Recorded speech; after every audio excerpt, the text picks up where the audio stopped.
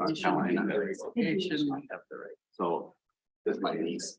Technology in the way. Do you any work with the, did we pass something? I have to check because we heard it in the house. Yeah, they're. Yeah, we did. I don't know if anything in the honors bill. It's this small and people overlook. I checked. I didn't see it. Yeah, I guess that's one of the starting conversations. Michael, is it working? Mike, is it working to clear things on the screen? Yep. Usually. Oh, yes, yes, it You is. just realize you are ready to go. And where's my button? Is this it?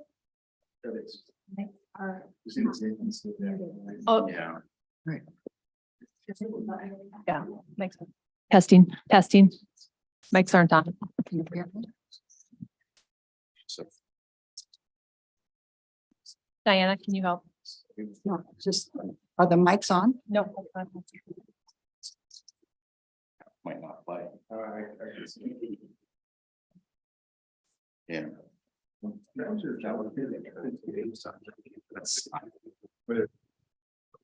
Believe it. It hasn't worked well in the past. Testing. Where did that? There's a what? Serious? I thought it was, they weren't okay with tribal law. It's the next. It's not that different. I was gonna say the culture probably progressive and just. Testing, testing. But you don't get off by having money. That's not different. Farmer must. Yeah. Oh my gosh, that's pretty large volume. That's probably what it was. We don't have reliability. Noah can hear us, but we can't hear ourselves. Volume. That's what they said. 3 people not coming.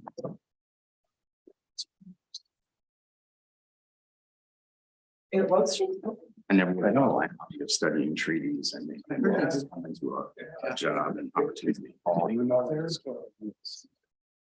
We're just testing our mics. Can the folks who are, okay, we can hear now. I think we can hear now. Can the folks on Zoom give a thumbs up if you can hear us? Okay. Okay, I think we're ready to go. If you can keep troubleshooting to get the volume turned up in here, the Yeah. public can hear us. Can you hear me? Yes, no? Yes. Yes, can you hear me now? Hello, hello, Yep. testing? Yes, everybody can. Need the mic. Okay. All right. Good morning, everyone. We've got a good turnout this morning. Thank you for coming. This is the first day of our hearings on June 22nd. We're going to have, just so you know, the mics are hot all the time. If you want to mute it, you have to press this little button and it'll light up. So if you have any secrets to tell, if you want them recorded, you will have them recorded. So, so we're going to go through a little bit of our process, but before we do that, we need to get our roll call. And Diana, are you able to turn quick on that one? All right. Gibson, Here. Gibson present. Hanson, Here. Hanson present. Her present. Acomb. Present. Acomb present. Albrecht, Here. Albrecht present. Backer. Backer. D-stick is excused. Faber, Faber present. Faber present. Green, Green present. Heinzman, Present. Heinzman present. Collins, Present. Collins present. Langseth. I believe Langseth is waiting at the door. She will be here shortly. Okay. More Present. present. Morrison. Morrison. Michael, Michael present. Michael present. Reese, Reese present. Reese present. Westrom. Westrom. Currently, there are 9 members present, 5 absent. Okay. So we do have a quorum. Okay, with that, I'd like to approve, can we approve the minutes for June 8th? So moved, favor. Any discussion on the minutes? None? Anyone mind? Okay. All right, all those in favor say aye. Aye. Aye. Opposed? All right, approval prevails. All right, passed. All right, any members like to restate their conflict of interest? Yes, I'm sorry. Diana, you have a Yes, I conflict? apologize, but there's actually 12 members present, 5 absent. Okay, I Sorry about that. appreciate the update. Thank you. Madam Chair, All I'd right, yes. like to report a conflict of interest on 2024-076, Eric Cannon improving agricultural ecosystems through autonomous weed control. I'm sorry, would you repeat the first one, Commissioner? Sure, 2024 Oh, okay. 0-076, Eric Buchanan improving agricultural ecosystems through autonomous weed control. Thank you. Yes, Commissioner Pickel. Thank you, Madam Chair. I'd like to report conflicts for 2024-064, 2024-136, and 2024-277, all Minnesota DNR Starks, State Parks and Trails Division projects. Thank you. Are there any other conflicts? Any online? I can help with this. motion. Thank I you. can help with the number, thank you. 2024-139. Yes, I reported conflict on that one. 2024-139. Can you? It's tell me the this? Boundary Waters is our backyard, Friends of the Boundary Waters. Perfect. All right. I think we've got it. Any others? Online, are there any? I can't see the faces on them. Yep. Okay, you're all right. You're in charge of that. Okay. And there are also some conflicts of interest for 2023. We will be approving work plans today, so we have conflicts from 2023 posted on the website as well, and I can list those off if that would be helpful for members. Yes, please. give Okay, me- I have a member with conflict, Jeremy Peichel, for proposal 2023-081. Jeremy Peichel for proposal number 2023-148. And Rita Albrecht for proposal 2023-169. Thank you, that's correct. Okay, good. Thank you. Sure. Yes, The conflict of interest is self-aware, right? to what? I'm, The conflict of interest is self-aware. yes. You know, we're all tangled somewhere. Oh, I know, we're all tangled. It has to have a financial incentive behind it. So, yeah, so, I mean, a payment. So, yeah. Yes. Madam Chair, my conflict is not a financial conflict.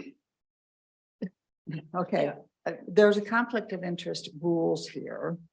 And I suppose this might be a good time to go through them again. I can find that sheet. Here we go. Oh, all right. So, a conflict of interest, let's see. A person may not serve as a project manager for a proposal pending before the LCCMR if the person is a member or serves on a relevant technical advisory or peer review panel. An LCCMR member, technical advisory or peer review panel member may not receive direct personal financial benefit from a proposal being reviewed or funded. And let's see. Members that of the LCCMR that have been appointed because of their interest and expertise in various aspects of Minnesota's natural resources. Let me see. So a receipt of indirect personal financial benefit from a proposing organization or proposal being reviewed, serving as an employee or a governing board member of a proposing organization whose proposal is being reviewed. Serving with or without payment as a consultant to a proposer on a proposal being reviewed by LCCMR, or having a family relationship with a proposer or a staff or board member of a proposing organization. Does that help with your conflict? Yes. Madam Senator Chair, may I Morrison. ask a clarifying question? I think there was a provision in the new rules around final vote for the package, and I think those are slightly different. Is that correct? Did that pass? Madam Chair and members, yes, there was a new provision Yeah. that went into effect that will prevent any member who has a direct financial interest with an organization that is under consideration to vote in that final package. That does not go into effect until July 1st. So that policy is not the one that's reflected in your packets for today, but will be for any meetings after July 1st. Thank you for that clarification, Senator Morrison. All right, so there should be a sheet of all this in your packet. So okay, you see that we have one more commission member. Thank you, Commissioner Langseth. We'll mark you as present. Okay, so I think we just go over some guidelines of what's going to happen today during the proposals. There are books up here if you want to see the proposal again, or if you have it online, please feel free to review the books or your online proposal. I'm going to turn it over to Ms. Nash for some other guidelines. Good morning. Good morning, members. Just to reiterate what the chair mentioned earlier, the mics are hot all the time. So if you want to mute, you have to press and hold down the gray button. You might want to push your microphones away from you if you're not speaking, just to make sure that we're not picking up any unintentional conversations. Just a quick reminder to submit your per diem forms tomorrow for attendance this week. And if you could use the same form to report both days, that would be great, helpful for Diana. Presentations are today from 9 to 4, followed by 2 business items. We're going to be looking at 2023 work plans and then also setting citizen per diem rates. Tomorrow presentations are from 9 to 4:30. Next week, Tuesday presentations, we have another placeholder at the end of the day for potential business if we have it. And then we have presentations and potentially a shorter day on Wednesday. We did try to schedule the repeat funding requests on the last day, as members had discussed at the last meeting. And we also tried to schedule presenters roughly in the proposal ID order within their category. However, there were a lot of scheduling conflicts. So we did end up having to move folks around, and you'll see that therefore, there are several first-time applicants on the last day. In fact, the very last presenter of our presentations is a first-time applicant. So we hope that you can hang in there for that. Also, the presenters are not in the same order as on your evaluation number 2 spreadsheet. So chair will announce each presentation by stating the category, the proposal ID number, and the title, and then staff is going to try to chime in and tell you what the line number is for your evaluation sheet. And then presenters can probably introduce themselves so we can get their names right.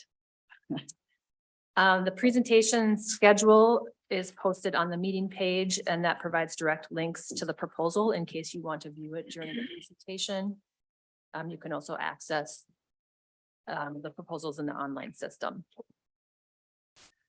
We did provide the evaluation instructions and the spreadsheet by email to you on the 14th. Your allocations need to be entered into the spreadsheet and submitted to staff either via the spreadsheet or directly into the online system by 4:30 p.m. Wednesday, July 14th, 12th. Thank you. I think that's right. And then just back to the schedule for today, we are going to recess for lunch at about noon. Members who are joining us by Zoom and any presenters who are on Zoom will be sent into separate breakout rooms until we're ready to reconvene. Importantly, the main room on Zoom will continue to broadcast on YouTube. So those of you who might get bumped back into the main meeting room from Zoom want to be careful to have your camera off and your microphone muted because you will be live streaming. Members in person, we cannot eat in this meeting room. So when lunches arrive, they'll be out in the middle room there, ante room, and then you can take your lunch and go sit on a bench or go outside or go down to the Rathskeller to enjoy your lunches and your drinks. And then lastly, just a note for presenters and members. Michael will be running a timer, which we can see here in the room, set for 15 minutes. This shall also show up as a separate window on Zoom for the presenters, and you might want to pin that window just so that you have that clock front and center We are asking people to self-pace themselves. Presentations are for 5 minutes and Q&A are for 10 minutes. There is leeway if you need to go over. The chair is allowed to do that if you want. But the chair may cut folks off if we're going beyond that time and especially if we're behind schedule. If we are running ahead of schedule, we may end up taking a break sometimes so that we can get back on schedule. So that's all my announcements, Madam Chair. All right, thank you. Any questions for Becca Nash? And I believe Representative Backer has his hand up. Oh, Representative Backer. I just want to, I had a hiccup with the link I'm in and just want to make sure my attendance is recorded. Thank you. We appreciate that. Diana will record that you are present. Thank you. Yep, thank you. Okay, so let's start our 2024 proposals. First one up is category F, project number 255 with John Gulliver. And Becca, if you can coordinate that with our spreadsheet, is this how we want to do it? Yeah, Mike Campana's going to help me out on these. Okay. Okay, so what he's going to help us is with the scoring sheet that the evaluation sheet that we have. So, Mike. It is line 79 on the evaluation sheet. Line 79.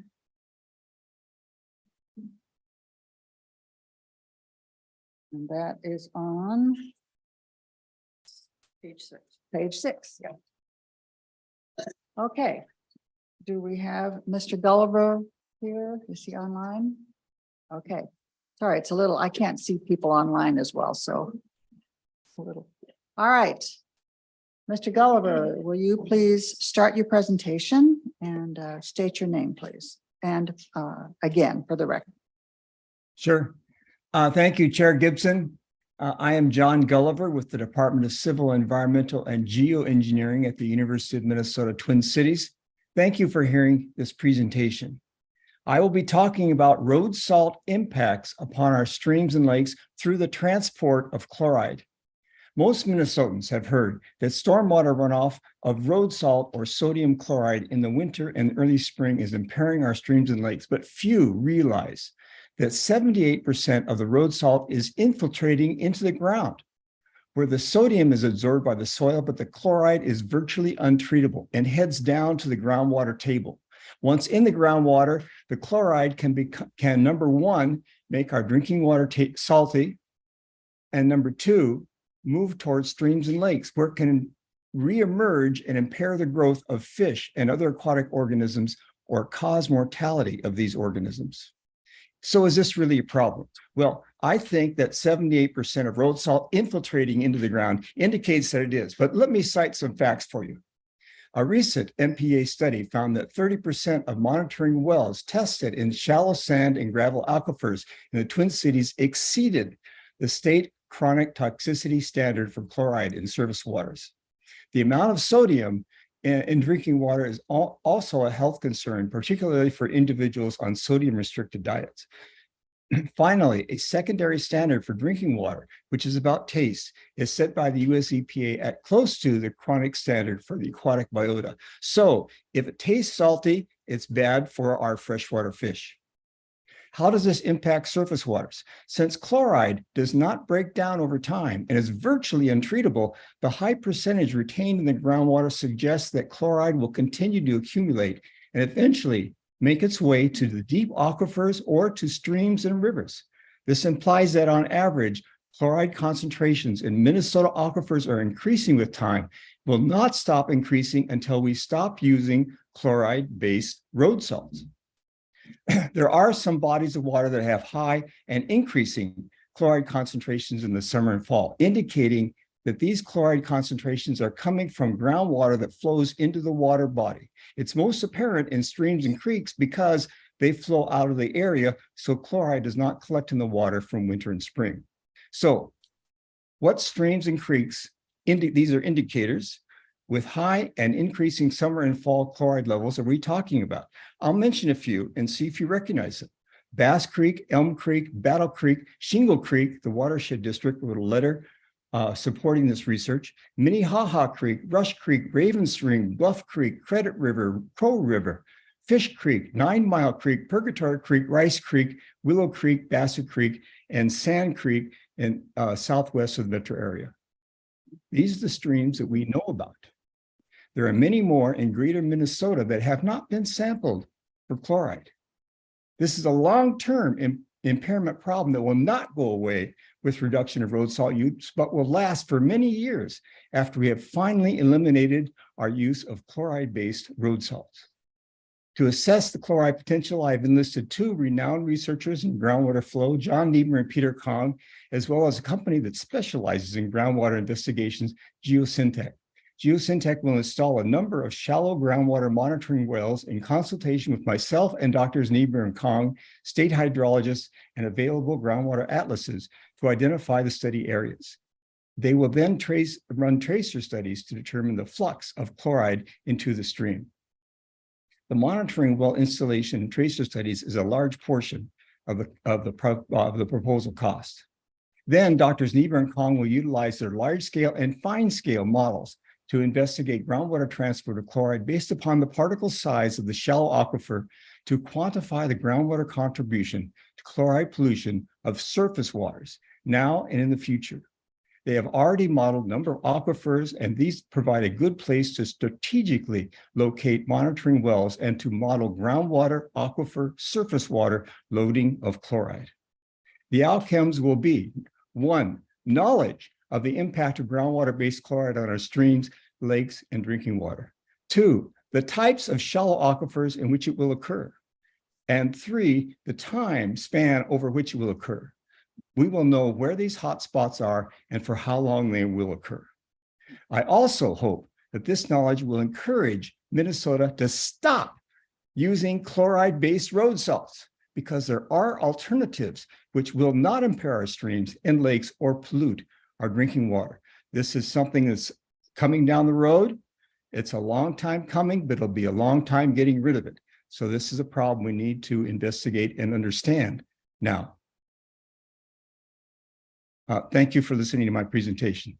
I'm ready to answer any questions.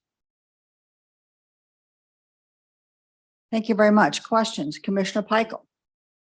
Thank you, Madam Chair, and thank you for your presentation. I'm wondering what incorporation of learning from coastal cities and communities with shallow aquifers that experience saltwater infiltration from either seawater or estuarine sources. Thanks. Thank you. Mr. Gulliver. Well, what we can learn from coastal aquifers is that saltwater penetration is a big problem. And how chloride moves through the groundwater regions. And that is valuable. There are many differences, however, which make this a study that we need to do here. I hope that answers your question. Did you have a follow-up? Yes, thank you, Madam Chair. Considering that, is the model informed at all by the treatments used to either pump or flush saltwater that has infiltrated shallow aquifers in coastal cities? I guess that's really what I'm looking at is, are we advancing the science generally that's replicable beyond Minnesota potentially? Thank you. Mr. Gulliver. Pump and treat is one solution. It is a fairly expensive solution. And this is a huge problem with coastal cities. And they really have to spend a lot of energy, which means money, pumping fresh water into saltwater aquifers. And so it's one solution that we aren't really ready, we aren't really ready to do yet. It may eventually be something that we need to do, and in various locations we could do it strategically. And Professors Kong and Niebuhr have that in their programs, in their computer programs. So they can model pumping and treating. Thank you. Other questions? Yes, Senator Green. Thank you. The question that I have is, I used to get a lot of these before the shutdown occurred. I used to get a lot of this information from MPCA, which monitors the chloride and other nutrients in the water. What are you going to be offering here that we don't already have in the way of information from existing agencies that are already doing this? Thank you, Mr. Gulliver. Well, the MPCA has been very active in this. And there is a individual from the MPCA, Brooke Aslison, that's on our panel, on our group, and she will be advising us on many items. The MPCA has concentrated logistically, and this makes good sense. They've concentrated on spring surface runoff of chlorides and of road salt. We are moving beyond that, and we're talking about what happens when the chloride and when the road salt infiltrates into the ground, enters the groundwater, and is flushed into a stream. That is a more difficult problem. It is one that, however, we need to address in the long term. So the MPCA is addressing the short-term problems, that is source reduction, if as much as they can. They have a huge program on source reduction. They've been doing an excellent job of it. We are saying this is what's going to happen in the long term, and we need to take care of that as well. Follow up? Yeah, it just seems to me that what you're offering here, we're already doing. There's nothing that your information is going to give us that we don't already know in the way of wanting to cut back on the chloride in the water. We know what's in there, and it makes sense to monitor it in the spring because that's when you're going to get most of it as the ground thaws and the chloride gets washed off the road. So I'm not entirely certain that this is really necessary. And instead, why don't we just go with the information that we already have and work off of that? Mr. Gulliver? Yes, Senator, I must disagree. Because this is going to be with us for a long time after we have gotten rid of chloride in our road salts. And so going through the groundwater, entering the streams is something we really haven't done. And that is why the MPCA is interested in this. And that is why the MPCA is on our research group. Okay. Well, just one last comment then. Unless you have a way to go in and extract the chloride that's already there, the information that you're seeking, we already have. And we know that we need to quit putting the chloride in. So there again, you're looking at nearly $700,000 here to do a study for something we already know. Comment, Mr. Gulliver? Yeah, we don't know how long it's going to last. When we stop putting chloride on the roads, when we stop putting sodium chloride on the roads, is it going to still end up in our streams 5 years down the line, 10 years down the line, 40 years down the line? Are we still going to have high chloride concentrations in our stream, killing our fish, killing our aquatic organisms 40 years down the line? That is possible. And we need to know that. Thank you. Representative Heinzman. Thank you, Madam Chair. Mr. Gulliver, you talked about, and I think you specifically said we need to stop using chloride-based road salts. I'm assuming that you're suggesting that there is a road salt that isn't chloride-based. Could you clarify? Yeah. Yeah, Mr. Gulliver. Thank you, Madam Chair.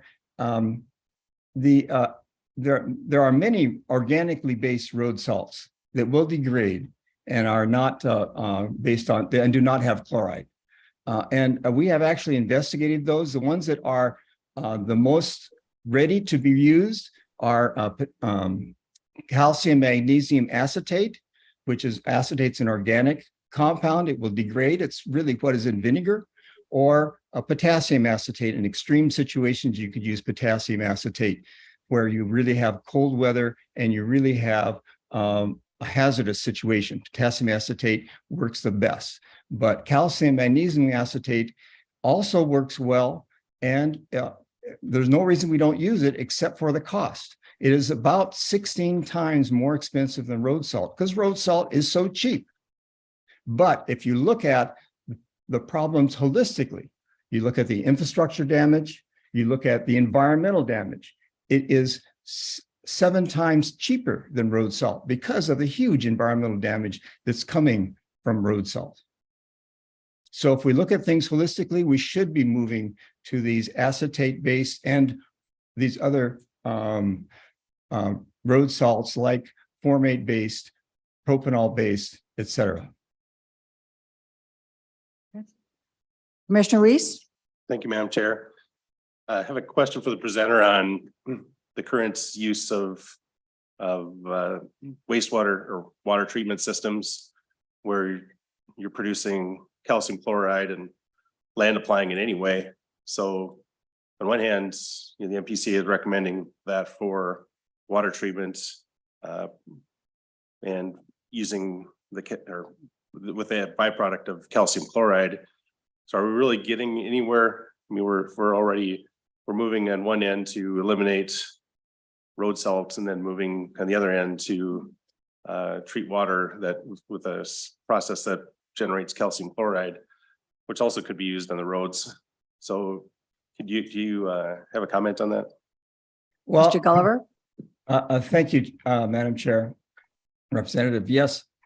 I don't advocate using chloride in any situation on the roads. There are 2 solutions to the roads, to our ice and snow problems on the roads. One is, and these are really the only solutions that are viable. One is source reduction, and 2 is dilution. And spreading it over fields and things like that, if you do it appropriately. For example, in agriculture, there's quite a bit of calcium, chloride in fertilizer, but that's kind of spread over all these acres of fields. And that's really a dilution factor because it takes time and it moves slowly into the ground, and it really doesn't create a high concentration problem. We don't have concentration problems of chloride in streams that are agricultural. And this is kind of the same idea. I believe that it is like dilution. We don't have problems in the Mississippi River. We don't have problems in the Minnesota River or the St. Croix because dilution is in that case is a solution. If you can't dilute, then you have to do source control. Okay, thank you. I had one quick question. You mentioned just fish when you're talking about impact. Are you talking about invertebrates at all? And the other host of animals that live in some of these streams, rivers, and marshes? Thank you, Chair. Yes, we're talking about all organisms. Okay. That would be any organism that is fish, clams, invertebrates. They all have problems, and we are above the mortality level. We have streams that have really nothing living in them. They look clean, nothing living in them because of our chloride use, and we really have to stop. Okay. Thank you very much, Mr. Gulliver. Thank you, committee. Okay. Thank you, on to category C. It is proposal number 15. Luke Reese with the J.C. Hormel Nature Center supplemental teaching staff. Do we have him online? We do, and members, that's on page 3 of your scoring sheet, line 40. Page 3, line 40. None that I'm aware of. All right, Chairperson Gibson and members, thank you for allowing us to present today. My name is Luke Reese. I'm the director of the J.C. Hormel Nature Center in Austin. With me today is Kelly Ball, the naturalist that's currently being funded by Environmental and Natural Resources Trust funding through the LCCMR grant, through an LCCMR grant. For over 30 years, the J.C. Hormel Nature Center has provided high quality experiential environmental education programming aligned to state science standards for pre-K through 8th grade. Austin students have benefited the most. In late summer 2021, with Environmental and Natural Resources Trust funding through the LCCMR, we added 1 full-time naturalist and 1 year-long intern every year for the 3 years of the grant. As you can see from the visual component in your packet, this has allowed us to reach a bunch of new schools from outside of Austin, a bunch of new kids from schools from outside of Austin, and actually 23 new schools total. This funding will end June 30th, 2024. And if we're unsuccessful finding additional funding, the program will go away and we will return to focusing on Austin students. In order to continue to be an exceptional environmental education resource for the region, it's a very simple solution. We just need to keep our supplemental teaching staff of that one full-time naturalist and 1 year-long intern for the duration of the next grant. This new staff allows us to reach over 1,500 new students from outside of the city of Austin. So our proposed outcome for our project is maintaining at least 250 school groups per school year, 85 of which are school groups from outside the city of Austin. In addition, we're going to be facilitating 45 summer programs.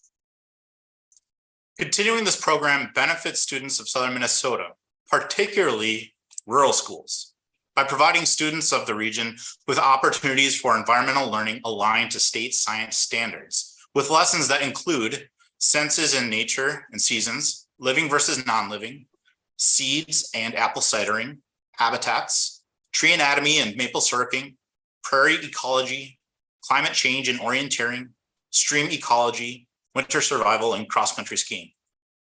Beyond the direct benefit to students, the program doubles the J.C. Hormel Nature Center's ability to provide professional environmental education and natural resources experience to people considering a natural resources career path through our intern program. Including me, 3/4 of our permanent staff are former J.C. Hormel Nature Center interns. This helps us grow our reach beyond the region as our interns move on to jobs across the state and across the nation.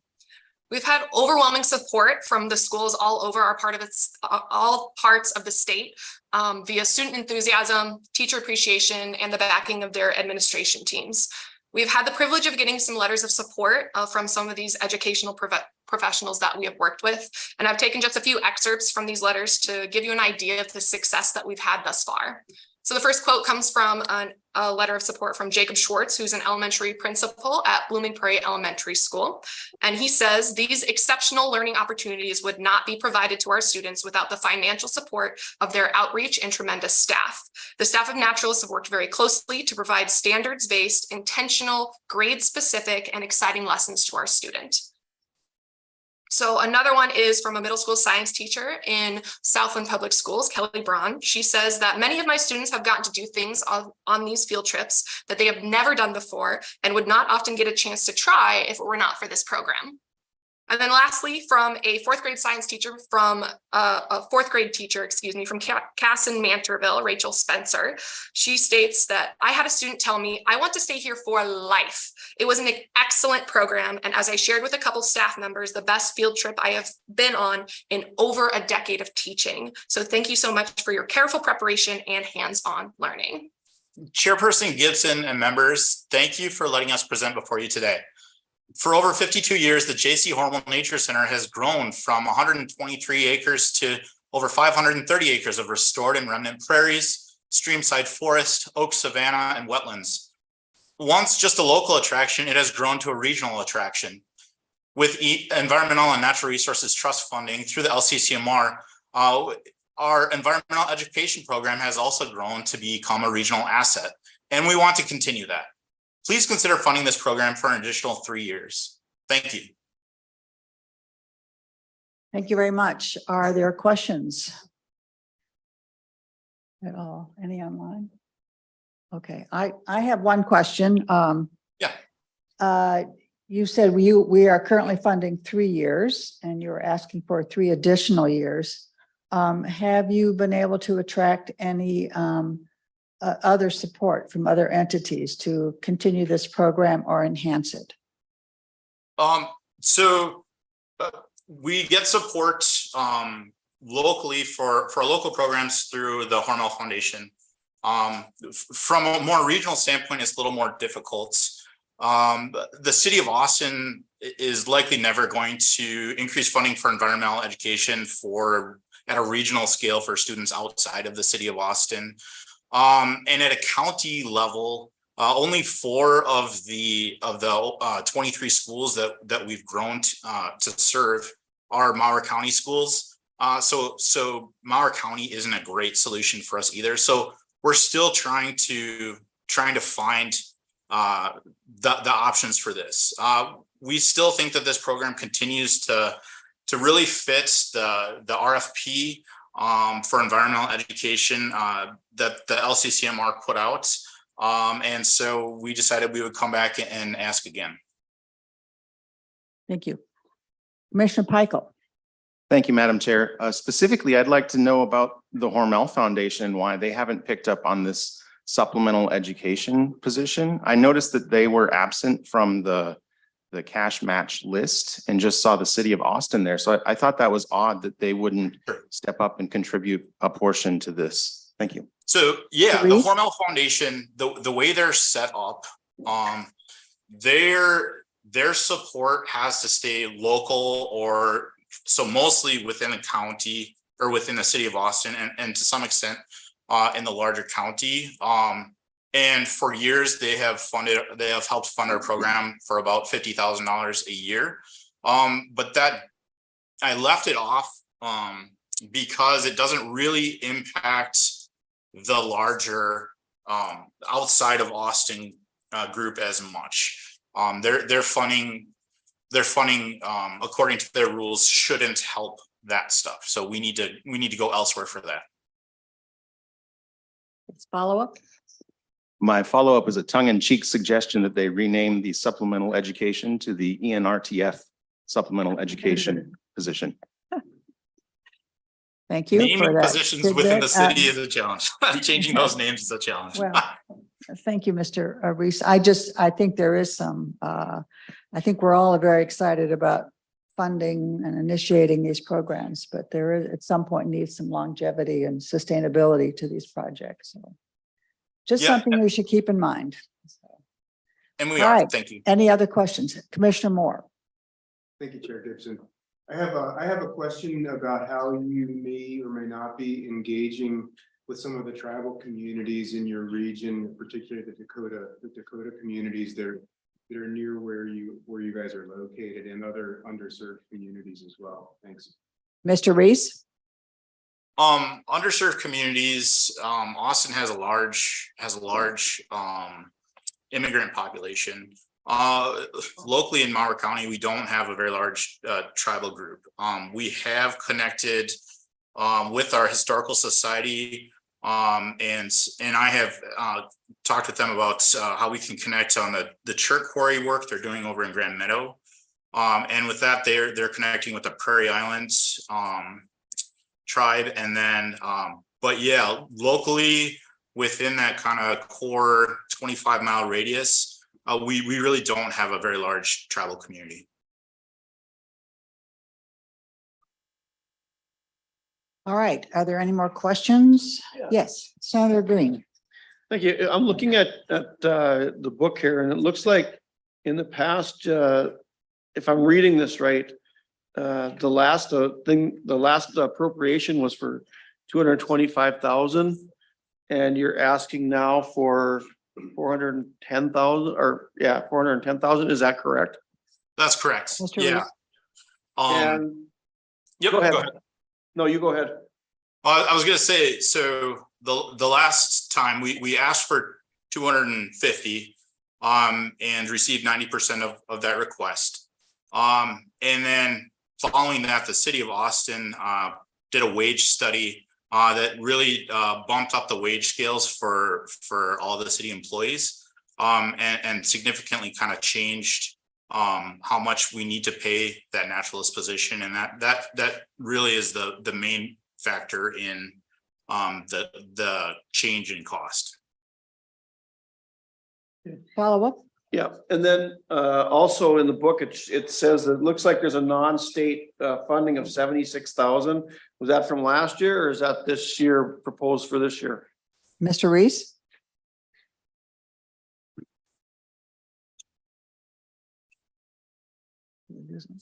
Mr. Reese? Yeah.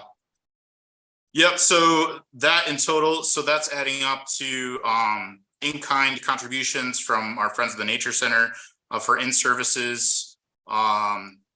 We have just several programs that's really kind of benefit and complement and work with this.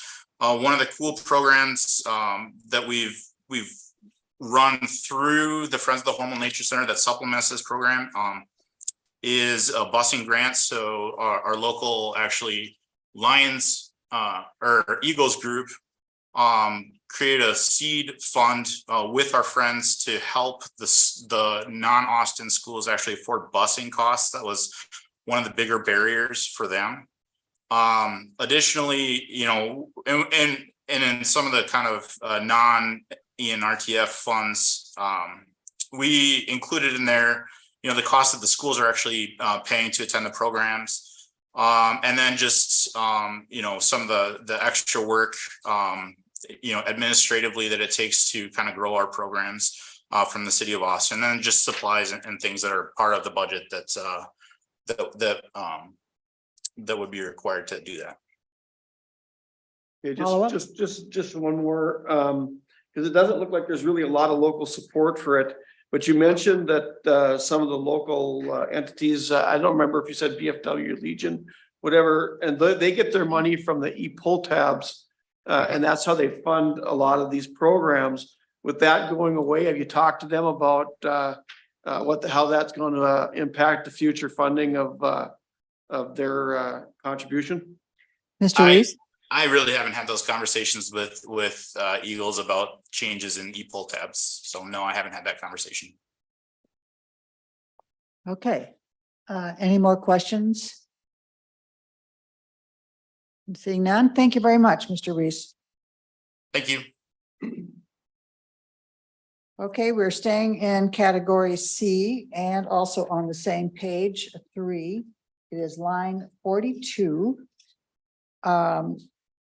Project 23 with Seth Thompson, supporting Minnesota teachers implement culturally sustaining environmental education. Mr. Thompson, are you there? Yes, thank you, Madam Chair and Okay, members. thank you. You may proceed. Great. Yeah, as Madam Chair said, I'm Dr. Seth Thompson at the University of Minnesota Twin Cities, and I greatly appreciate the opportunity to speak with you all today about our project that is really aimed at addressing a fundamental environmental education need in our state.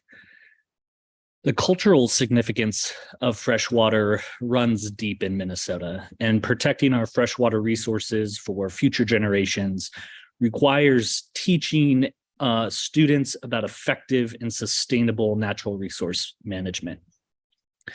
However, many of our approaches, not only to studying, but specifically also to teaching about our water resource management, have traditionally excluded the knowledge and perspectives from Minnesota's tribes and communities.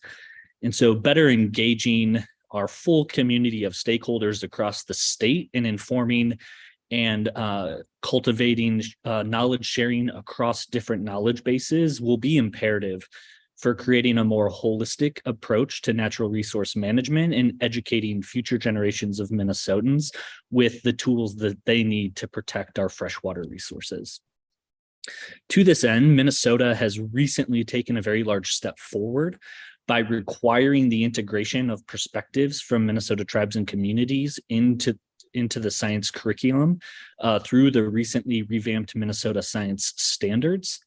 However, despite these reemphasized requirements, most of our teachers across the state have received no formal training in Indigenous science or Indigenous perspectives. And so they're being asked to teach topics that they are very underprepared for teaching. And we haven't yet provided the support that will allow them to effectively address these new standards in their classroom. So here, our proposed work brings together a team of experts from across both water resource science and environmental education to help Minnesota's teachers. We will offer a series of teacher professional development workshops that will better prepare teachers to integrate Indigenous perspectives into their classrooms. And unlike traditional one-and-done approaches, we extend our support for teachers by developing professional learning communities that include teachers, scientists, and community members. and sustained support for those teachers throughout the school year as they deliver our culturally integrated curriculum in their classrooms. So through this innovative professional development model, we expect to work with about 80 middle or high school teachers across the state during this project period, which ultimately should result in the delivery of our culturally integrated curriculum for about 12,000 Minnesota youth over the project period. And so this project represents the direct integration of cutting edge, innovative environmental education directly into Minnesota classrooms, where we'll reach many, many students. Ultimately, cultivating a strong environmental ethos for these students and giving them the skills and the knowledge that they need to be the next generation of environmental stewards for our state. So with that, I want to thank you for your time and listening to my presentation, and I'm happy to take any questions. Okay. Thank you, Dr. Thompson. Yes, Commissioner Reese. Thank you, Madam Chair. I'm supportive of this project. I do have a kind of an ideological question for you. Use the words in indigenous perspectives, and I just wanted to get your comment on, obviously we have in the state in the direction to remove religion from our public school system. And so where's the boundary between indigenous perspectives and religion occur? And I think that's just, again, I support the project to just have that question as this moves forward. What, where do we come down in that line when we move into religion versus trying to keep religion out of the school system? Dr. Thompson, that's a loaded question. Question, Madam Chair. I'll see if you'd like to answer that, Dr. Thompson. Thank you, Madam Chair. Well, I may step back and say a couple of things. One, I think to start, we could have plenty of philosophical discussions as a group about what should be taught in our classrooms. But for better or worse, the state has already told us that with their benchmarks. And so the science standards very clearly lay out in the benchmarks how teachers are expected to integrate tribal perspectives. And in this case, when we're specifically teaching about things like stewardship and natural resource management, it certainly, I think, is important to recognize the long history of objectively effective natural resource management that our tribal communities across the state have had, and to try to understand holistically how can we blend our knowledge bases between our traditional Western approaches. My training is as a aquatic scientist myself. How do we blend these different approaches to ensure that we're giving our students the best opportunity to be effective natural resource managers? So perhaps I'll leave it there. Thank you. Thank you. Thank you. Commissioner Peichel. Thank you, Madam Chair. I would like if the proposer could distinguish the activities listed in the proposal from the development of new curriculum. It looks as if this is a curriculum development proposal within the context of the science standards. And that's something we explicitly disallow under environmental education. So I'd like that distinguished, please. Okay. Dr. Thompson. Yeah, absolutely. Thank you for the question, Madam Chair and members. So the distinction here, the emphasis is the curriculum has been developed. So we have a set of culturally sustaining curriculum. I've been doing environmental education curriculum development in classrooms for a little over a decade now within the Twin Cities. The novel component of this project is tweaking that curriculum or updating it, as you have to do with all classroom curriculums when the state science standards change, to ensure that strong alignment to the new standards, and adding this teacher professional development component so that the teachers have the training that they need to effectively implement the curriculum that we've already developed. So the underlying curriculum around sustainable water and addressing water problems has already been developed. But like I said, as with all curriculum, when the state changes the standards, you have to continue to revise and update it. So hopefully that addresses that question. Thank you. Did you have a follow-up, Commissioner? Thank you, Madam Chair. I'm actually looking at the proposal to see if I have a follow-up. Okay, we'll get back to you. Any other questions? Yes. I don't know who raised it. Okay. Commissioner Thanks. Moore. I'm also supportive of this project. I think it's very needed in Minnesota, but I'm also curious if you will be working directly with some of the tribal schools in the region, particularly in the Bemidji area as well. Dr. Thompson? Yeah, thank you, Commissioner Moore and Madam Chair.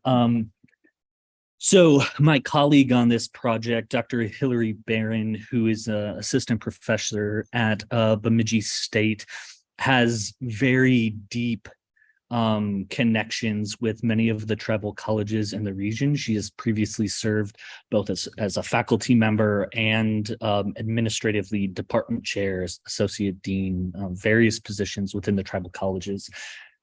So while we haven't explicitly engaged those communities from the curricular delivery and support perspective on this particular proposal because of the K-12 facing population, I do suspect those communities will be strongly represented in our community stakeholder groups and our professional learning communities. And so Dr. Barron brings many of those networks to this project with her. Okay. Commissioner Albrecht.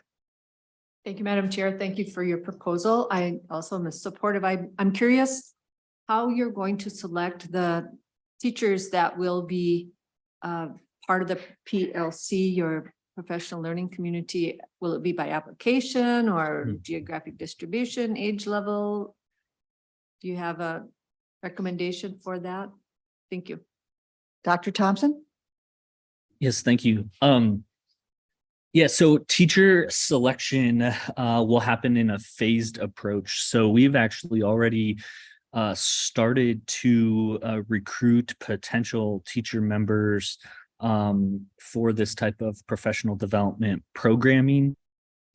And that's immediately starting with some of our existing networks. So like I said, I've been working in this teacher PD and environmental education space for a little over a decade in Minnesota now and have a fairly extensive network within the Twin Cities specifically. And so we will start there and then look to expand through our community stakeholder engagement across the state. And so those teachers, to your point about an application process or not, we tried to scope out the scale of the program so that it would be non-competitive. We're aiming to support 40 teachers per project year. And I suspect that will mean that for the most part, teachers who want to participate will have the opportunity to do so. And there will be a bit of self-selection in that our programming, the expectation is that if you participate in the summer workshop, you will be a part of the PLC programming. So it's a fairly strong commitment from teachers. And it's a 2 years of commitment that the first cohort will manage, and then another year that the second cohort will be committing to. So our recruitment will be largely through Dr. Barron also sits on the Minnesota Science Teachers Association board, and will recruit through kind of those pathways for teachers. Any other questions?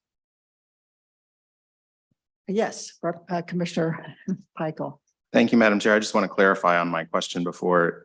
looks like my confusion was over the development of materials for workshops versus development of the curriculum. Thank you. I appreciate that clarification. Again, any other questions?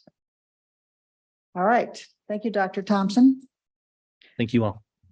And I just want to say for the record, Diana, that we do have Senator Westrom. Okay. I don't know that he was recorded last time. Okay. We're going to stay on the same page. Robert Blair, and that is line 43. And category C, and it is phenology investigations in Minnesota schools. Mr. Blair, are you on? I am. Oh, Thank good. you. Thank you. My name is Robert Blair. I am a professor at the University of Minnesota, and I am the department head of Fisheries, Wildlife, and Conservation Biology. Before I start, I want to thank you, the chair, and all of you members of the LCCMR in doing this work, because you do a ton of work. You know this, but I don't think a lot of people understand how much goes into vetting all of these proposals and making sure that the money is stewarded correctly. Thank you. So I'm going to talk a little bit about a project we'd like to do called Phenology Investigations in Minnesota Schools. Specifically, this will address a whole teachers want to use the outdoors and take their kids out in a reasonable manner, and they're a little bit reluctant, afraid that they need to know everything. And this will be a project to do professional development teachers to give them the skills to do that well. Another part of it is meeting the science standards on scientific processes, which is the new term for the old scientific method. Because students rarely have a chance to go outside, wonder about what they're going to do, wonder about a question, come up with a question, and figuring out the answer on their own. And this project will teach teachers how to lead their students through that whole process so that you're doing it. Also, we'll be working with two community science projects, the National Phenology Network and the Minnesota Phenology Network, which is like a subchapter of the National Phenology Network. And community science is just a way to show that everybody can be a scientist. You can present data, you can come up with questions, you can do all of these things in finding out about, in this case, the natural world. And one of the objectives of my life is to show that everybody can be a scientist in some fashion, in some way, figuring out what is happening. And last of all, phenology, which is the study, loosely the study of the change of seasons, is also a great way to examine and document climate change. For example, we used to talk about the first robin of spring. If you know robins, now they hang out all year round in the Twin Cities. How is that possible? What has happened? And people like Henry David Thoreau made crazy notes about every flower they saw each week of the year. Somebody went and followed that up 50 years later in their late 1800s, found that those weeks had shifted a week. And then somebody else dug up those notes, both sets of notes, and compared them today and found out the flowers in Concord, Massachusetts are all starting to bloom about 3 weeks earlier than they did in Thoreau's day. That's phenology, and that's how you can apply it to climate change. How are we going to solve that problem of these things about being outside, knowing how to do science, participating? We want to offer 3 cohorts of teacher professional development, 1 each year, to 20 teachers, and intense year-long workshops on phenology and how to use it in their teaching.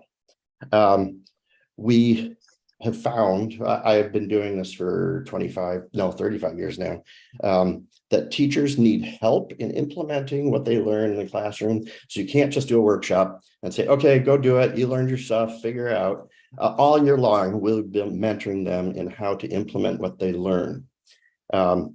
we're going to be we would like to offer these workshops at 3 sites, across 3 different years, in southern Minnesota, northern Minnesota, and western Minnesota at ELCs, because outstate teachers rarely have good access to long-term professional development in their careers.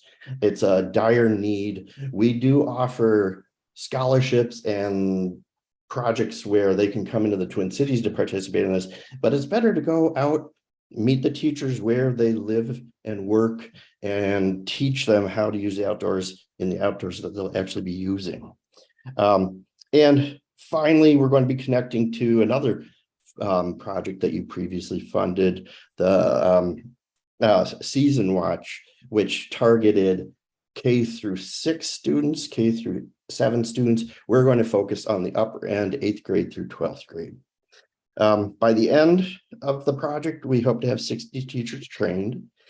If each of these teachers has only 4 preps, which is actually a low number with 30 students each, in their first year, they'll hit about 7,200 students across the time.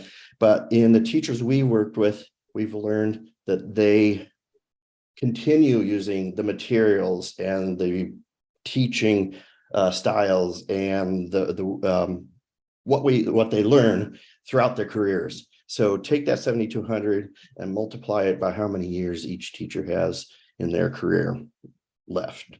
Because sometimes we have young teachers, sometimes we have old teachers. So I'm going to end there and answer any questions you have. Thank you. Thank you, Mr. Blair. Are there questions? Commissioner Peichel? I don't mean to hog the microphone, Madam Chair. I would like to ask a question about activity 3 in the proposal that refers to assisting teachers during the school year. And I'm wondering if it would be possible to extend that to more than just the teachers that participate in the workshops, to allow this education to expand beyond that community. Okay, thank you. Mr. Blair? And Commissioner Peichel and Chair Gibson, thank you very much. Specifically, we have learned that teachers need assistance actually in their classroom. Sometimes they want a professional to help them in their first few days that they're using the outdoors and using that. Sometimes they want people to come out and scout their school grounds to say, why don't you do this? Why don't you do that? Why don't you do this? And sometimes they just need help convincing their principal that it's okay to go outside. So our focus is to extend throughout the school year intensely for those 20 teachers. We do hope that teachers come in pairs from their school districts, but that's a hope, and we encourage it, but don't require it. So yes, I like your idea, but it's not really in the plans.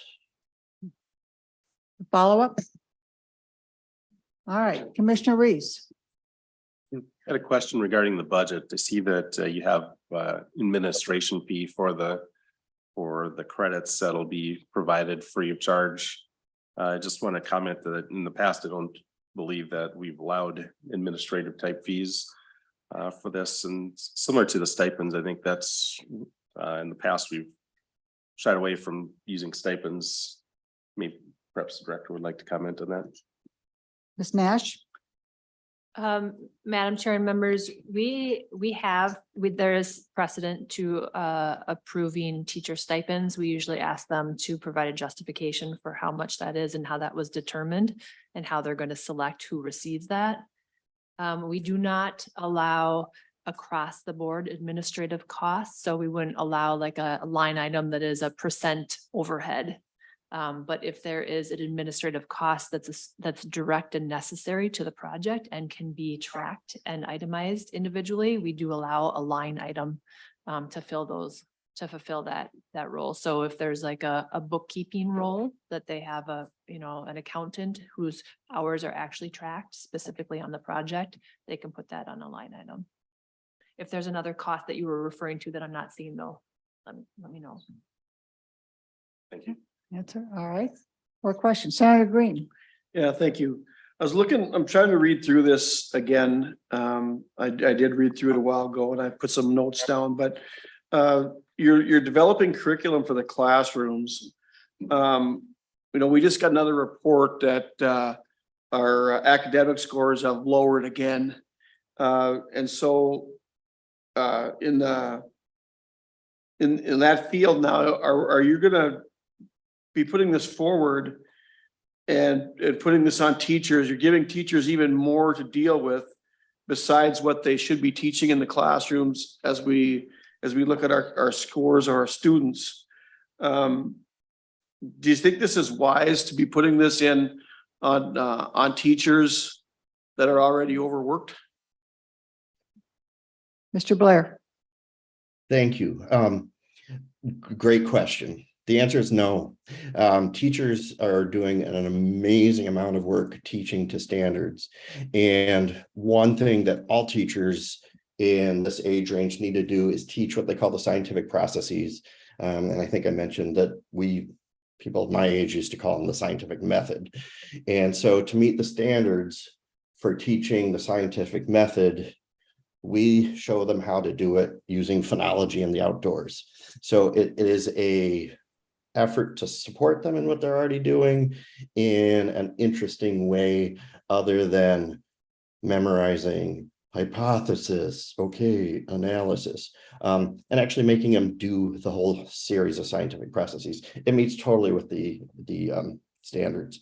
Another little clarification, this curriculum exists. We developed it with funding from the National Science Foundation. It's been thoroughly vetted, worked through, and now parts of it are being adopted nationally. And it's always interesting to see where that happens.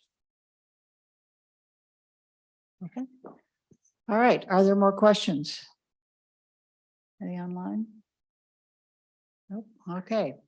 Thank you very much, Mr. Blair. Thank you. Oh, I'm sorry. I'm sorry. Hold on. Hold on. Mr. Blair. Oh. Oh, okay. Sorry, Mr. Blair, you're released. Okay. Bye-bye. Yeah, yeah. This question very early on, but, just on the evaluation sheet. There's just remarks and recommendation for amount, right? Yes. Yes. Has that been happened that sometimes we put the budget higher than the amount we requested? Our own. Yes. Yes. No. Yes, go ahead, Ms. Nash. Madam Chair and members, sorry about that. Members, as part of the sort of agreed to process for evaluation 2, members did agree that no proposal would receive more than what they requested. So the top amount would be what they're requesting, and then similarly, no proposal can receive, if you want to recommend funding for it, no proposal can receive less than $200,000. And the proposals that come in requesting under $200,000 could not be cut. So if you want to recommend those proposals, they must be for the requested amount, because we figure they're small enough already. There's not a lot of room to cut. So hopefully that answers your question. Okay. It does. I should have asked earlier, but I just wonder if there's more to a process evaluation. There's only 3 boxes here. Yeah. So. Yes, and I should also say that the spreadsheet that we sent, if you do it online, it will tally up your dollar amount. So we provided a handout just for probably note taking in case it's easier to do, but we really strongly recommend that when you do your evaluations, you do it on the spreadsheet or in the online system so that it'll catch any of those calculations and make sure that you're not allocating more than what's available. Madam Chair, just one follow-up. Yes, Commissioner Reese. I think it's important to note that if you do not think a project should be funded and you mark 0, then the average is calculated based on those that have scored amount. Is that correct? Yes, Ms. Nash. Madam Chair, members, thank you for that clarification. Correct. If you are not abiding by the less than over $200,000 and less than the amount so if you're putting a dollar amount, the average dollar amount will get calculated. and be provided to you as the average calculation. But if you are not putting a dollar amount, it does not get calculated in the dollar amount. So the average amount allocated for those who are allocating will get collected and provided to you as sort of the Right. the starting point for your Yeah. decisions.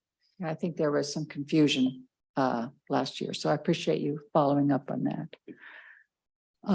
Any other comments on this process? You brought up some good thoughts, so okay. We are going on to line 44, staying on the same page, page 3. We have Kelly Amos, am I saying it right? Amos, I hope. That's project 28, Get the Lead Out, lead-free fishing tackle education. We have her online. Yeah, okay. I'm sorry, I may have mispronounced your name, so you may proceed. Thank you, Madam Chair and members. My name is Kelly Amos. I am a state program administrator at the Minnesota Pollution Control Agency with the Get the Lead Out program. And thank you for the opportunity to come and present to you this morning. Common loons face many challenges in our state, from habitat loss to climate change to boating accidents. And the aim of this project is to address the danger lead fishing tackle poses to common loons. The current national estimate is that about 25% of loon deaths are the result of ingesting lead fishing tackle, either through eating a fish with tackle attached to it or inside of it, or picking up lost fishing tackle rather than rocks to aid in the digestion of their food. If you are an angler, you know well that there are the fish that get away and that there is tackle lost. So any lead fishing tackle that goes into our waters poses a risk to loons long-term. The Get the Lead Out program has been doing meaningful education outreach about this issue since late 2020 under our current funding from the Deepwater Horizon oil spill dollars. And we're currently working under a cooperative agreement with the U.S. Fish and Wildlife Service and the Minnesota DNR for the restoration and protection of common loons in our state. And funding of this proposal would help to ensure that we can continue reaching one of our core audiences in Minnesota, which is youth, through education and outreach. The work of this proposal is primarily focused on education and outreach to youth through K-12 school outreach, summer fishing camps, and youth water festivals. But we will also continue to educate adult anglers through our established partnerships with Lake Association members. I have learned well in the past 3 years almost that for many adult anglers, making the voluntary switch to using lead-free fishing tackle is about behavior change, which we all know in different aspects of our life is difficult. And switching to an alternative when you've used a certain type of tackle your entire fishing life is not always easy. But I know from working with youth that the issue here is more about access to lead-free fishing tackle, since many of them are not going and buying their own. And so maybe they're relying on adults who are helping them start off as young anglers. When I was teaching youth fishing camps, I sometimes had kids who brought their own tackle to camp, and it was often handed down to them from family members. And I would be willing to say that not many of them knew either much about the tackle that they had in their tackle box or of what type of metal it was made from. And so through this proposal and our work with summer camps, I really honestly believe we can make a generational change in youth anglers by providing them with lead-free fishing tackle and helping to encourage them to become lifelong lead-free anglers. Our program is in year 3 of working with summer camps, mostly in the Twin Cities, and going to camps, talking to kids about this issue and giving them all small tackle kits filled with lead-free tackle that they can use themselves and hopefully maybe share with a few people when they're out fishing too. Just yesterday, I was at Carpenter Nature Center, which has been a partner of ours for the last 3 summers. There were 12 kids in camp, and one of those kids was wearing one of our Get the Lead Out t-shirts. Many of them recognize me and could fill in all the blanks about what I was there to share with them. And I really believe that this is building momentum with them and helping them to learn over time too. I've even had kids in the last few summers, after talking to them about the dangers of lead to loons, open up their tackle boxes and give me their lead tackle, which feels like a really good day when that happens, because I feel like the message is really coming across. So I really appreciate your time this morning, the opportunity to share about this issue and the work that we're doing with the Get the Lead Out program. And I'm happy to answer any questions. Thank you, Ms. Amos. Representative Hanson. Thank you, Madam Chair. And, you know, I think this is a good program. And because it's a good program, we gave it $1 million of general fund. And so my question is, you know, what more can the program digest? Why should we add another 200+ K if we've just appropriated $1 million? Okay. Ms. Amos. Madam Chair and members, yes, thank you for the appropriation of $1 million this past session. I really, as our program has been looking to the future with that additional appropriation, we've been thinking about new and creative ways that we can really work with the language about opportunities to safely dispose of and exchange lead tackle throughout the state. And I believe that this proposal is more about reaching new and young anglers through these education programs. And I really think that that $1 million we can use to help support established adult anglers and in disposing of their lead, helping them to exchange their lead fishing tackle for lead-free options. Thank you. Is there Paul? No. Okay. Commissioner Peichel. Thank you, Madam Chair. To what extent are private commercial partners playing a role in this? I'm imagining that the opportunity to engage with anglers before they use the lead is when they're buying it. Thank you, Ms. Amos. Madam Chair and members, we, as part of our current funding, one of the main programs that we are working on right now is a retailer rebate program. And so this is an opportunity for small bait and tackle stores in the state of Minnesota to apply for up to $2,000 of money to be rebated to them to purchase lead-free tackle to supply in their stores. Because we hear your concern and we know the concerns and the desires of people statewide that they want to support their local stores, but they also want to buy lead-free tackle, and sometimes they can't find it in their stores. So we have over 20 applicants in our program, and we're working with them to help them get more lead-free tackle out there for people, so they don't always have to go online. Commissioner Faber. Thank you, Madam Chair. Ms. Amos, I'm curious when you're doing these workshops and stuff, because I've been working with some of your people with the Get the Lead Out campaign. I've been involved, especially on the big game ammunition side of non-toxic ammunition. And one of the things that I hear repeatedly from industry, be it the tackle industry or ammunition, is that the effects on species out in the wild are not having a population level effect. And we know that they are. The science says that the database of species being affected on the tackle side, we're looking at loons and a number of other shorebirds and things like that.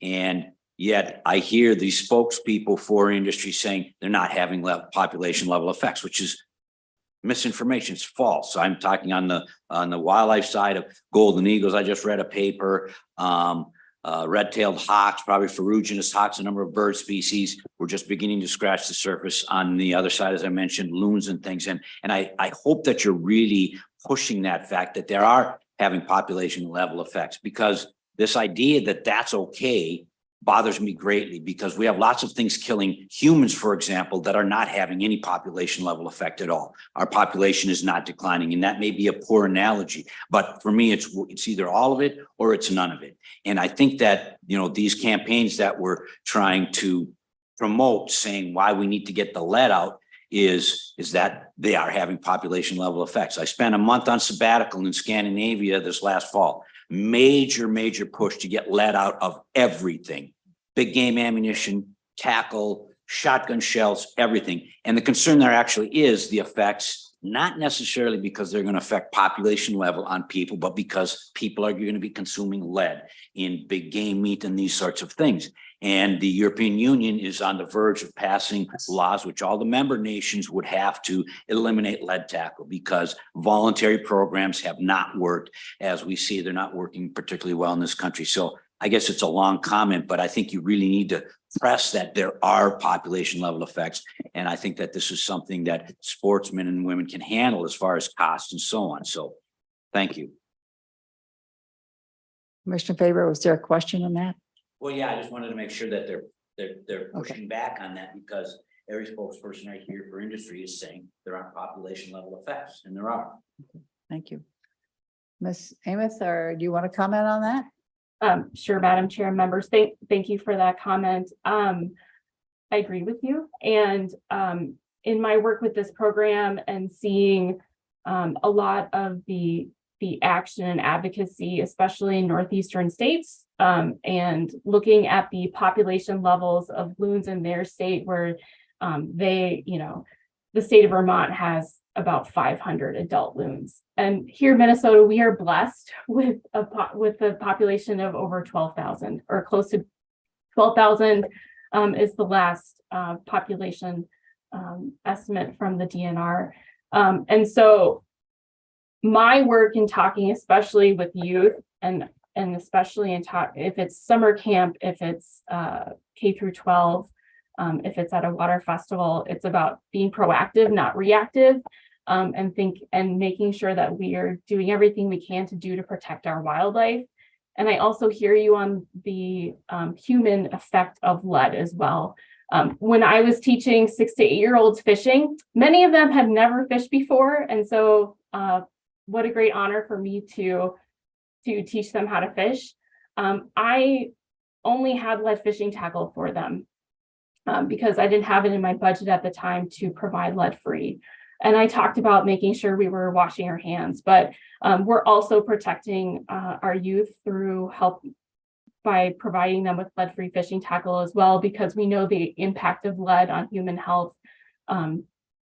That lead does have an impact on human health, especially for young people. So yeah, I hear you on advocacy about human health and also making sure we protect our wildlife as well. Thank you. Senator Herr. Madam Chair and Ms. Amleth, I don't have a question, but I just, added a comment. I, caught the presentation about the $2,000 rebate to the bake shop, and I know that's a good incentive. Maybe the program already being as inclusive as possible. There's mom and pop, bake shops in the district, and sometimes they're not aware of the mainstream, incentives.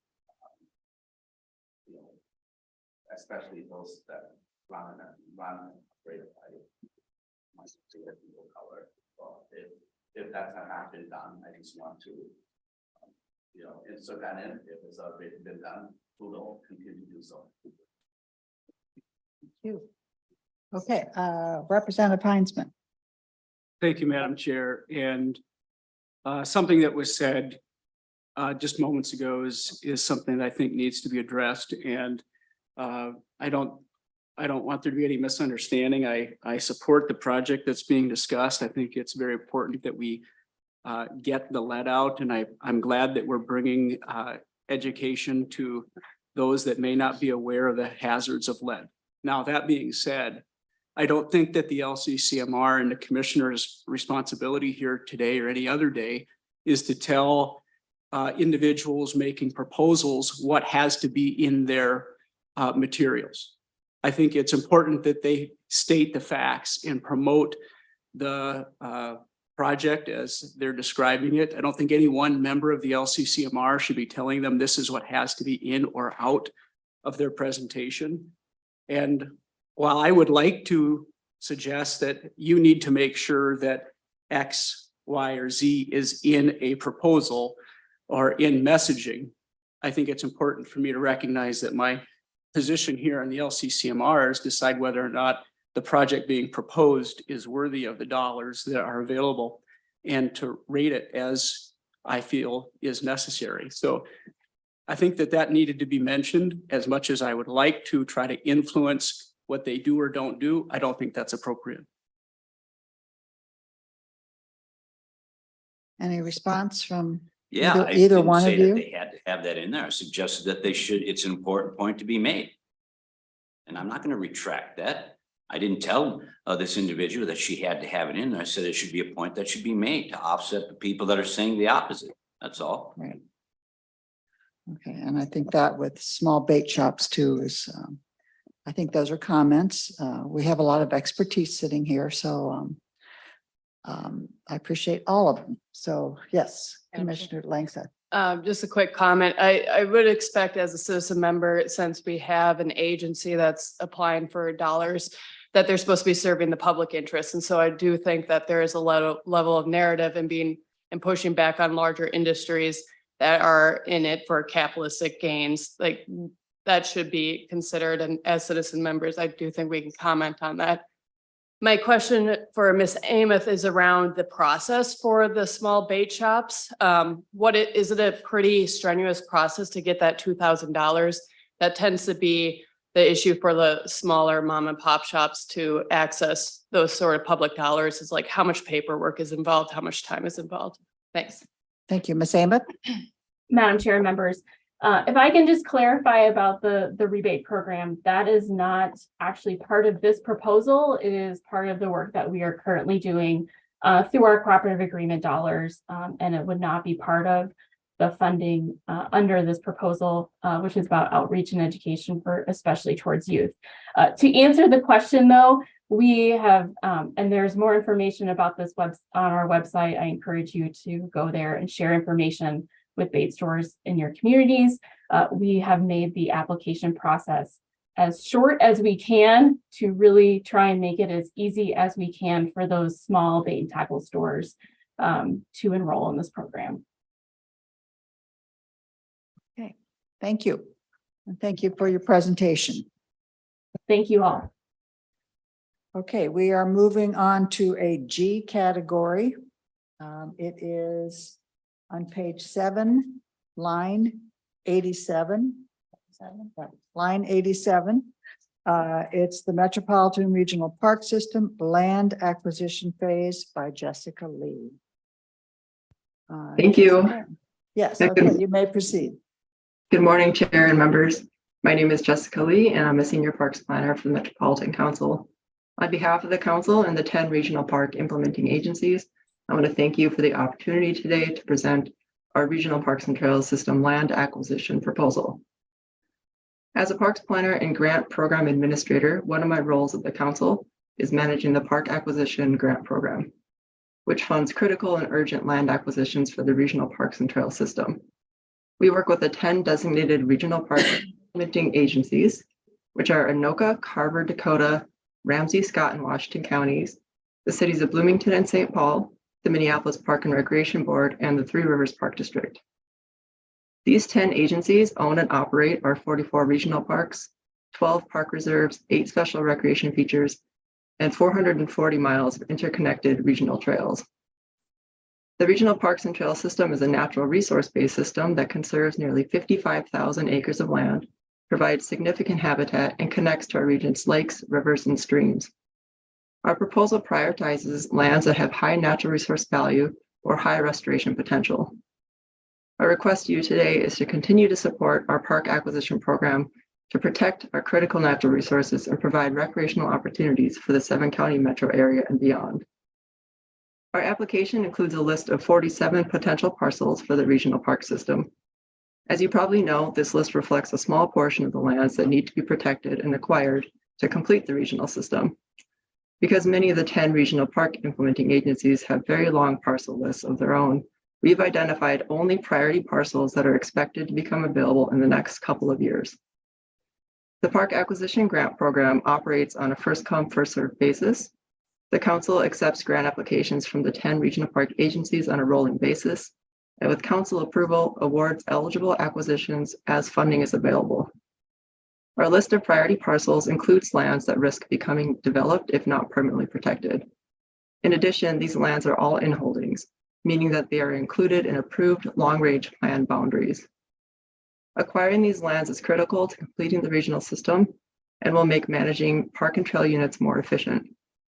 Initial land stewardship and restoration costs are included in the grants to ensure our natural resources are protected and taken care of.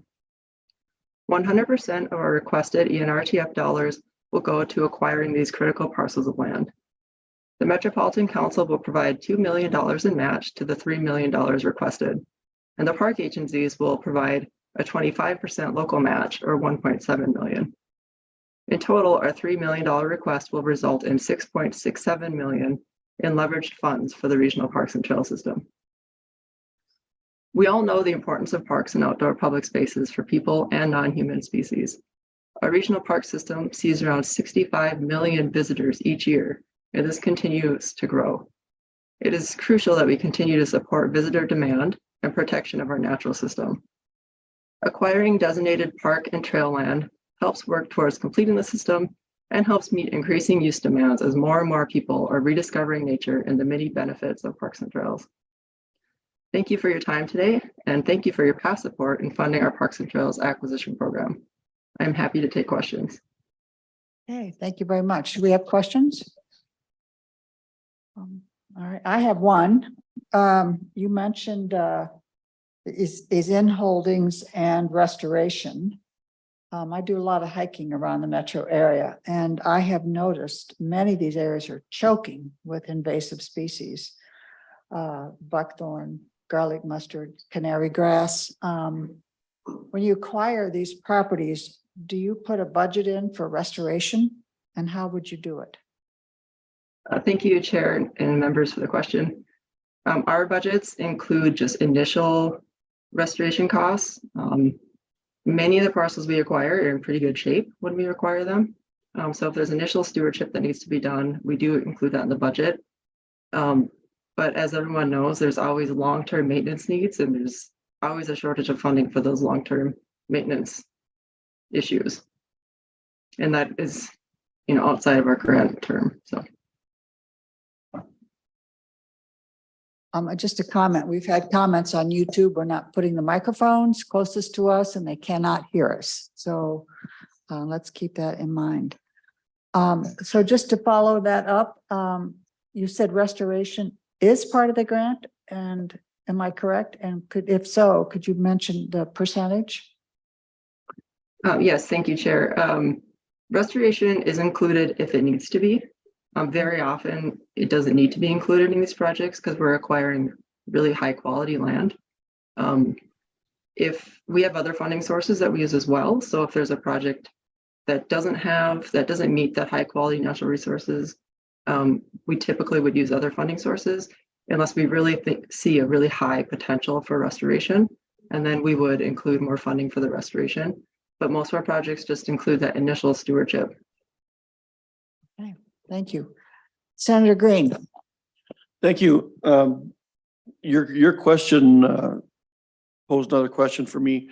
In Greater Minnesota, we see very much of the time the DNR does not have the capacity to manage the land that it has. I just heard you say that you're not putting anything in here for the ongoing costs of this. Are you getting to a point in the metro area as well? How are you going to fund this ongoing maintenance of these lands that you continue to purchase? Thank you, Ms. Lee. Thank you for the question. Chair and members, that is a big question. That's a question that everyone is wondering. Many of the parcels we're acquiring are in holdings. between parcels that they already own and operate. So it actually makes it easier to maintain the system as far as having access to different parcels. I'm sure that most of the regional park implementing agencies would tell you that everyone needs more money for maintenance. However, we also need to continue to grow our system as population grows, as use increases. We have an amazing system and we need to continue to meet the demands. Our last visitor study showed that we have visitors from every state in the country visiting our system. And we need to be able to provide enough spaces for people to go.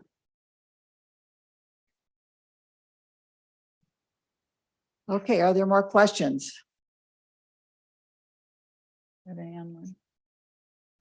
Okay, thank you very much. Thank you.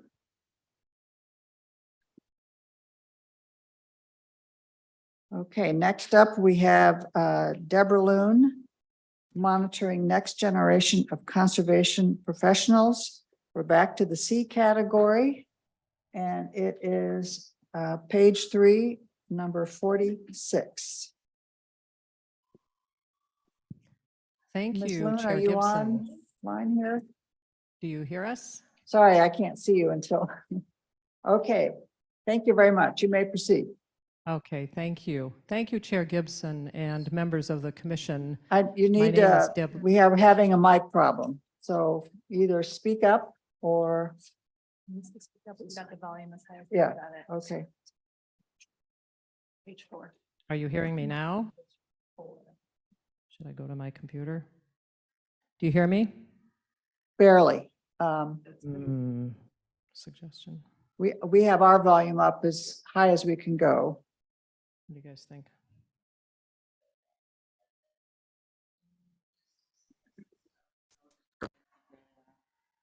Do you hear me now? Yes, we can hear you. Thank you. Should I turn off the microphone?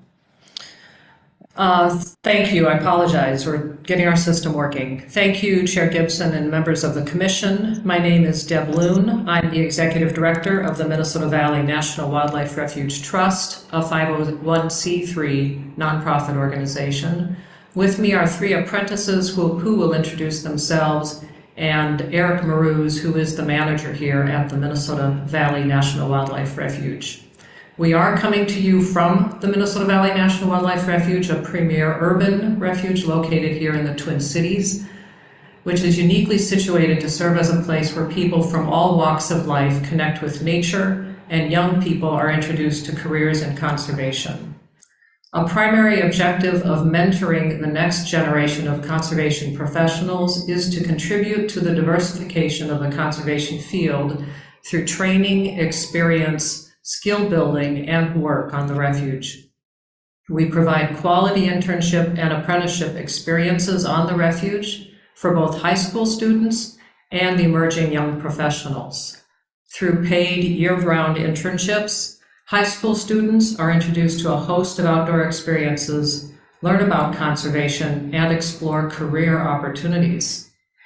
Through paid 1- and 2-year positions, our apprentices and environmental education interns make critical contributions while gaining professional experience, training, mentorship, and connections. Participants are recruited strategically from communities that are underrepresented in the conservation field. And to increase equity and inclusion, we pay above standard wages and provide comprehensive benefits. We will leverage the trust fund grant with significant federal and private funds. The grant will fund wages, taxes, and benefits for 8 environmental education interns in 1-year positions and 4 apprentices in 2-year positions. The U.S. Fish and Wildlife Service and the Minnesota Valley Trust will fund the refuge's high school internship program and the internship coordinator and environmental education lead positions. Our total pledged match will leverage the trust fund grant nearly 1-to-1 at 80%. Because what matters most is impact, I would like to invite these 3 apprentices to tell you a bit about their experiences. All are 1.5 years into their 2-year apprenticeships, and all are recent graduates of the University of Minnesota. Thank you, and please state your name for the record. Thank you, Chair Gibson. We need to hear you. All right, let me move this way. Can you hear me now? Yes. All right. Yeah, thank you, Chair Gibson and Commission members. My name is Melissa Rodriguez, and I'm the Visitor Services Apprentice at the Refuge. One of the best things about this apprenticeship is that I've been able to try a variety of projects and work collaboratively with Refuge staff and in our community. Taking the lead as our digital communicator has given me the opportunity to explore and understand what a career looks like at an urban national wildlife refuge. I've developed my skills in communications, furthered my experience with biological surveys, gained more confidence with outdoor recreational activities, became comfortable leading and coordinating a team, and enjoy speaking with the public at our visitor center. I even got certified in wildland firefighting to help with prescribed burns, which gave me a new perspective on land management. I've enjoyed my time, and I'm confident that I've developed and strengthened my skills that will be transferable at my next position. Thank you. Thank you. So thank you, Chair Gibson and Commission members. My name is Teresa Garrison. I'm a conservation biology apprentice at Minnesota Valley National Wildlife Refuge. It was very exciting to see that right away, Minnesota Valley Trust and the Refuge encourage us to attend training opportunities that will market us as good candidates for positions that interest us in the conservation field. For example, we've taken trainings that have developed skills in interpretation, operating heavy equipment, and conducting biological surveys. That way, when applying to our next positions, we can demonstrate that we are already coming in with these trained skills, saving time and energy with our next organization. Thank you again for investing in our conservation careers. Last one. Thank you. Thank you, Chair Gibson and Commission members. My name is Dana Durant, and I am a conservation biology apprentice through this program. I'd like to share with you my perspective on how this apprentice program contributes to the overall conservation mission at Minnesota Valley National Wildlife Refuge. In tandem with the training opportunities mentioned by my colleagues, we have become vital members of the Refuge team. Teresa and I are responsible for numerous plant and animal surveys that help to monitor management and restoration efforts and to determine future sites for research and enhancement projects. We are skilled at leading the surveys and training others. We also are co-managing habitat restoration and enhancement projects with our Fish and Wildlife Service supervisors, taking the projects from designing the scope of work through working with the contractors to complete that work. Melissa has played a huge role in sharing our team's accomplishments and stories with the public by revamping our website and taking responsibility for our social media, increasing public engagement. And the 4 environmental education interns deliver thousands of hours of instruction and interpretation to students and the public annually. All of us assist with welcoming the next generation of conservation professionals by working at outreach events with schools and partner organizations. I feel like a valuable member of this team, and like I have been given projects that challenge me and increase my confidence. So I'm incredibly thankful for this program and the people I work with. Thank you for your time. Thank you. Are there questions for Ms. Loon or the students? Seeing none? So I'm sorry. Commissioner Moore. Thank you, Commissioner Gibson. I'm just curious, I'm a little perplexed by this. This is a federal facility, and it looks to me as if state funds are being requested to support for inherently federal positions. I'm absolutely supportive of the intent to add diversity and to encourage younger folks into this career path, but I am a bit perplexed at a federal facility requesting state funds for those positions. Could you help me understand that? Ms. Loon? I had a very, very hard time hearing the question. I'm sorry. Seth, can you put that mic a little closer there? Thank you. Am I heard now? A little bit. We have children in the building, so I'm also. I'll try to ask the question more briefly this time. I'm curious. Okay. I'm curious about the request for state funds to fund essentially federal positions. Thank you, Ms. Loon. So the Minnesota Valley Trust is a nonprofit organization. We partner with the Refuge to to do a variety of things. And one of them is our shared objective, along with many other partners, in increasing the diversity of the conservation field and educating young people on doing environmental education. So all of the interns and the apprentices are actually employees of the Minnesota Valley Trust, my organization, and we support them and assign them to working with the professionals here at the refuge to do their work. The Fish and Wildlife Service does not have the funds to fund this program, and so we collectively decided that we wanted to pursue funds to help us do this important work, which we see as a shared objective of really the entire state. Thank you. Thank you. Are there more questions? Okay, thank you very much, Miss. Oh, I'm sorry, Senator Hurry, you gotta wave your hand or something. I don't have a question, but just a comment. I wanna the member, the student there, there's work ahead for the next generation.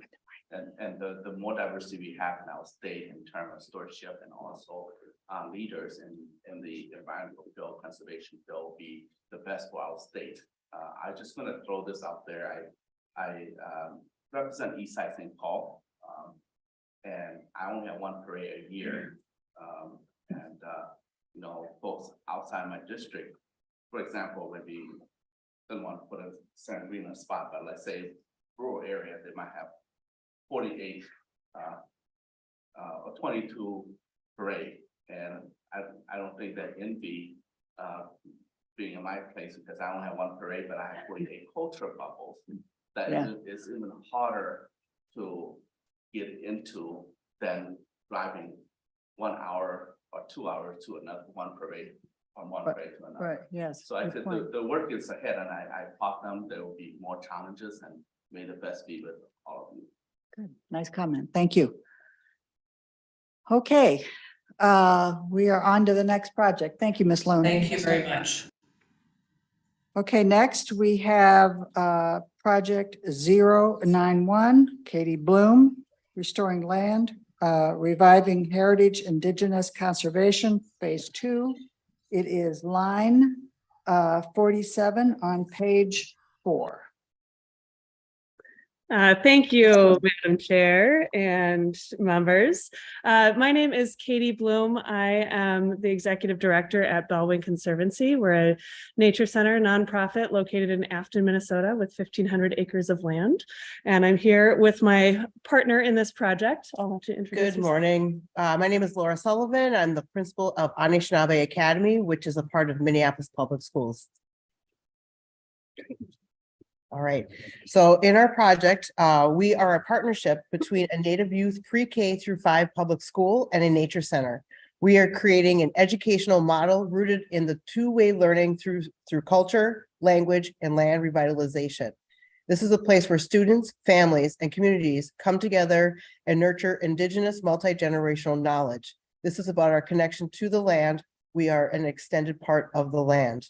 A quick recap of our phase 1. Since 2018, we have engaged Anishinaabe Academy students and families in ongoing Indigenous-led outdoor education programming. Students and families have learned from Native elders and experts about caring for our plant relatives, tested soil to plan for a 3 Sisters garden, and explored the cultural and ecological significance of the bison while at Bellwin. We've also began our restoration project to include clearing of buckthorn and other invasive species, reintroducing prairie, and create a plot of land to begin our teaching garden. Students, families, and community members have made 579 visits throughout phase 1 of the project, with participation numbers doubling for field trips and tripling for family events between 2022 and 2023. And today we're here to ask for funding for phase 2 of this project. So what Laura described is a lot of what we have been doing. We will continue to build on those things, continue to do those field trips and those family events. But after several years of this partnership, we are seeing that even though we started small, a partnership between one school and one nature center, we're seeing a real need and desire of other schools and other organizations to be involved in this as well. And we see then the opportunity to create more opportunity for visits to the site and education about ecology and indigenous traditions, and more opportunity for more in-depth learning as well. So the phase 2 of this project is essentially expansion in a couple different areas. So the first area is in our partnerships. We really see those relationships building and budding for partnerships with other schools like Dakota Prep, other Minneapolis public schools, and then with other organizations too. We've worked with the Division of Indian Work, Indigenous Food Lab, Dream of Wild Health, other artists and experts who are incredibly interested in being a part of this project and this endeavor as well. Let's see. Another way that we're expanding this partnership is through people. So the number of people that we're serving and then who we're serving as well. The first phase has been focused on the elementary school students and their families that are attending Anishinaabe Academy.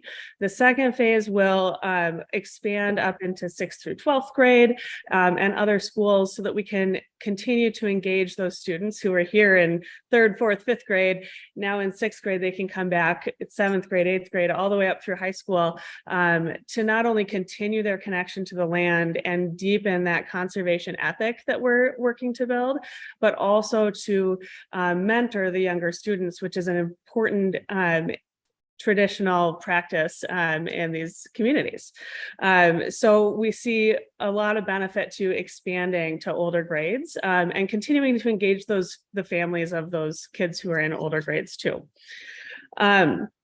Another way that we are expanding or proposing to expand is through an additional staff position that would help us to manage these new relationships and also augment the education out at the site. And then through the last way is through our restoration work too. We'll continue habitat enhancement on the site to increase biodiversity and reduce erosion into the nearby stream. So we really feel that expanding this project, extending this project will continue to improve habitat quality. It'll create a deeper understanding of cultural heritage and ecological knowledge. And it's going to foster that multi-generational action-based conservation ethic in this urban Indigenous community. So I thank you for your time and welcome questions. Thank you, Ms. Bloom. Are there questions for Ms. Bloom? All right, I just have one. You talked about land restoration. What size land are we talking about? What's the size? Thank you, Madam Chair. The size of the parcel is about 19 acres of land. Okay, good to know. Thank you. Other questions? Seeing none, we want to thank you for your presentation. Thank you. Thank you. Okay, next we have Betsy Graham's. This is project 99. It is on, let's see here, page 4, line 48, unlocking Minnesota wilderness for youth. Ms. Graham? Thank you. Yes, thank you and good morning. Can you hear me? Yes. Wonderful. Good morning and thank you for your consideration. I am Betsy Grahams, the Vice President of Adventure at the YMCA of the North. At the Y, we create experiences that foster whole person well-being.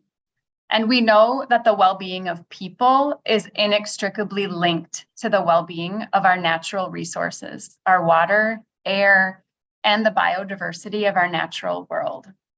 In our experience, in order for people to hold nature dear, they need to first enjoy it for themselves and then learn about the threats and the opportunities to preserve it.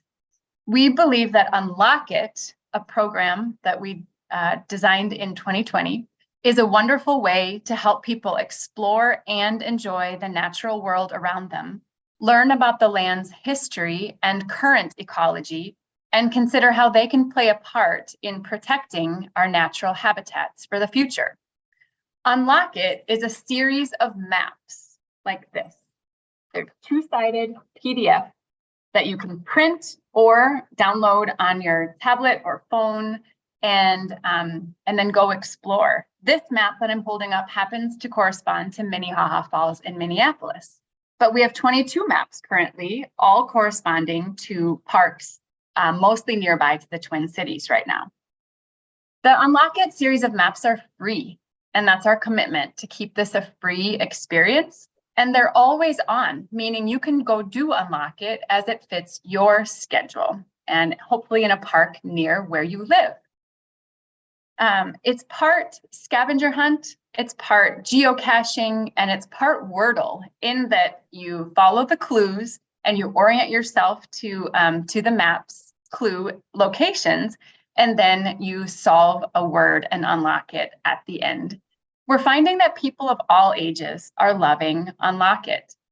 As I mentioned, we piloted Unlock It in 2020, originally as a safe outdoor activity while so much was closed due to COVID. And because it's available in all seasons, it meant that you could enjoy it even in a Minnesota winter because there is no bad weather, only bad clothing. And it's become really popular. Unlock It has been used by more than 26,000 people so far, including individuals, families, senior groups, and schools. And many people are deciding to do all the Unlock It maps, even if it means prioritizing some travel to explore new parks and complete the Unlock It map. We can create an Unlock It map anywhere: urban parks, rural parks, regional trails, and forest spaces. Each map can begin to include more bits of environmental education and stewardship unique to that park's ecology. Because the more people know and experience, we believe the more they will care about protecting the natural world around us.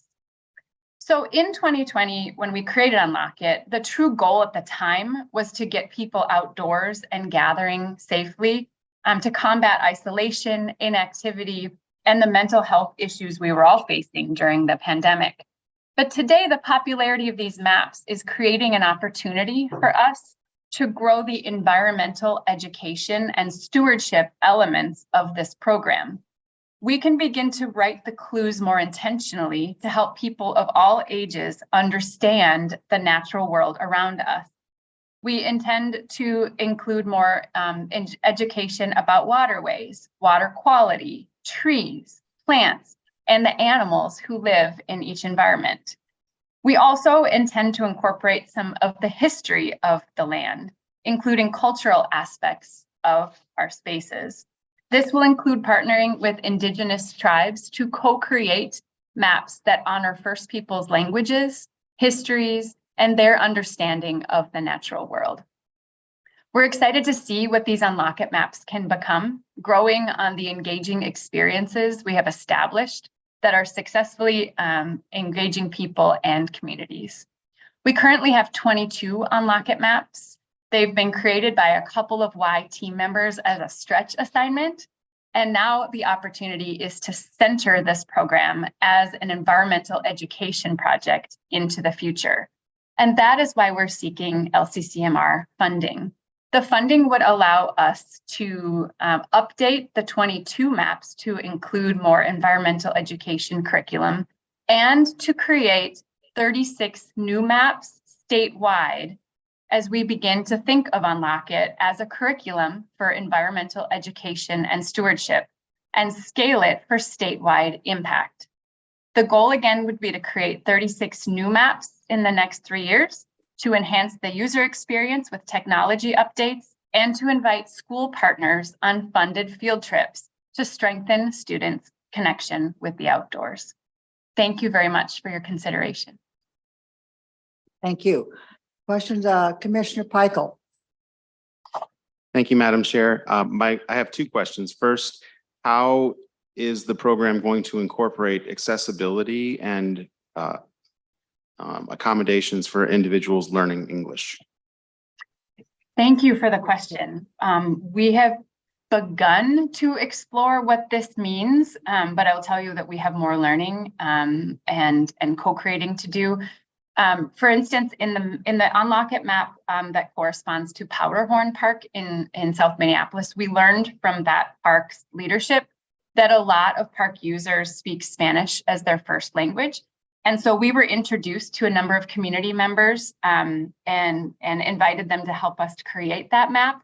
And the intention was to create it in Spanish at first, our intention was. But we were advised by the community members who wanted to engage with us that they would rather see it be a hybrid of Spanish and English so that generations of family members in that community could use it both as a way to speak Spanish together, but also as a way to speak English together, and that English-speaking users could use it to learn a bit of Spanish and culture and history as they're doing the map too. So these are ways that what we learned from that is that when we create an Unlock It map in a location, we want to understand who the community is around that location and how their enjoyment of that land and how they have learned to love it can be reflected in the map. And that may include other languages and other pieces of history that get included. And was the other question about accessibility beyond language? Follow-up, Commissioner Claypool? Yes, Madam Chair. The question was also beyond language. And then the second question was regarding a geographic focus or if it is truly all statewide. Okay, thank you. Ms. Grams? Thank you. So the question of accessibility beyond language is that we'll have a mix of maps that are, some are truly off-road and large and would be inaccessible to some people who face mobility challenges. And we want to be clear about what the expectation of each experience is so people can plan accordingly. But there are also maps currently, and our plan would be into the future, that are fully accessible, meaning Como Park is a good example. The map at Como Park is on sidewalks and there are no curbs, right? And so it lends itself more to people of varying physical abilities and desires to be involved. But I think for us, the key is to have a mix of some that go off-road, and then we would note that, and then some that are truly more physically accessible.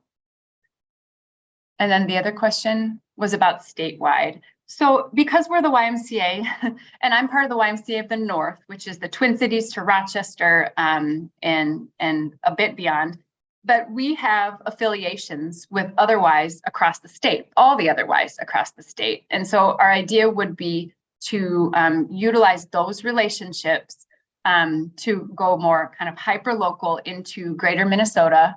And so that at the end of this 3-year project with LCCMR funding, that there would truly be Unlock It maps in every region of our state.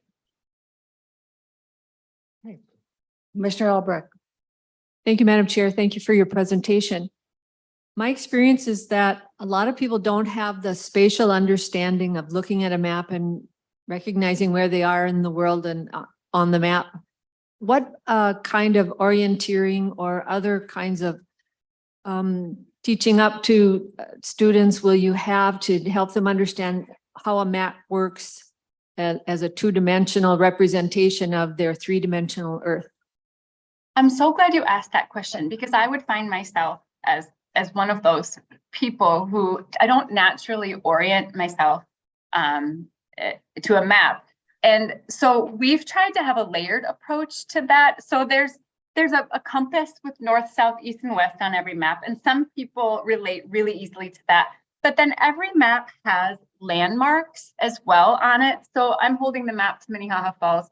There's the bandstand and there's the main parking lot and there's the playground called out. And they're Bridge 1, Bridge 2, Upper Bridge, Old Depot, Stevens House. So we've tried to have a layered approach to that whatever first language you would use in orienting yourself around, that you could find your way here. And then verbally, we give directions to around where to begin.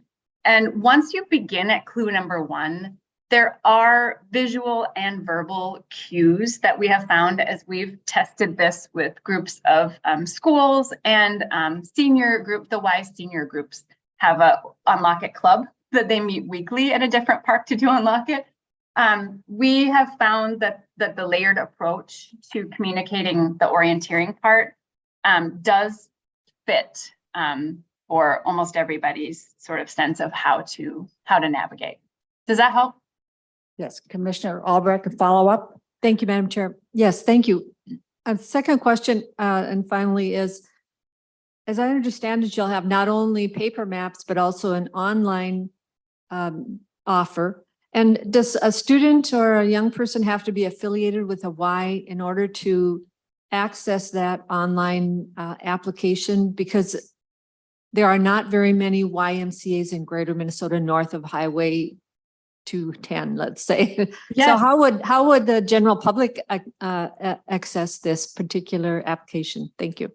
Ms. Grams? Thank you. Yes, thank you. And thank you for the question about Y membership, because we come across that a lot. My portfolio includes all of the Y of the North's camps too. We have 17 camps.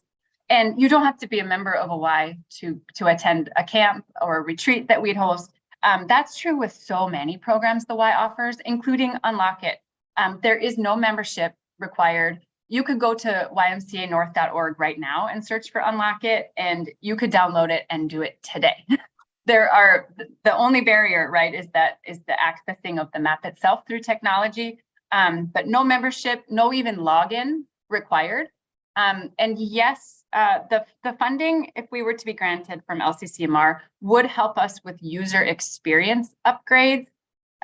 We want you to be able to, after you've done Unlock It, submit the keyword online and get some verbal or technological recognition that you've done it. And even for us to help you track how many that you've done and give us suggestions for improvement. And those are upgrades that we are being asked for by users, and we'd love to be able to realize. Okay, all right, Commissioner Reese. Thank you, Madam Chair. I noticed that this scored very low on the staff scoring.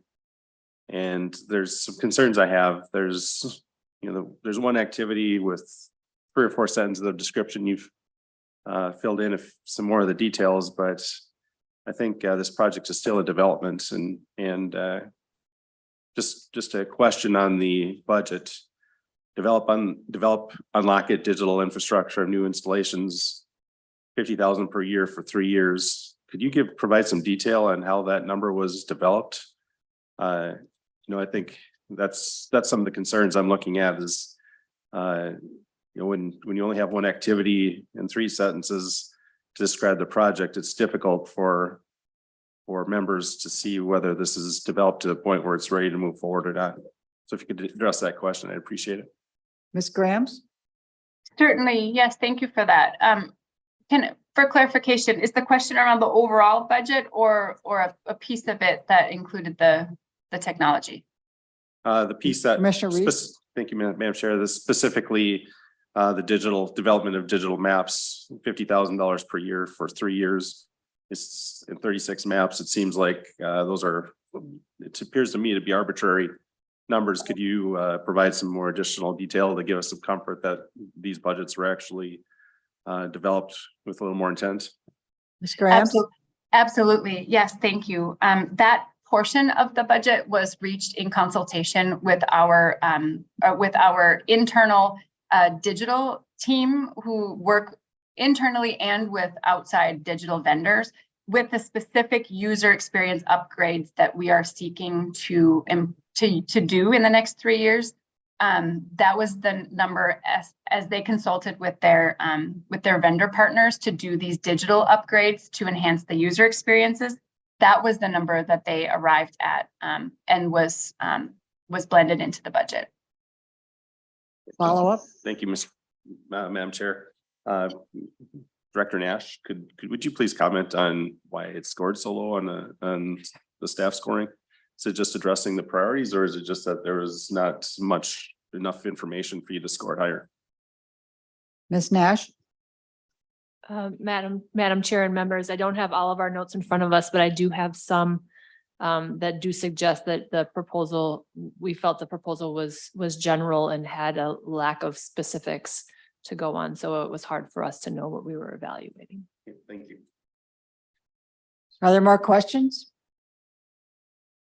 Okay, thank you very much, Ms. Grams. Thank you all very much.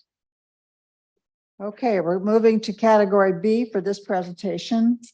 It is line 38 on page 4. Is that right? No, can't be right.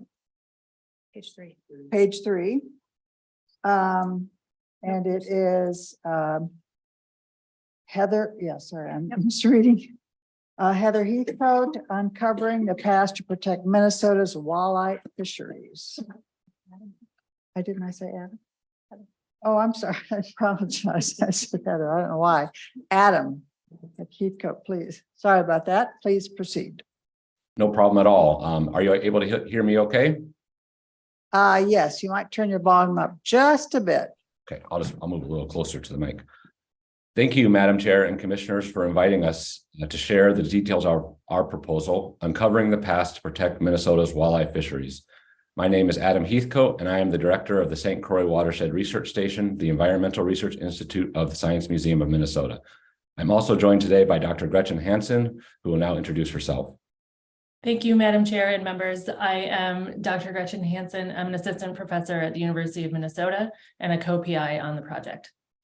We are proposing a first of its kind intensive study of the history of walleye fisheries in Minnesota using a food web approach that considers the sensitivity and resilience of our treasured walleye lakes to past and future stressors.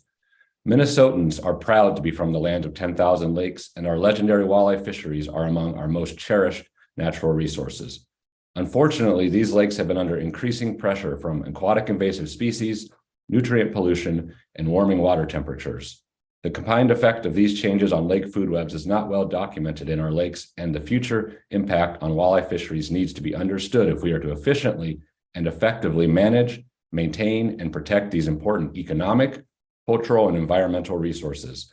This project proposes to do that by using lake sediments and the historical environmental information stored in their layers to reconstruct why some of our lakes continue to produce world-class fisheries in the face of these threats, while others may be on the brink of losing a sustainable walleye population. These results will be paired with fisheries information from state and tribal managers and cutting-edge research by our partners to show what makes Minnesota's most resilient walleye fisheries. The first objective of this proposal will use lake sediments to document changes in the statewide group of important walleye lakes from fossil remains of algae, zooplankton, and aquatic insects. These data will be paired with fisheries records to give us the best picture on how Minnesota lakes are changing. This approach is necessary to provide a foundational understanding of what makes a resilient walleye lake and what has caused other walleye populations to decline because monitoring records do not cover the timescales at which these changes are occurring. This project will allow us to connect the dots where data are available, both in terms of fishery production and environmental disturbance, and reach back in time hundreds of years before our records began. Our second objective will develop new tools for resource managers to evaluate trends in walleye populations through time and predict lake-specific future outcomes for walleye production under different environmental change scenarios. Using a food web approach, these tools will be calibrated and validated using data from our sediment core analysis and applied to recent work by our University of Minnesota colleagues on what conditions allow for the most resilient walleye fisheries. We will put these tools in the hands of resource managers using the combined public outreach power of the Science Museum of Minnesota, the University of Minnesota, and the Minnesota DNR. We will also work directly with the Red Lake and Leech Lake bands, both of whom are collaborators on this project, to ensure that their perspective is incorporated in all aspects. Input from our tribal partners and expertise on historical management of the walleye fishery is key to understanding these important walleye lakes. Their participation in the development and implementation of this project is key to working on these shared water bodies. The future health of our walleye lakes is a cross-cutting issue that is important to Minnesotans of all backgrounds, and the Science Museum of Minnesota is poised to share the results with a statewide audience in unique and engaging ways. This includes special events and exhibits for visitors to the museum in St. Paul and our long history of partnerships with educators and resource managers across the state. As an example, our lending library provides schools with unique educational activities to enhance their existing curriculum. This includes a recently piloted sediment core activity, which allows students to imagine going back in time at their local lake, learning about its history and understanding what is important to ensure their lakes are healthy in the future. This activity will be updated with fisheries and food web information from this study, and replicas will be made available to our state and tribal partners for use in community outreach events. The Science Museum is a trusted source of scientific knowledge, and it is our mission to ensure that all research that we do is accessible to all. This project will provide the tools needed to understand what makes some of our walleye lakes more resilient than others, and apply this knowledge to manage these treasured resources more efficiently and effectively. We have assembled a team with broad expertise in the areas of fisheries management, aquatic ecology, and STEM education. This project includes in-kind funding from the Minnesota DNR fisheries biologists to support all aspects of the work, and would support tribal fisheries managers to collaborate in the sharing of data and community outreach efforts. We have also included Dr. Hansen, a leading national expert on the threats to and the resilience of walleye, who has extensive experience working with fisheries at the University of Minnesota. We are very excited for the opportunity to present our proposal to the Commission and hope that you will share our enthusiasm for the importance of this project for all Minnesotans. We welcome the chance to discuss the details of this project with you further and look forward to any questions you may have for us today. Thank you. Thank you very much. Are there questions from the Commissioner, Commissioner Albrecht? Thank you, Madam Chair. Thank you for your presentation. I'm interested in this as I think our walleye population is at risk. A question for you. Your proposal centers on sediment cores and aquatic vegetation. Can I ask you, what are you going to do? Are you looking at any water temperature changes? Because it seems to me that our warming lakes is one of the reasons our walleye fisheries, for example, Mille Lacs, is stressed. And does this presentation or your project look at temperature of lakes at all? Thanks. Mr. Heathcote. Thank you, Madam Chair and Commissioners. So this project, as well as other previously funded work by the LCCMR that we have been part of, has used climate records, so weather station data, to actually reconstruct water temperature in lakes. So we have a fairly standardized modeling approach to take nearby weather stations to lakes and then apply this to how it would affect both the temperature of the water itself as well as the physical structure of the lake. So how those different layers would separate in a given year, depending on the atmospheric temperatures. So yes, that is a routine piece of this paleolimnological approach, this lake sediment approach that we would apply here as well as we have applied previously in other systems. Follow up. Thank you, Madam Chair. So at the end of the day, can you just reiterate for me how this study, the sediment core sampling and including water temperature, how will this inform the work by the DNR and the fisheries community to help us do better? Thank you, Mr. Heathcote. Thank you, Madam Chair and members. I'm going to answer this one, I think. Understanding temperature. Could you please state your name again for the record? I'm so sorry. Yes, I am Dr. Gretchen Hansen, University of Minnesota.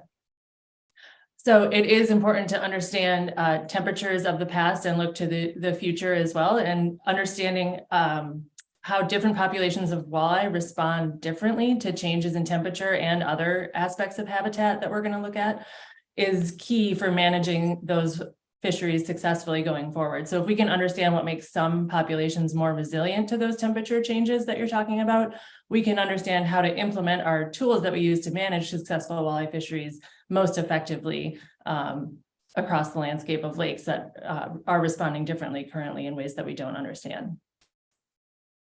Okay, thank you. All right. Commissioner Peichel. Thank you, Madam Chair. My question is regarding activity 3 on informing Minnesotans once the project is complete. What plans do you have to take this information on the road, or is it expected that whether educational centers, schools, whomever would come to the Science Museum to return with sediment core kits and the like. Thank you. Mr. Heathcote? Thank you, Madam Chair. Thank you, Commissioners. So we plan to take a diverse approach in how we disseminate the results of this project. So the lending library is always available. It's an existing program at the Science Museum of Minnesota. Many schools are aware of it and use it. It's one of our most popular educational outreach programs. That said, we will also proactively go out and advertise that this is now available, specifically with both the Leech Lake Band and the Red Lake Band, who have already indicated their interest in us producing models that are specific to those systems and providing them with replicas that they can use, not only in schools, but in larger community outreach programs in their communities. We also travel around the state, our STEM education department. And so this will be one of the activities we are able to advertise when we're visiting schools. We try to reach all 87 counties every year, either virtually or in person. And so this will be something that we'll be able to add to the activities that we provide to those schools when we interact with them. Okay. Commissioner Moore? Thanks. I have a methodological question. I understand how the paleoecology will work with the sediment cores. I'm not convinced that you'll be able to relate that to historic walleye populations, given that I'm not certain that the fisheries data historically is all that good. Can you explain a little bit about how you intend to do that? Dr. Heathcote? Thank you, Madam Chair. Thank you, Commissioners. So one exciting piece of this project is that we are going to work on getting a lot of that historical fishery data in order, a lot of that being provided by in-kind support by the Minnesota DNR. So that includes everything from just historical fishery surveys to historical stocking data, and also a kind of a new exciting area we're looking at is the use of historical photography to document angling success and size of populations that have been collected over the past 100+ years in some of those historical archival data sets. With that said, we'll also be creating a new, what we call a proxy, so a new way to estimate walleye abundance. So the issue with estimating fish abundance with lake sediment is they don't really leave any amount of remains that we can rely on to reconstruct directly their populations. You get a fish bone maybe once every 50 cores or something like that. So it's not something you could rely on. However, they do indirectly impact the lower trophic level. So there are direct relationships with things like the type of zooplankton. So the size of things like Cladocera, those filter feeding zooplankton like Daphnia, as well as the effect of other aquatic insects like Chaeborus or phantom midges, which are very susceptible to fish predation. So we can actually look at the abundance, the size, the distribution of different species through time to tell us something about how the fishery was changing at a sub-decadal resolution, which is far better than any existing fisheries survey information. Okay. Any more questions? Commissioner Reese? Thank you, Madam Chair. First of all, I support the project. I don't know if you can get any more Minnesota than walleye, but to Commissioner Moore's point, Director Nash, this project is subject to the research review as well, correct? Commissioner Nash? Sorry, Director Nash. Madam Chair and members, I would have to, for any project that's recommended that is research, they must undergo external scientific peer review before they are funded. I don't have my notes pulled up right here, but I'm guessing that this project would apply, and so it would go out to external peer review. Yeah. All right. Any other questions? All right. Thank you, Dr. Heathcote. Thank you. We are back to category C. Pete Clary, launching environmental education at Shepherd Farm. That's the Dodge Nature Center. This is page 4, line 50. Thank you, Chair Gibson, committee members, committee staff. My name is Pete Cleary. I'm the Environmental Education Director at Dodge Nature Center. And for those that don't know, Dodge Nature Center is a nonprofit 501c3 nature center based in West St. Paul, Minnesota, or opened in West St. Paul, Minnesota. The vision of Olivia Irvin Dodge some 55 years ago. We've been teaching environmental education for those 55 years. And I've been able and fortunate to be one person who's been here for the last, I want to say 30. And as such, we started in West St. Paul with 110 acres that we restored to prairie and woodlands and wetlands and still maintain a small farm on. We got more acreage of preserve in Mendota Heights and West St. Paul. And then in 2013, we acquired 140 acres in Washington County in Cottage Grove, the Shepherd Farm. And so with your support, I'm here today to ask for that for our opening, for launching environmental education at Shepherd Farm. We acquired 140 acres from the Wilder Foundation in 2013 and been slowly and thoughtfully growing that to be able to provide access, to be able to provide the most important infrastructure, which is parking lots and bathrooms. And as we complete our classroom building this year, we're looking to start environmental education opportunities for students in Washington County and beyond. And within 5 miles of the Shepherd Farm, there are over 4,000 elementary students that we intend to work with them, their teachers. We started working with the administration and teachers in District 833 to be able to start figuring out what sort of environmental education we can add, what standards-based environmental education units can augment the curriculum of the kindergarten and first grade. And over the course of the next 3 years, with your support, we'll reach over 10,000 students in Washington County and beyond. But we'll start at the area just around the Shepherd Farm, which makes the most sense to me. I mean, we follow the pattern that Dodge has followed for years. In West St. Paul, we work with all the students, kindergarten through 5th grade in the district. We have partnerships with Garlow Environmental Magnet School to have a naturalist liaison at their school. We have partnership with Heritage East STEM Magnet School, and we have naturalists at school and on-site at Dodge with their 5th grade and 7th graders. In addition, we host students from the 7-county metro area and beyond, sometimes driving to the nature center to have an experience in environmental education here. It sometimes awes me that like we have people driving up from Faribault to go to a farm so that their kids can learn about farm animals. But we're going to follow that similar pattern as we open our Shepherd Farm property. We've been working with the administration, create a curriculum similar, but not exactly the same as our main site, so that we can provide unique opportunities to those students in that area. And like I said, again, Washington County and beyond. It isn't often that you get to open a new nature center, and with the closing of Warner Nature Center and the closing of Maplewood Nature Center, opening a new nature center in Washington County is a once-in-a-generation opportunity. We'd appreciate your support in this, and thank you for your time and consideration. I'd like to say also personally, thank you for all your hard work on this. This seems a very big project with a lot of work going in. So thank you, Chair Gibson, thank you, board members, and thank you, staff.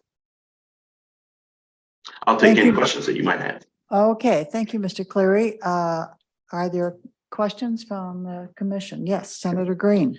Thanks. It might not be quite related to your project, but you did mention the other nature centers closed. Do you know why they closed? The funding for the Warner Nature Center was based on one foundation, and that foundation decided that it was no longer in the nature center business. They didn't own the land that they were on, and without the foundation funding, then that was not to happen. For the Maplewood Nature Center, it was a city-owned nature center, and the city decided that environmental education programming during and just in the pandemic was not a thing that they would spend their money on, and so they kept the park open. It's still a park which has lots of natural amenities, but it doesn't have any environmental education programming at this point, which is a little bit different from us as a private nonprofit. We took what the pandemic was difficult for everybody, but we pivoted hard in a lot of different ways, and we're able to offer virtual programming, hybrid programming, offsite programming at schools outdoors to keep kids safe. And we learned a lot of lessons during that. But for us, our funding comes from a number of different sources. It comes from our endowment, it comes from our donors, and it comes from the fees that we charge. But we're able to keep costs low so that we can keep environmental education available to all. In fact, and we have donors that will help provide scholarship funds so that we can get even, schools that wouldn't be able to afford it otherwise. We can provide both funding as fee assistance and bus funding, because bus funding is right now one of the things that is one of the highest fees for anybody considering a field trip. Senator Green, you had a follow-up? Yeah, with the launching of your new program now, is it your intent, or have you seen an increase because of the closings of their nature center? Are you picking up the slack? Is that what part of this is about, or is this just something new? Mr. Clary? Thanks for your question, Senator Green. It is hard to tell in the post-pandemic time. At first, there was timidity, and we lost a lot of schools that came out, and we stuck to our core. We've been growing out since then with lots of new schools and lots of new community organizations that are looking to have us come and do environmental education, either at Dodge, at our main property in West St. Paul. We've been piloting some programs out at our Shepherd Farm site, and we do offsite programming. We ended up turning away a number of different groups this year because we just didn't have capacity. And so we have a long list of people that we weren't able to get in, and we served over 50,000 students this year, in addition to camps, special events, public programs, and people that are just on site enjoying nature. And so I think that will only expand over time. I can't attribute a lot of it coming to the West St. Paul location to what might have happened with the closing of Warner or Maplewood, but the proximity of the Shepherd Farm site to those is closer, and so there could be some of that. Representative Hansen? Thank you, Madam Chair, and Mr. Cleary. So when you're working with Darlow in West St. Paul, the students just have to walk across the street. I'm thinking about in Washington County, Newport Elementary, a lot of underserved kids there, but there's some distance. How do you do outreach? How do you engage like at Newport Elementary compared to having the elementary school right across the street from? And that's a great question. Thank you for that, Senator, Representative Hansen. Currently, as we look at it, we would get those students from Newport Elementary out to the Shepherd Farm site. As we're planning, and if you, in the proposal that you see, there's a naturalist liaison position to Crestview Elementary, which is the closest of the elementaries to our Shepherd Farm site. And that naturalist would work on site on the school grounds. They've already improved the school grounds. They planted forests. They're working with the watershed district. And we'd work in cooperation with the watershed district to create natural areas around the school. And so the naturalist liaison position there would be similar to the one at Garlow, but without direct access to nature center property. Yes, Representative Hansen.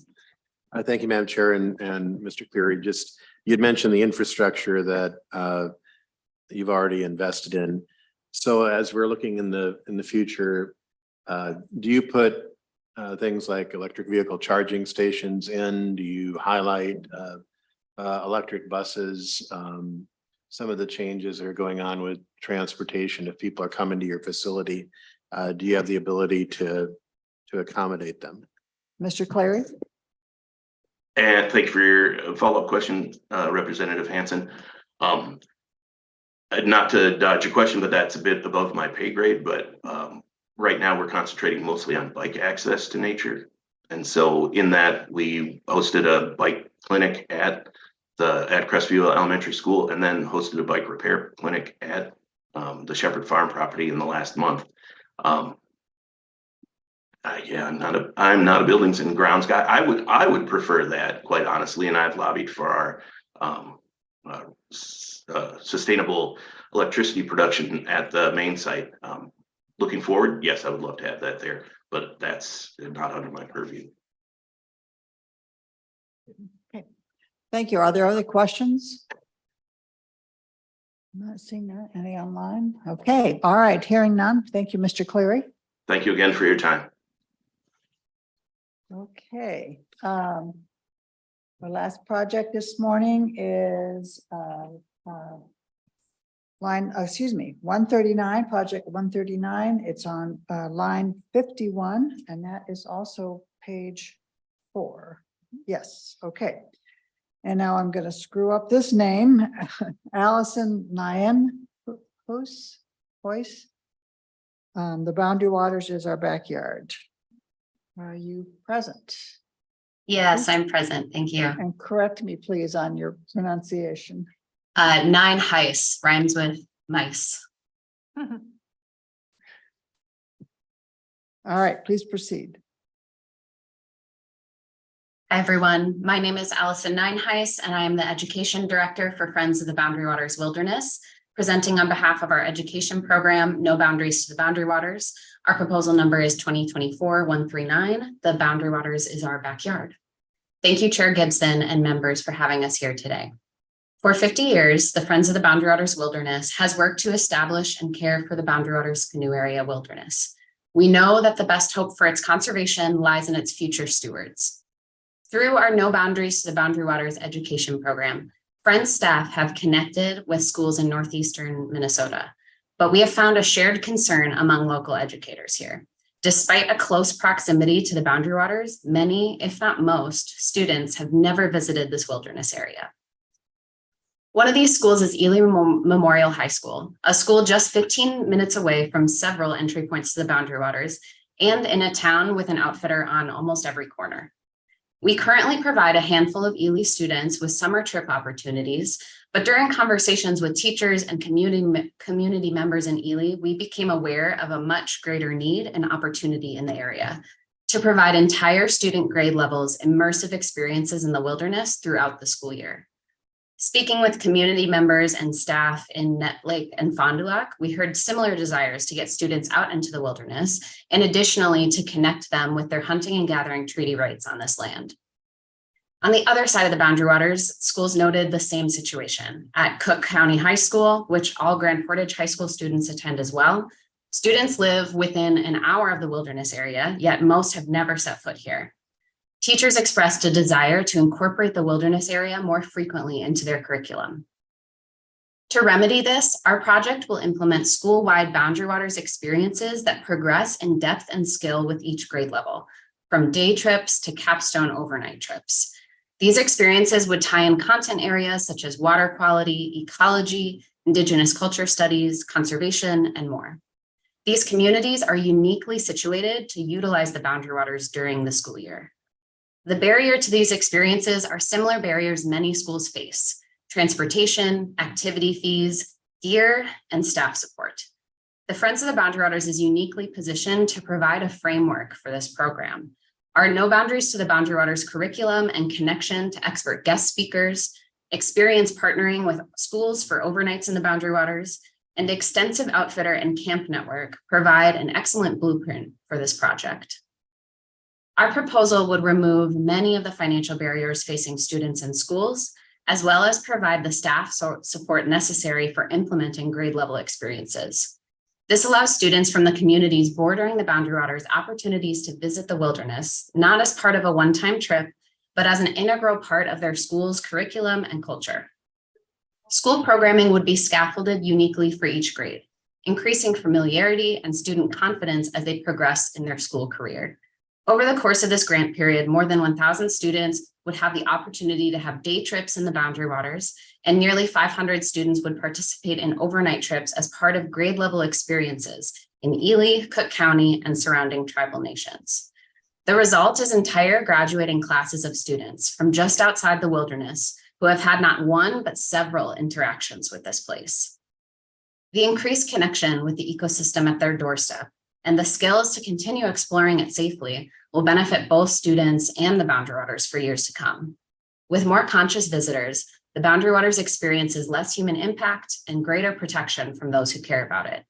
Students gain lifelong skills that they can use all over Minnesota, opportunities to see conservation careers in action, a grounding connection to their home, hands-on learning opportunities, and the social and emotional growth that comes from working together in new and sometimes challenging situations.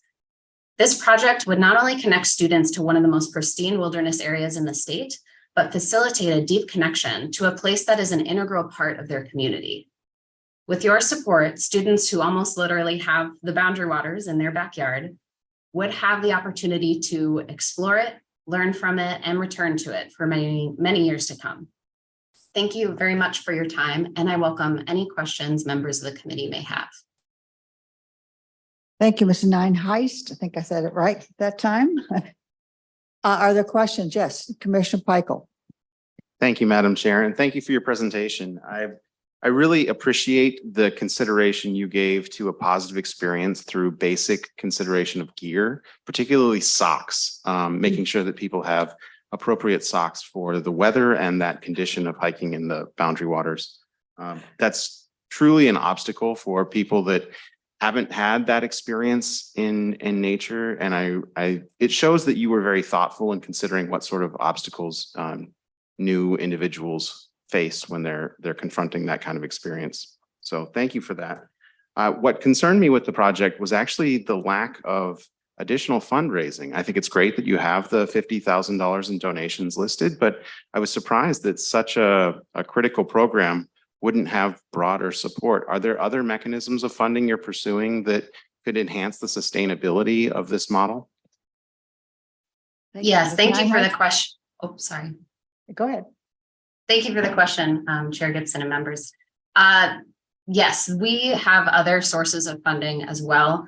When we were waiting on a couple of other pieces when writing this, so didn't include them, but we recently have a significant gift of $55,000 to support just this program, to support our education program, as well as other LCCMR funding for our larger No Boundaries to the Boundary Waters programming, this is kind of an offshoot, separate, more unique part of that project. But many of the baselines of the programmatic structure are supported through that as well.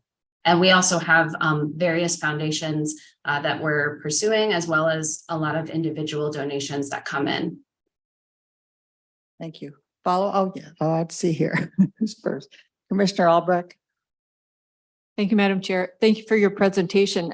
It's interesting to note that we've had several environmental education presentations from across the state, from farm country down in Austin to the metro area, and now up in the Northeast. And we often consider our greater Minnesota, especially northern Minnesota, where we have a lot of public land and opportunity for access to the outdoors, to be a place where everybody should already know and do all the things that you're talking about here. But we understand that that's not the case, because students and young people don't have necessarily the opportunity, the family situation, the financial resources, or a number of other reasons why a tradition maybe in their family that they haven't been in the outdoors. And so this is a really important aspect of your presentation. I know that in Bemidji, for example, we have a gem called Lake Bemidji State Park.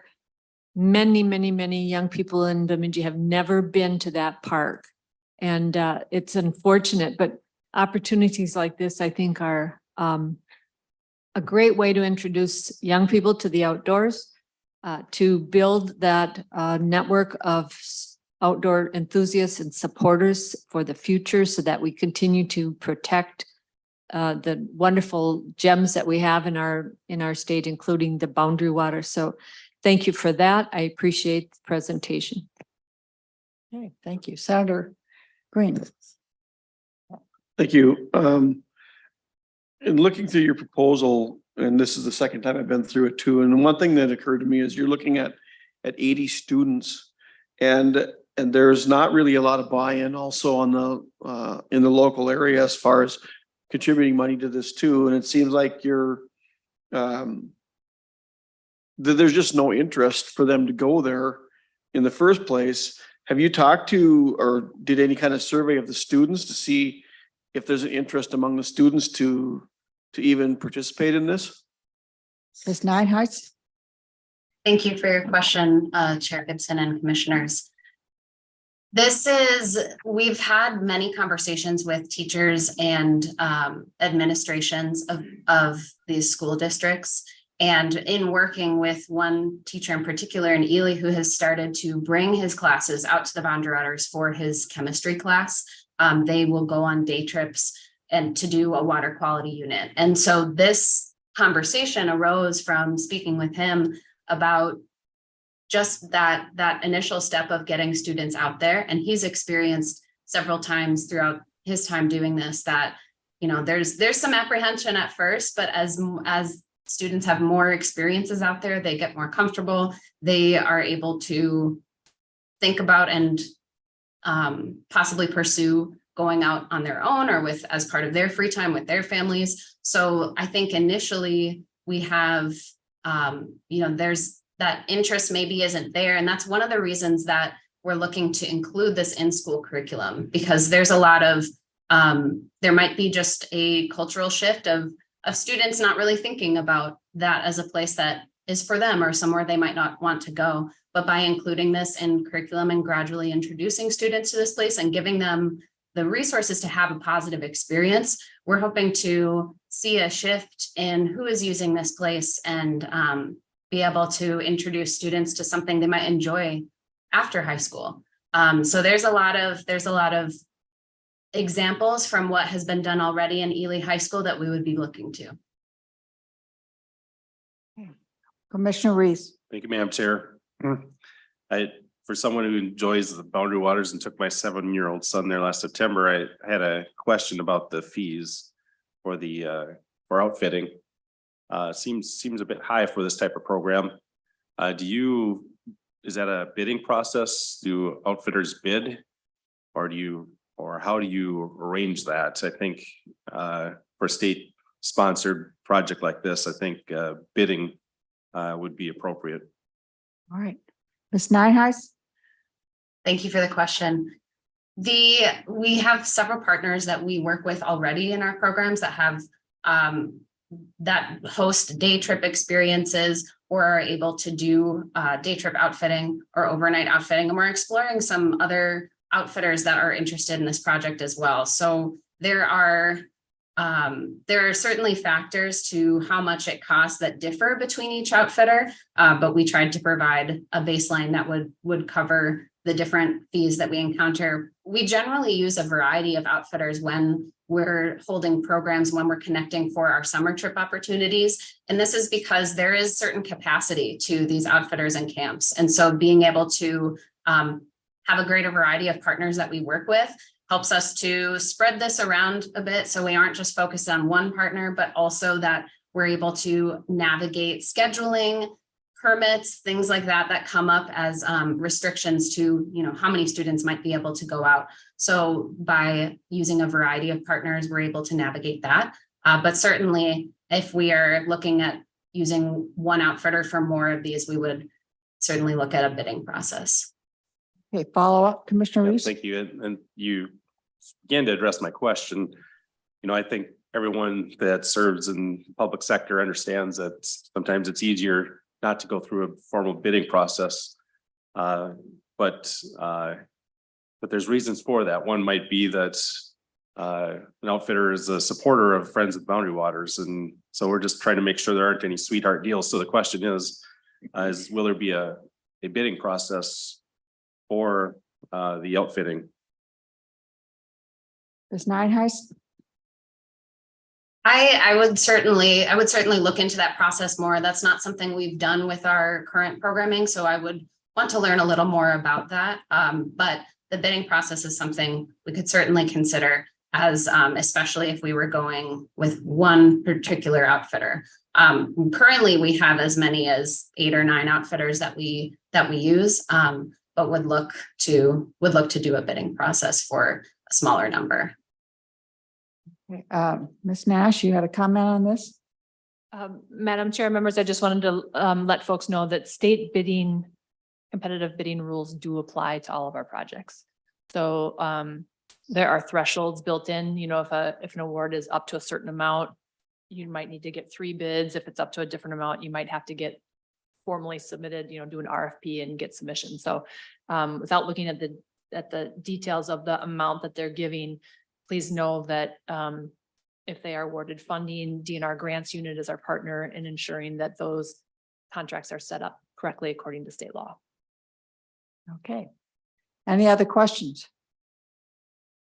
Okay, thank you very much for your presentation.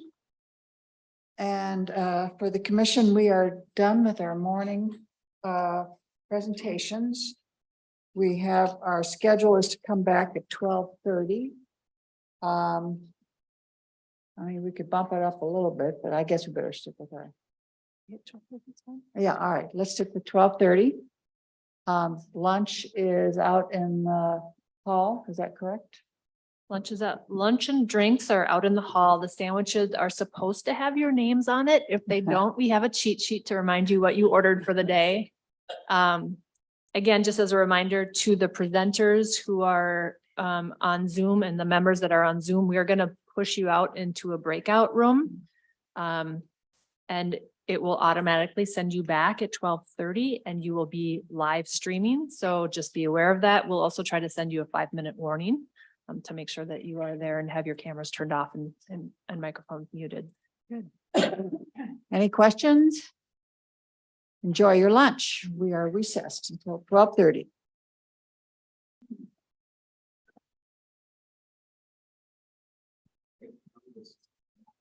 Yeah.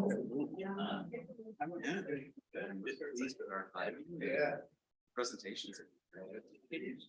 No, it's pretty close. Yeah. I love it because it started with water resources, though. That certainly makes them better. I mean.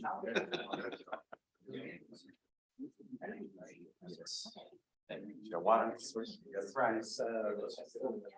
Yeah. Very good. And that's what yeah.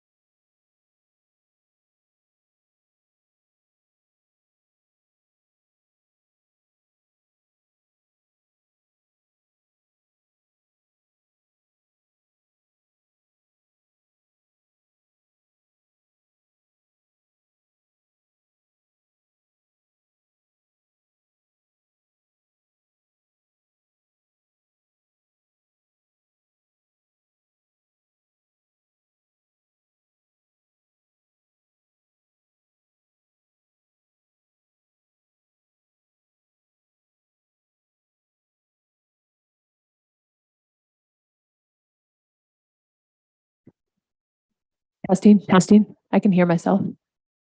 But could we hear her at all? Testing, testing. Testing, testing. Testing. Testing. I think they're the same.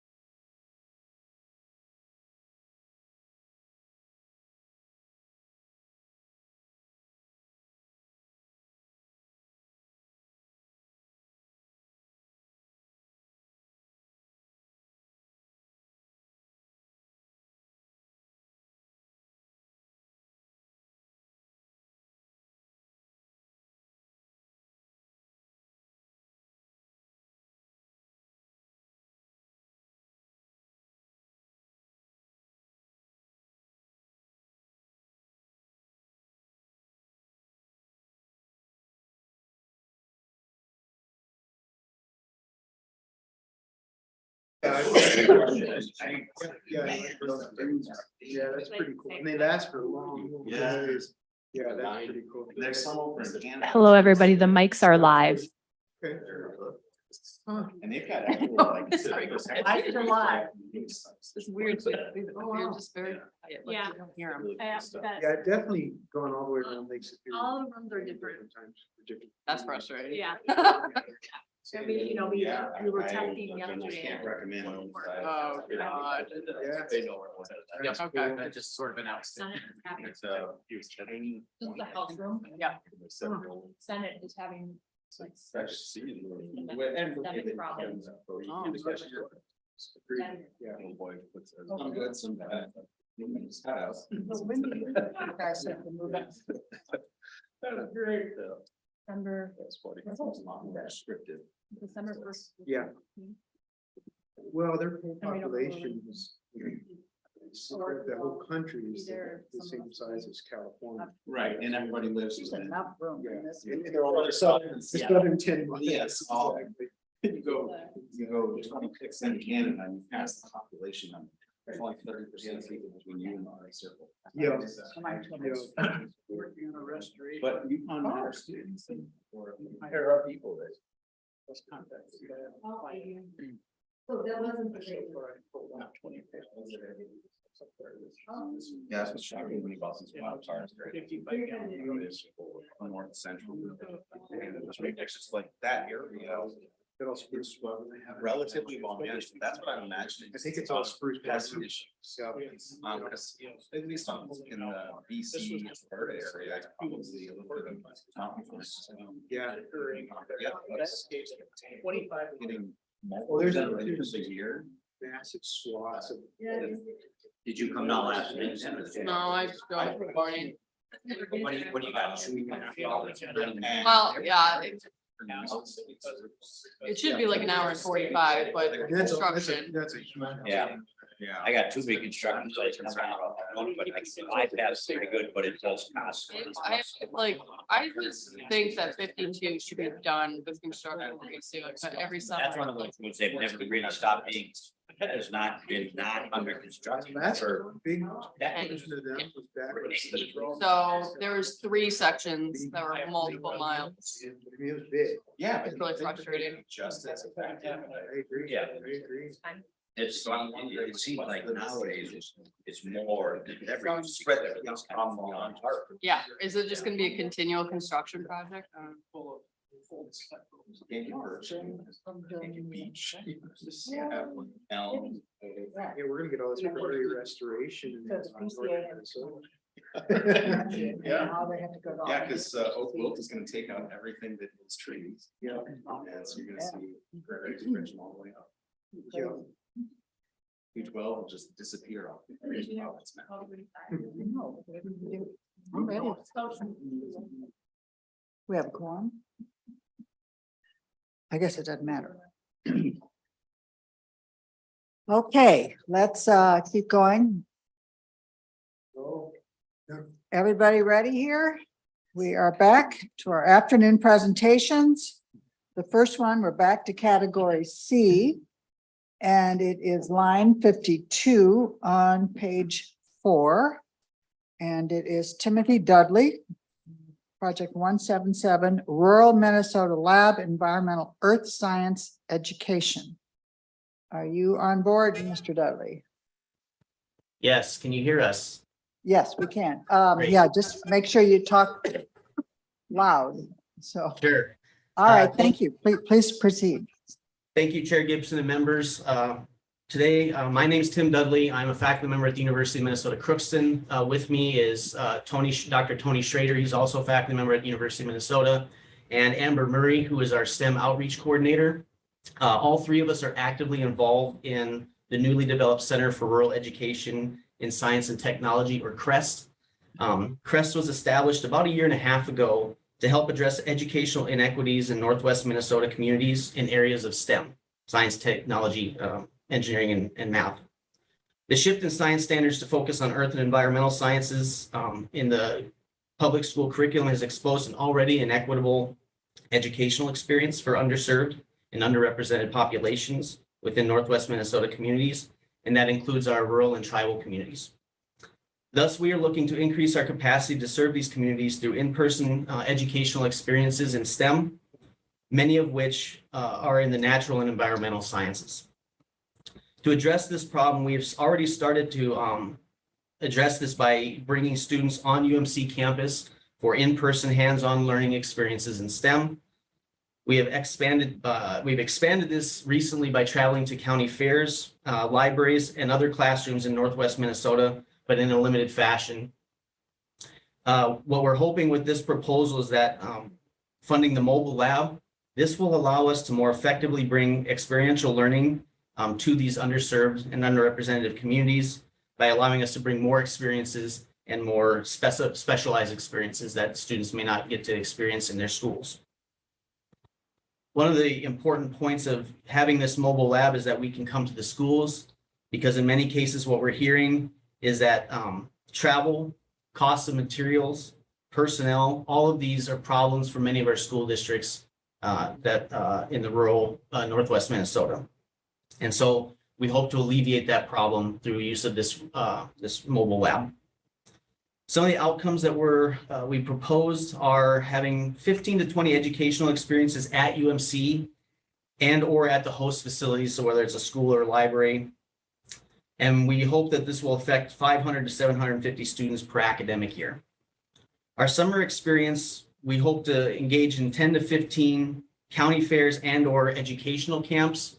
And it's hard for us to determine the impact in terms of the number of students, but we can already tell you from our experience last summer, we've seen a lot of students and families come to see us at the fairs. The overarching outcome that we hope to see is that by providing these hands-on experiences, we're engaging in educational opportunities, and that they will create a lasting impact on these students and families. And hopefully they will become lifelong learners, and as well as allowing educators to become more empowered in their teaching of STEM.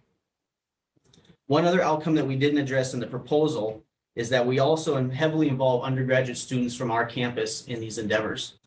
And we hope that we will continue to do this to express to them the importance of service learning, and maybe even get some of them to get interested in science education.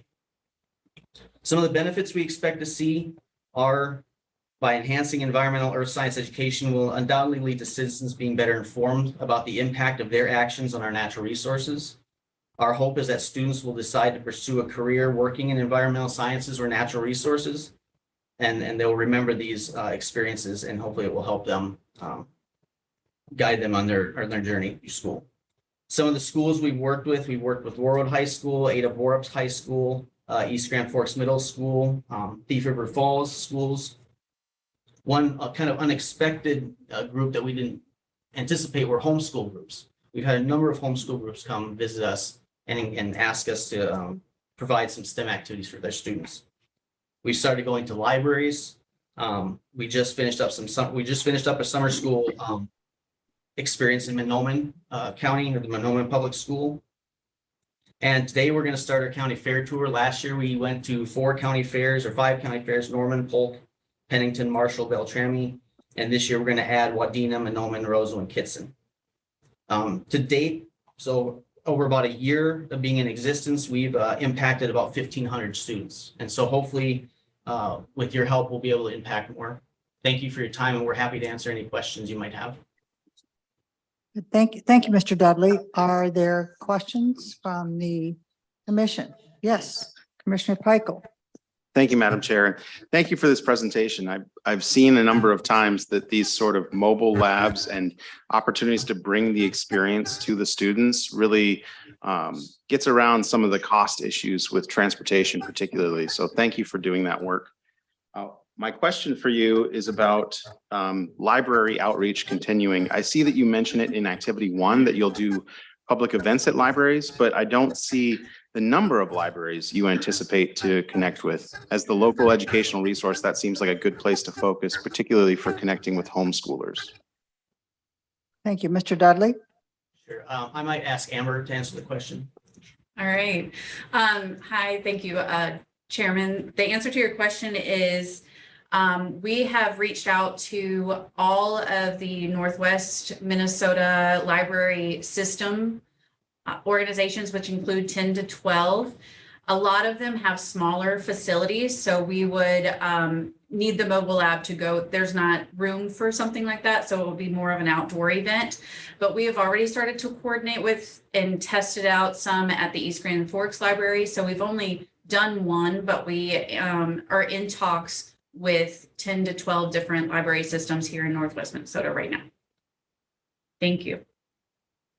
Okay, follow up? Yes, Commissioner Pickel. Thank you, Madam Chair. And the other piece too, about faculty participation. I see that you have the undergraduates that will be represented. Do you have a diversity of faculty that travel with the lab to bring different perspectives or scientific focuses to the experience? Thank you. Dr. Dudley? Yes, we actually, thank you, Chair and members. To answer your question, yes, we have a number of faculty in the sciences. We have animal science, natural resource faculty. We've talked with many of them and they're excited to do this. Obviously, some of them are busy, or all of us are busy, I guess, but we're all finding time to help out. And so we have a very diverse group of faculty that are interested. And this is one of our missions as part of the University of Minnesota Crookston, is our outreach. Okay, other questions from commission members? Any online? Ms. Nash, any questions? I'll just say, Madam Chair, if you don't mind mentioning too, is that just even in this Yeah, room. please give us your name for the record, please. Yep, sorry, this is Tony Schrader. Even just to help to answer that question, just in this room, for people who are kind of helping to spearhead this, we have a chemist, Dr. Dudley, myself as a biologist, and then actually our STEM outreach coordinator, Amber, actually was a middle school teacher originally at Thief River Falls before taking on this position. So we even have a diverse group just helping lead this effort, but then even within the role of the faculty, we have a lot of people who are really interested in being involved because they bring that different expertise and experiences for the kids in Northwest Minnesota. Okay, thank you. Any more? All right, thank you very much for your presentation. Thank you. Thank you. All right, next we have project 188, and it is on page 4, it's line 53. And it is increasing accessibility of environmental education at Deep Portage. And we have Lindsay Bjorklund. Are you on, Ms. Bjorklund? Yes, I am. Thank you. Sure. You may proceed. Sweet. Thank you, Chair Gibson and members, for having me here today. I'm Lindsay Bjorklund, Executive Director of Deep Portage Learning Center. So Deep Portage introduces thousands of young Minnesotans to outdoor recreation and natural resources science through our overnight outdoor school programming and summer camps each year. We do our best to serve all students of all abilities that attend here. I think good communication, flexible and creative teaching staff, and then the existing tools and resources that we have help tremendously in supporting students with physical disabilities. However, there are some limits and to the experiences that we can tailor. So for this proposal, I took a look at our programming and kind of identified the gaps and hard stops in our programming, and then looked for a set of solutions that would be most impactful to our programming and also to the public. So these solutions include obtaining some adaptive equipment for program use and improving trail accessibility. So some of those adaptive equipment pieces are a cross-country sit ski that would allow students not normally able to participate in skiing, the ability to be out in the woods with their friends, and also just help with winter navigation on our trail system. An adaptive kayak launch that allows a safer and more effective way to enter and exit kayaks, and some adaptive equipment for the kayaks to increase stability on the water. An all-terrain power chair that allows students to navigate the challenging terrain at Deep Portage more independently and kind of allows them to get into a standing position, which can help with archery and other shooting sports. We currently use an electric Ranger UTV to transport students, which works great. But this means they're a little separated from the group. So something like a tractor would promote more independence and more kind of self-exploration.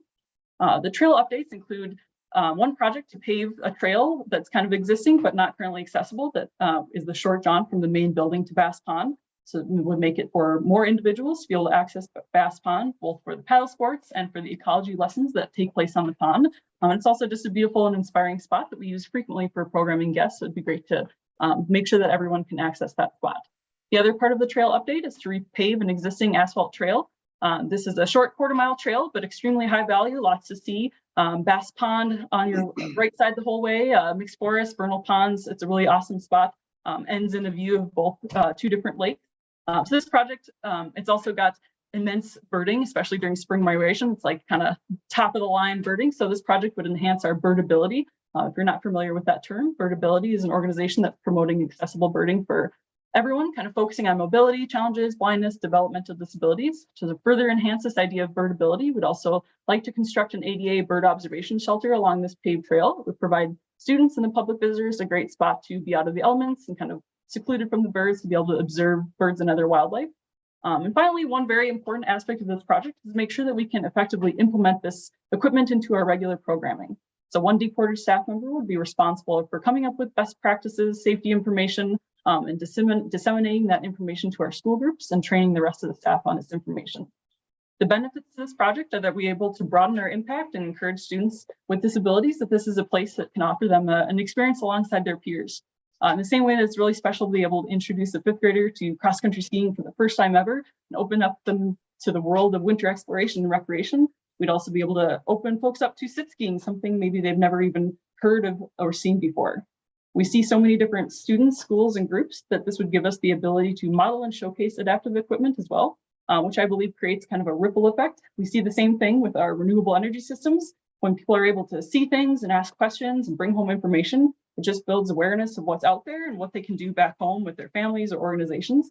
So I think an important part of this implementation process is to put together information so that if a student is able to try something, for example, again, sit skiing, they can bring home information that tells them about the equipment that they use, other locations in Minnesota where maybe they are able to rent equipment, potential funding support for having them acquire their own adaptive equipment, and just kind of helping people know what's out there and different ways to enjoy the outdoors.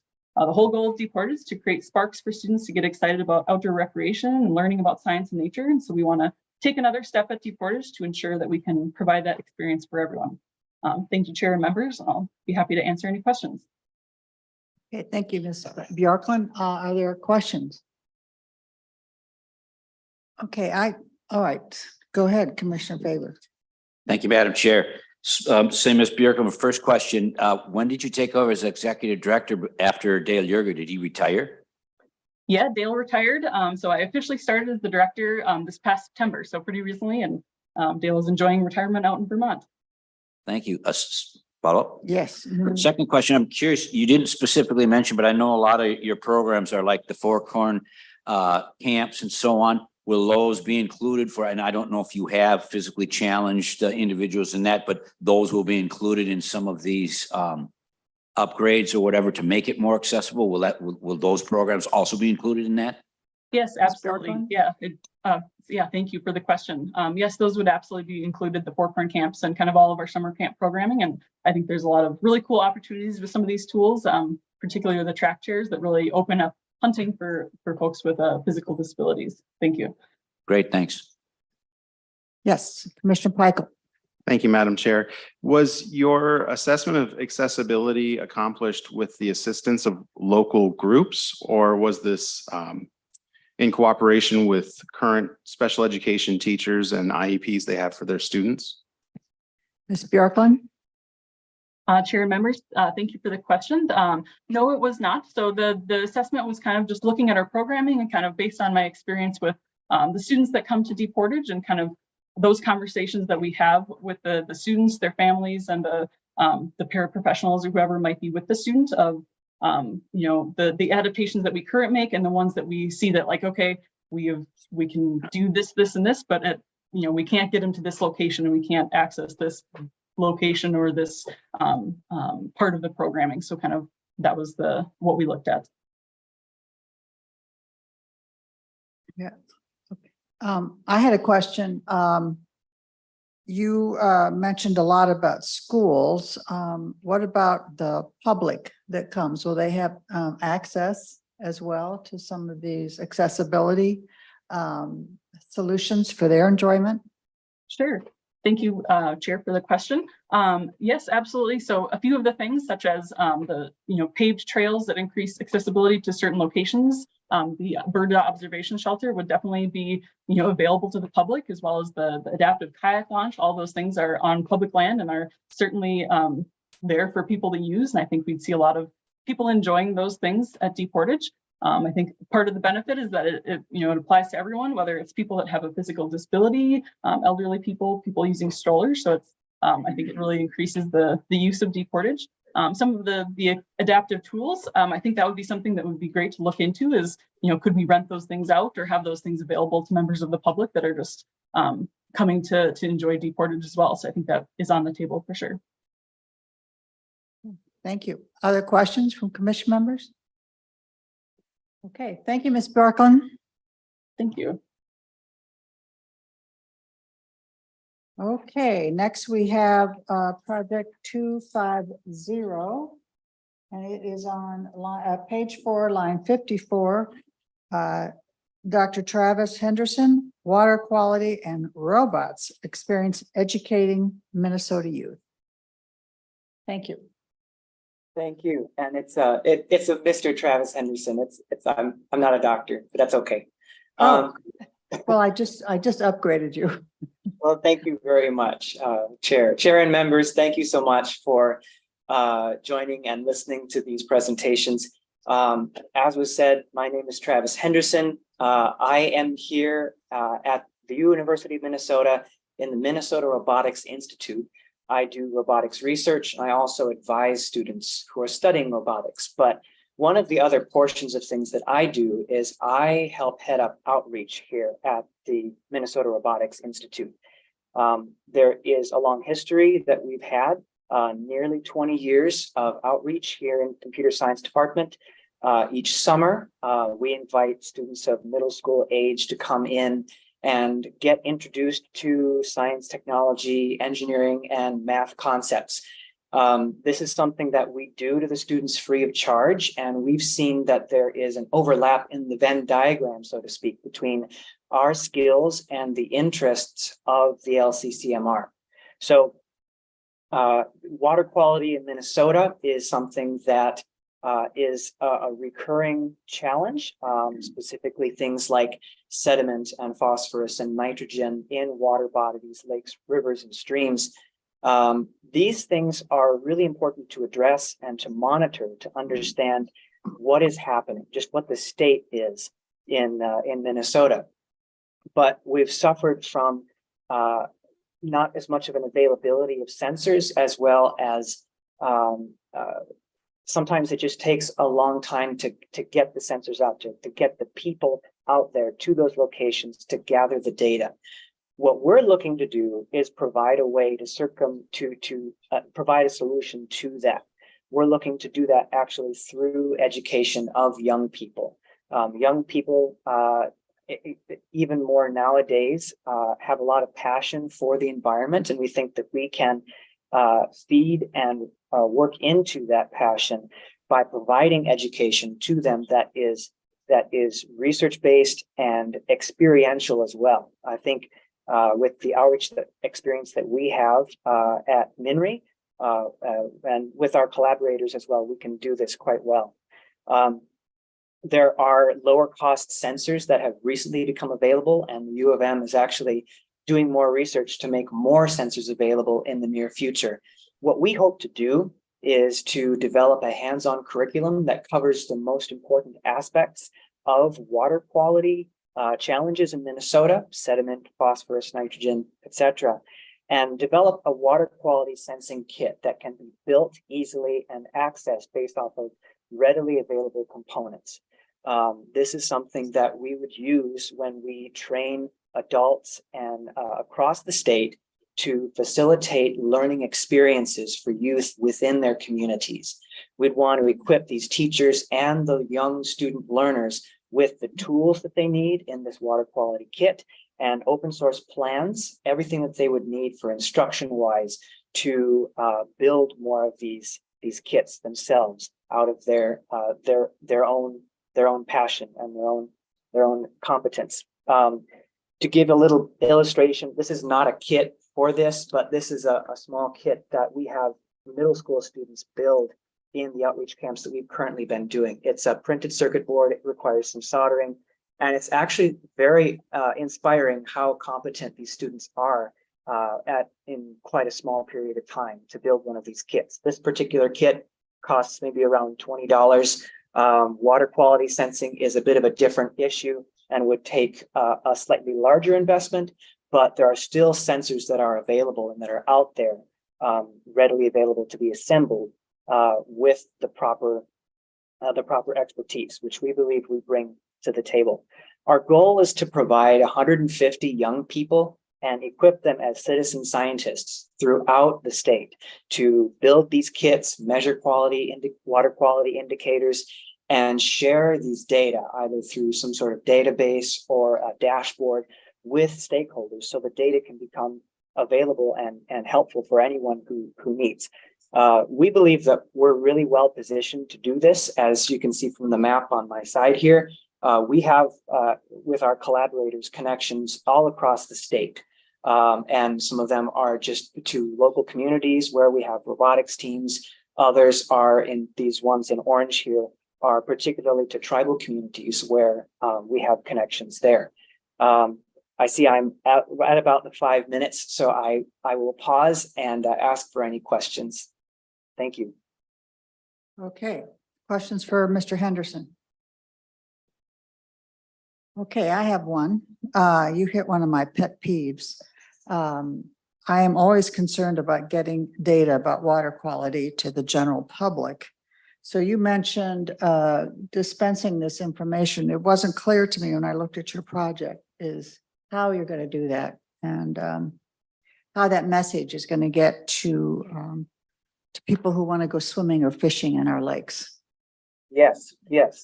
Thank you, Chair. This is a really good question and one that we care deeply about as well. The truth is that we don't have a specific plan as of yet. We know that there are existing databases out there, but sometimes the accessibility of information on those databases is a little difficult. So one of the things that we are looking at doing is providing a database, maybe using a different format than has been used, something that's accessible to the public. It may be available on our website or through a companion website. We're considering the development of, say, some sort of app that could be readily accessed by anyone who has interest. I hope that answers your question, or at least provides a little bit of inclination towards that end. Yes, it gives me a little bit of pause, but I still am concerned as to where this data is going to go. You're at the university, so are you going to spread it? I'm just trying to figure out who's going to have access to this. Thank you, Chair. This is a really good question, and I don't know that I have all of the data at my disposal right now to answer well. I would be happy to follow up if I have such an opportunity. But this is a very good question. Thank you. I'd appreciate that. You are in the education category, so I'm just trying to. You're getting good data. It'd be nice to share it. Sure. So, Commissioner Peichel. Thank you, Madam Chair. My question is similar to one I asked a previous proposer. Can you distinguish your project activities from the development of new curriculum? It kind of looks like that's the plan here, is to develop this robotics curriculum focused on water quality, and that's something that we wouldn't be able to fund under this category potentially. Mr. Henderson. Thank you, Chair and members. Commissioner Peichel, this is a good question. The focuses of this is primarily on the development of the water quality sensing kit.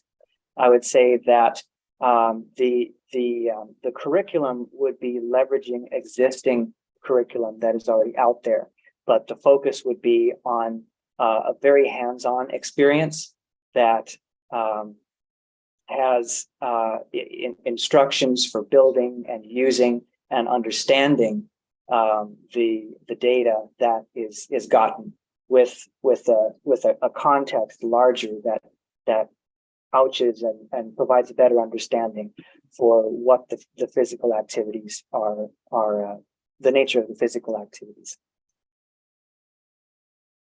Yes, Commissioner Reese. Thank you. Excuse me. Thank you, Madam Chair. from time to time, the LCCMR Commission is asked to review and fund projects that for sensing, for sensors and sensing water quality and new technology. Sounds as if what you're using is tried and true technology. Can you comment on that and what the accuracy is? Yes, Mr. Henderson. Thank you, Chair and members. The technology that is available here has varying degrees of accuracy. So this is definitely something to consider in the building and construction of the kit. There are several ways that something like this could be tackled. I don't have specific numbers to share with you about the currently existing sensors exhaustively. The larger vision of this effort is to graduate and adopt newer sensors that are coming in and replace older sensors that may have less accuracy. So to be a little bit more clear, some of the sensors that are available are not what I would consider colloquially calling like industrial sensors. They may be more hobbyist sensors on the hobby side.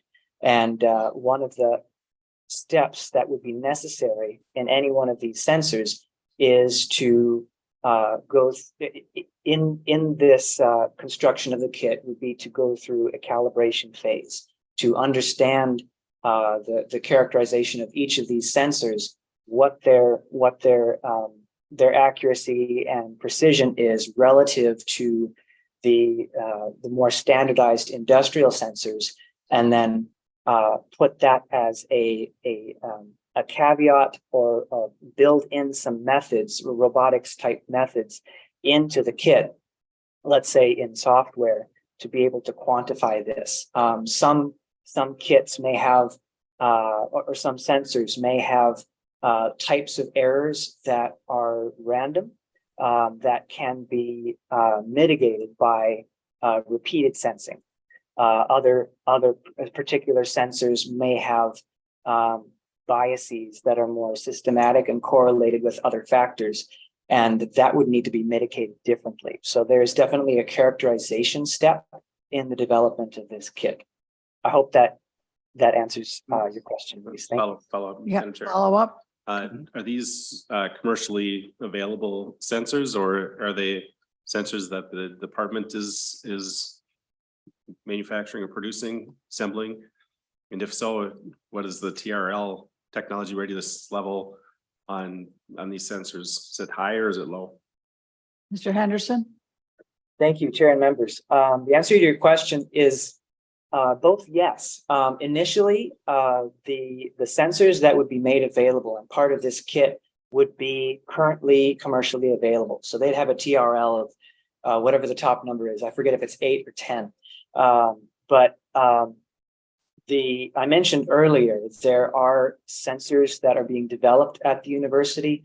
I'm thinking of some work that's going on in the mechanical engineering department for developing microsensors for phosphates and other organic and inorganic compounds. These have a lower technology readiness level, but there's active research to try and push these even if the technology readiness level of those particular sensors in the near future isn't quite what it would be for having something widely available, commercial off the shelf. There are efforts and interest on our part to involve these sensors in a collaboration in a way that would broaden participation and expose and get these sensors out into people's hands for testing purposes, for a wider range of testing. That's at least the larger vision of something like this. Yes, Yeah, quickly. Thank you, Madam Chair. And the reason why I ask is we're going to have kids out testing. If they get poor results, then it's not going to have quite an impact on their learning experience. So I think it's important that we're sure that these sensors are accurate, or at least within an accuracy range that's acceptable, so that we're actually teaching these kids something. Thank you. Okay, any more questions? Okay, thank you very much, Mr. Henderson. Thank you. Okay, we're off to category G. Page 7, it's line 86. It is Judy Schulte, our scientific and natural areas, biodiversity protection. Are you with us? Yes, I am. Thank you. Okay, welcome. You can proceed. All right. Well, good afternoon. I'm Judy Schulte, and I am the DNR Scientific and Natural Areas Unit Supervisor. And I'm here to talk to you today about Proposal 92, 1.1 million for the Scientific and Natural Areas biodiversity. Can you, we're having a little trouble hearing you, Judy. Can you hear me better now? Not really. Okay, give me 1 second here. I'll throw on my headset.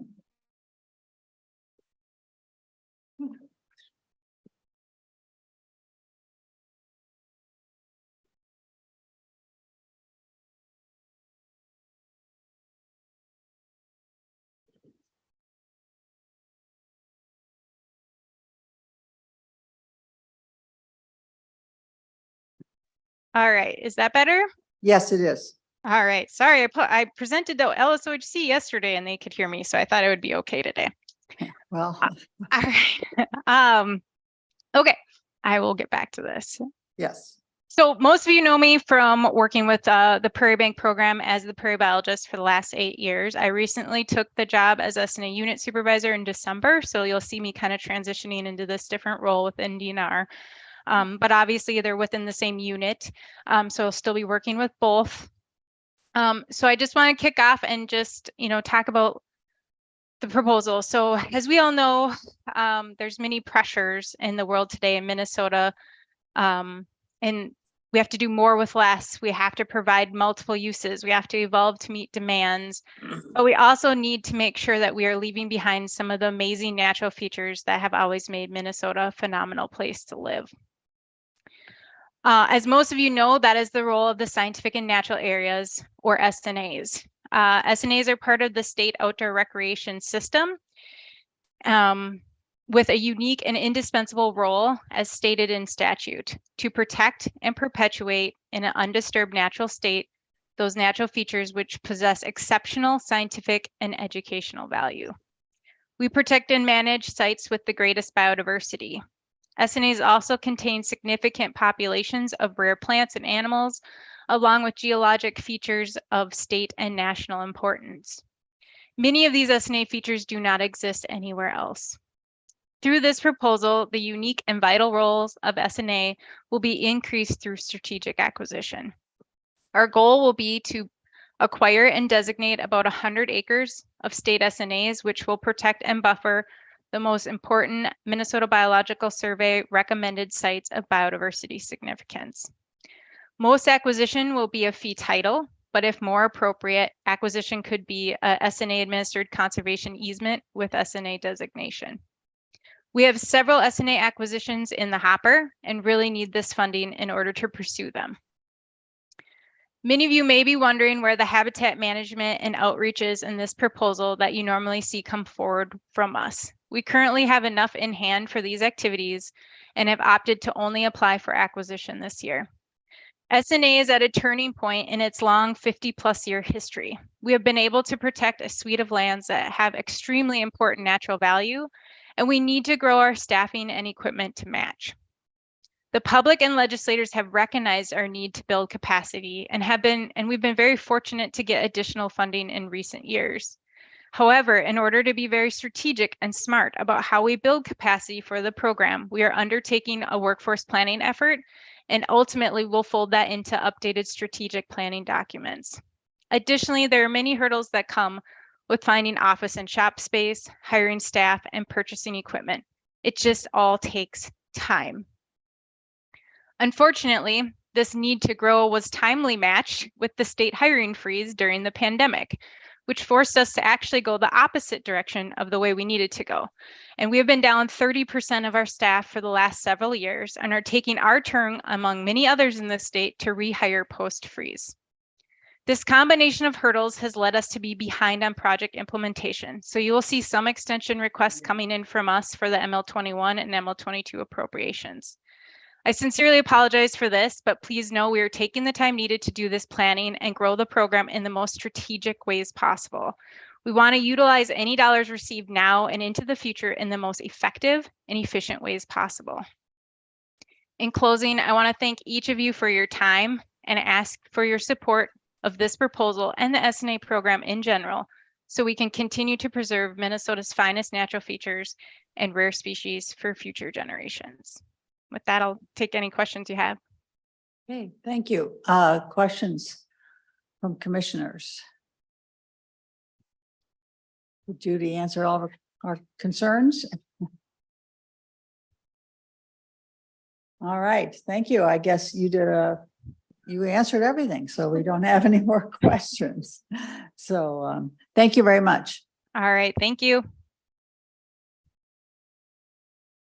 Okay. We are back to C. We are on back to page 4, line 56. And this is Deanna Perkins, North Minneapolis Nature Connection Storytelling and Leadership Pathways from the Lopet Foundation.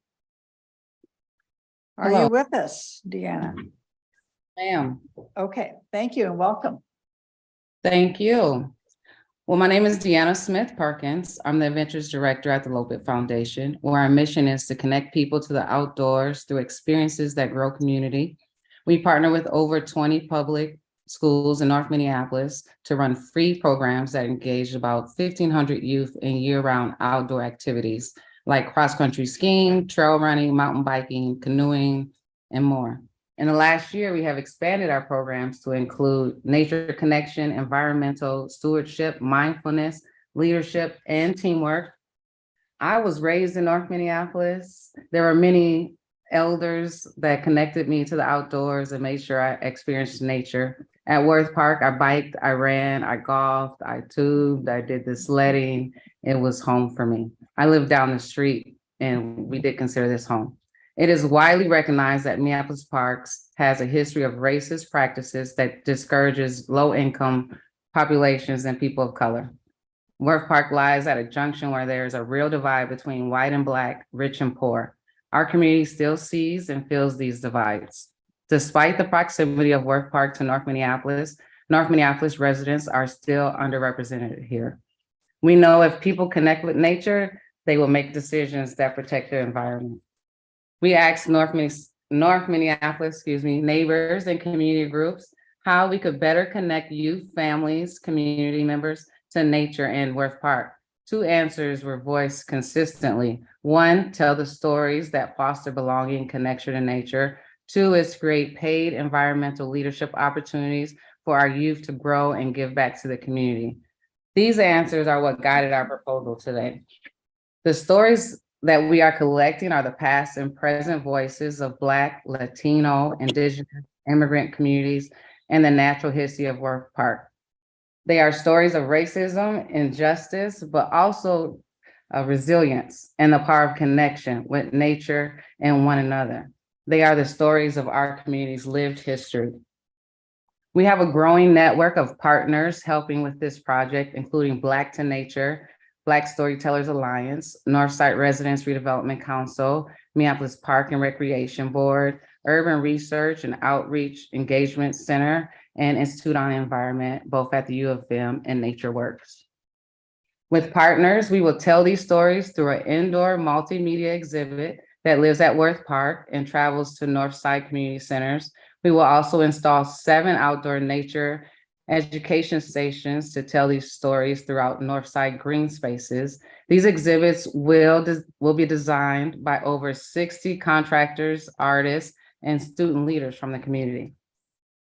The stories will also be integrated into Lopet's urban environmental education curriculum, and this grant will fund new 4-season environmental education programs for 56 different community groups over 2 years.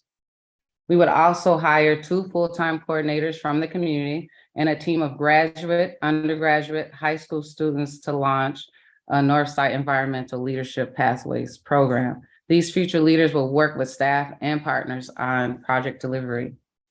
In conclusion, this work will illuminate the voices of what urban nature means for the BIPOC neighbors. It will deepen nature connection and belonging for North Minneapolis youth and their families. And it will create a paid career pathway for future environmental leaders from the community, and also give the community back a sense of hope and healing. Thank you. Thank you. Questions? Well, I guess I'll ask mine then. I also use Worth Parkway a lot. I don't run anymore, but I do hike there quite a bit. So just to be clear, you're going to go into schools, but I did not quite understand. Are you going to engage these students in some of the activities you talked about? Yes, ma'am. We will, and we currently run mini LOPIT. We run programs out of elementary schools and middle schools currently, and at our Northside parks where we have a curriculum around outdoors, connecting them to outdoors, and more so connecting them to healing and nature and environmental education in the last 6 months or so. Okay. So last question. Oh, I'm sorry. Commissioner Peichel, go ahead. Thank you, Madam Chair. My question was more why LOPIT has to do this. This seems like something that should be accomplished by the Minneapolis Park and Recreation Board. I was just curious why they're not listed as a primary partner here and doing more. Well, thank you. Some of us know Minneapolis Park and Rec is one of our main partners. Our programs are in partnership with Minneapolis Park and Recs. So they are one of our main partners, and we're already doing the work. We're already connected to the community and to the schools. And we're something really passionate about. We're bringing partners together to make sure that we are doing true youth development in the community and connecting our neighbors to what could be healing for them. Okay, follow up? No, okay. Okay, any other questions from the commission?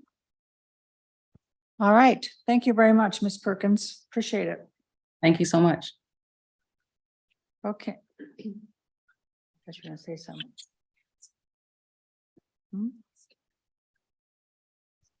Okay, all right, we're gonna skip one. We're gonna go down to project 129. It's by Kelly Pratt, and it is on page 9, line 103. Yes, students step up to reduce carbon footprint. So you have Ms. Pratt on here. Hi. Hi, welcome. You may proceed. Okay, thank you so much. Hello, my name is Callie Pratt. I'm the Director of Youth Eco Solutions, otherwise known as YES. We are partnered with Prairie Woods Environmental Learning Center based in Spicer, Minnesota, and 9 Nature Center based in Mankato, Minnesota. Thank you so much for this opportunity to present to you today on YES students step up to reduce their carbon footprint.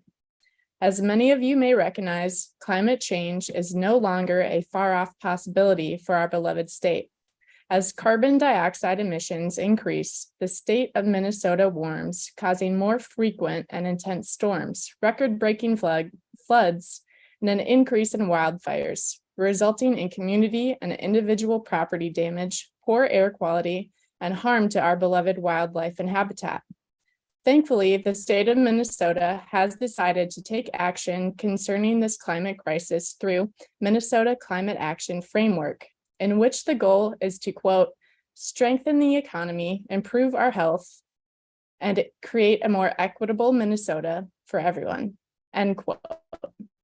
The project, titled Yes, Students Step Up to Reduce Their Carbon Footprint, will not only enable Minnesota's youth, especially the youth belonging to the regions of Greater Minnesota, to actively participate in achieving the climate vision for our state, but cultivate generational and statewide community. Oftentimes, middle school students and high school students feel a disconnect from the going-ons of the Greater Minnesotan region because they have limited resources for state connection and participation. This project will fill in the gap of disconnect and allow students to be part of Minnesota's climate action framework and the positive impact it will have on our state. Yes, students can reduce their carbon footprint by implementing recycling in their schools, exchanging lunchroom plastic silverware for metal silverware, getting rid of milk cartons and replacing them with a milk dispensary and reusable cups, planting a school rain garden, harvesting fruits and vegetables from the garden to use for lunches, carpooling, reducing electricity usage by unplugging and picking up trash in Minnesota's fields and waters. This project builds on the strength of the current YES model, which just completed its 16th season.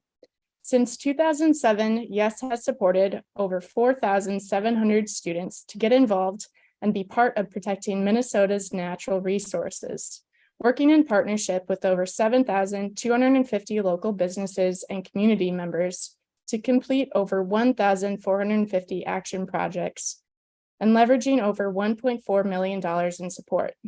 Youth Eco Solutions has a larger percentage of female participants. The percentage is at 69%, and we are committed to their growth and development by making efforts to connect them to female STEM professionals. For example, at our 2022 Fall Summit, 7 out of 10 presenters were female. We want to take this successful model and expand it to help improve Minnesota's climate and empower our youth. This proposed project has been informed not only by a current grant partnership through the National Science Foundation, Grant 2147839, between YES and the University of Minnesota's Institute on the Environment, in which we provide a climate action simulation for Minnesota high schoolers and help students brainstorm positive changes that will lead to a healthier future for Minnesota, but also by Associate Professor Juliet Rooney Vargas of the University of Massachusetts Lowell class on the climate change, in which she challenged her college students to reduce the university's carbon footprint by 10,000 pounds over 10 weeks. With your support, YES can continue to provide resources and guidance for students to help take responsibility for their own carbon footprint, actively build relationships in their communities, help achieve Minnesota's climate action framework, and create a cleaner Minnesota for future generations.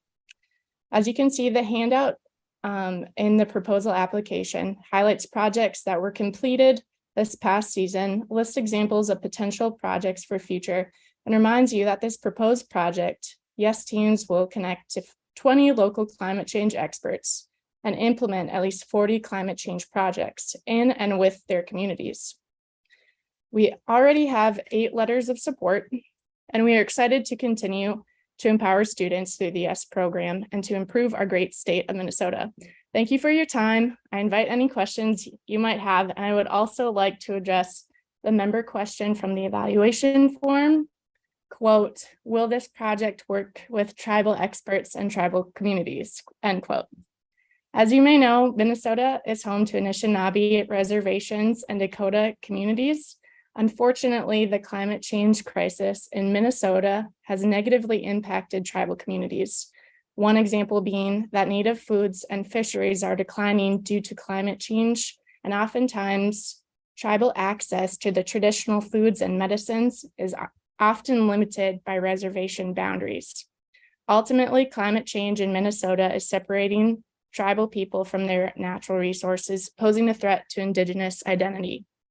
In intentionally being part of Minnesota's climate action framework, YES students will not only be reducing their carbon footprint, but improving the health of everyone and creating a more equitable Minnesota for all.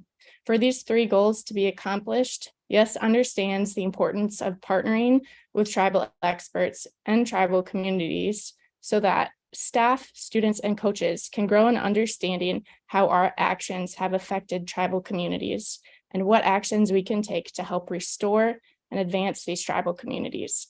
A possibility of partnership may be through a workshop in which tribal experts teach YES students about the current threat to Indigenous identity, or through a YES team intentionally partnering with a local tribe in their community in order to complete an eco project. Thank you. Thank you. Are there questions from commission members? I appreciate you answering that question about the one commissioner comment, or may have been two. So any questions? Okay, seems like you did a thorough job then. All right, so thank you very much. Thank you. Have a good day. Okay. Just so we are we're running a little ahead of schedule. So some people are coming in the appropriate time that we had on the schedule. So we're a little ahead, so we may have to go back and forth a little bit. So be patient with me and the presenters, please. All right. We're going to go back to the smaller projects for education. We are at project 111. It is on page 9, line 102.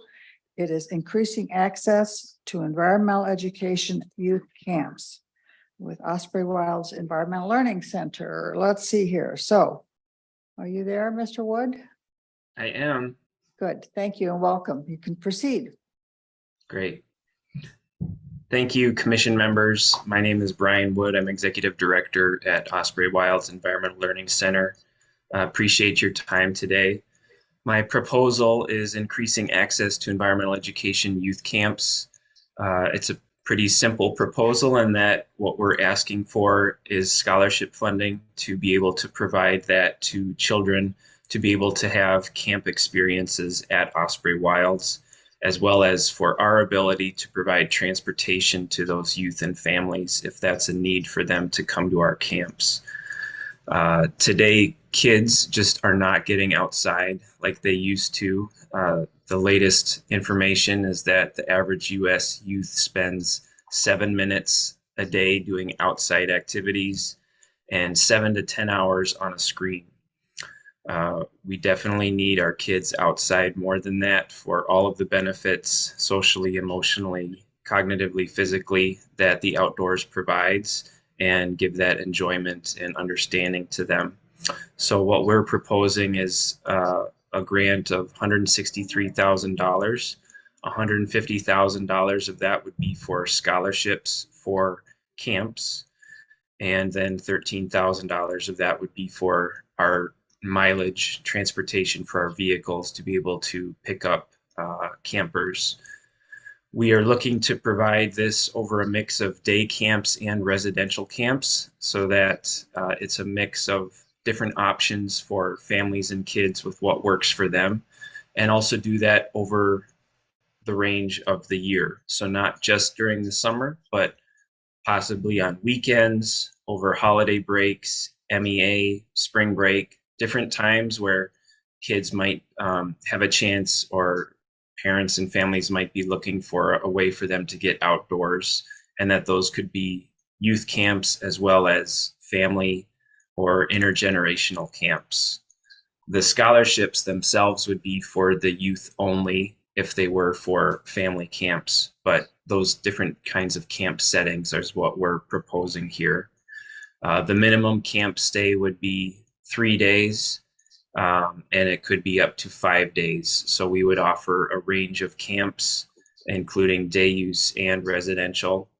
The shortest camp would be potentially 3 days for a day camp with a minimum of 18 instruction hours, ranging all the way up to a residential camp of 5 days with 40 instruction hours and 96 hours on site. We're proposing to reach a minimum of 500 Minnesota youth through this, and depending on the camps that were selected by the students, that would be anywhere from 12,000 to 48,000 hours of instruction time in the outdoors through these camps. There would be a scholarship process in which to apply for that. Families would fill out for the camps, and then we would be able to award those scholarships to them. We would definitely be looking to reach as many different underserved communities as possible. Osprey Wilds is located in Pine County, and we serve the neighboring Carlton County, Kanabec County, Isanti County as well.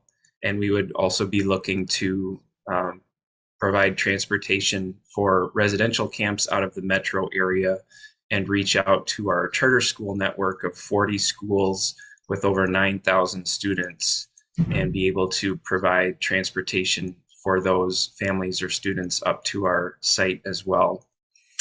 We also have identified a partner with the Multicultural Kids Network, which is a Maple Grove, Minnesota 501c3 nonprofit that organizes and provides support to African families who have immigrated into the United States and their children.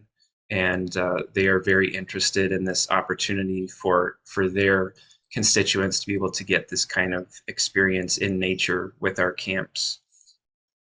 We would be seeking a 3-year grant to be able to provide these camps from July 1st, 2024 through June 30th, 2027, and looking to provide an array of calendar year offerings so that it's as wide-ranging as possible, and not just during the summer, but also throughout the year to try to reach different families and communities at different opportunities for learning. We provide programming year-round, so the idea and chance for us to provide programs every season is very appealing and something we already do.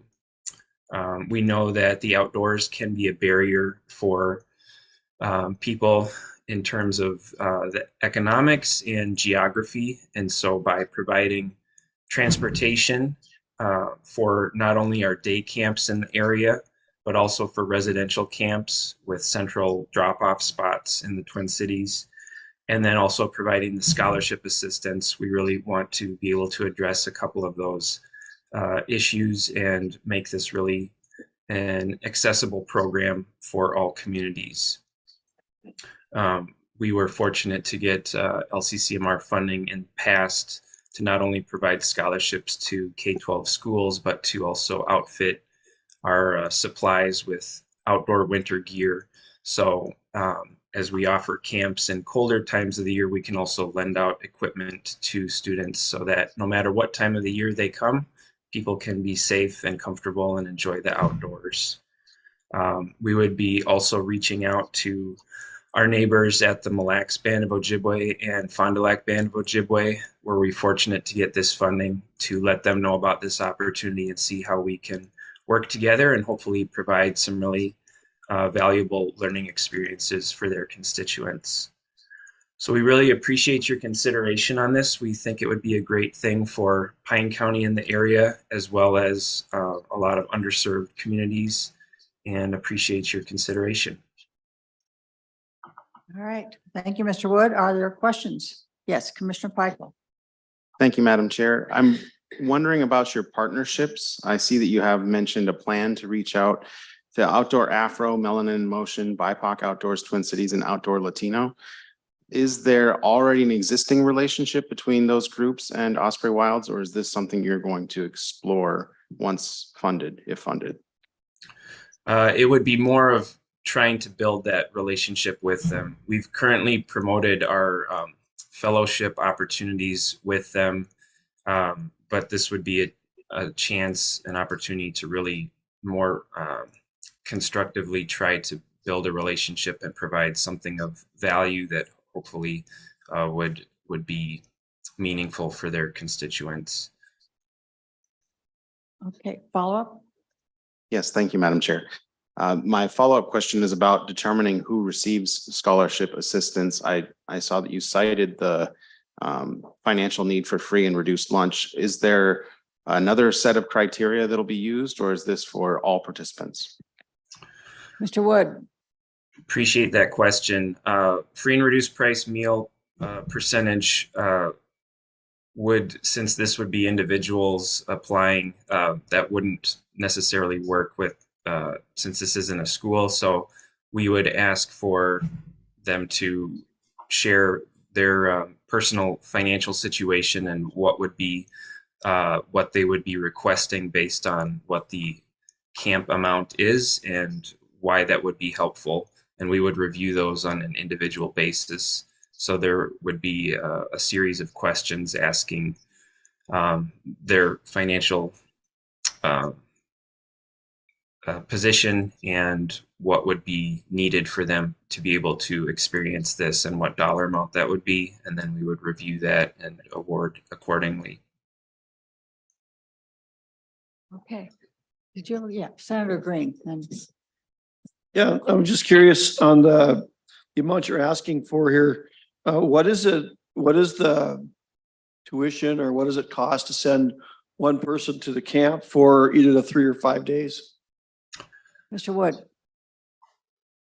Great question. $150,000 is what we are asking for to reach a minimum of 500 youth. Our shortest camp would be a 3-day day camp. That would be $175.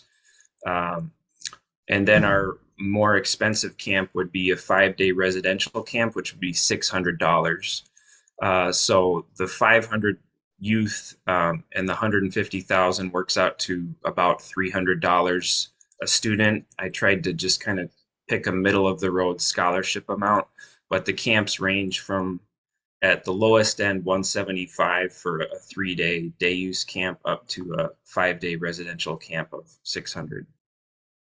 Follow up, Senator Green. Yeah, and it says here 163, and you mentioned 150. That's not really my question, but on that amount that you're asking for, what percentage of that, or what's the percentage that would equal to your total operating expense for a year? Mr. Wood. Yes, yeah, you're right. The 150,000 was for scholarship only. The 13,000 is for transportation. Our annual budget is about $2 million, and in terms of camps, our camp budget is about $50,000 a year. So this would allow us to dramatically increase our youth camp providing and hopefully reach a lot more students. Okay, Commissioner Moore. Thank you. What is your mechanism for advertising the scholarships to the different communities that you'd like to advertise to? Mr. Wood. We have a full-time marketing and communications coordinator, and they use social media ads. We buy Google AdWords. We advertise through various digital newspapers and Minnesota camp outlets.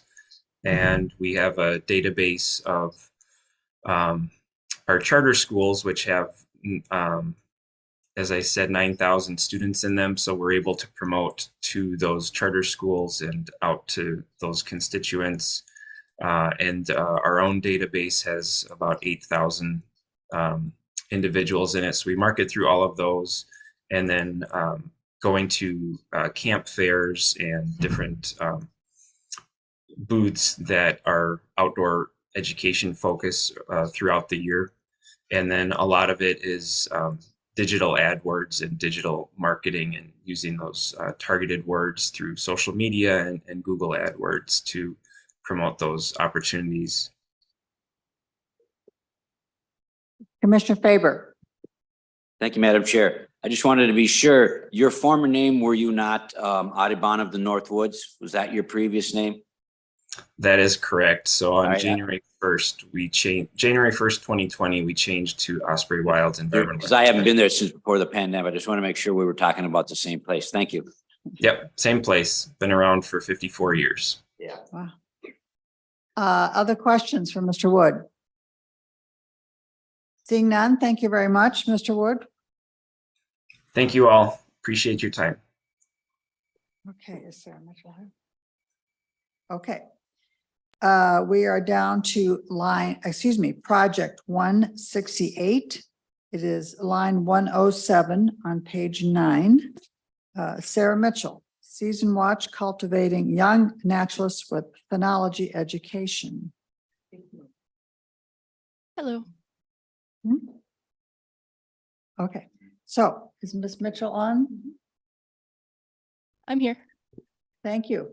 Please proceed. Okay, thanks so much, Chair and Commission members. My name is Sarah Mitchell. I work with Northern Community Radio, which is a public radio station based out of Grand Rapids and Bemidji. And really, I'm here thanks to this guy, John Latimer.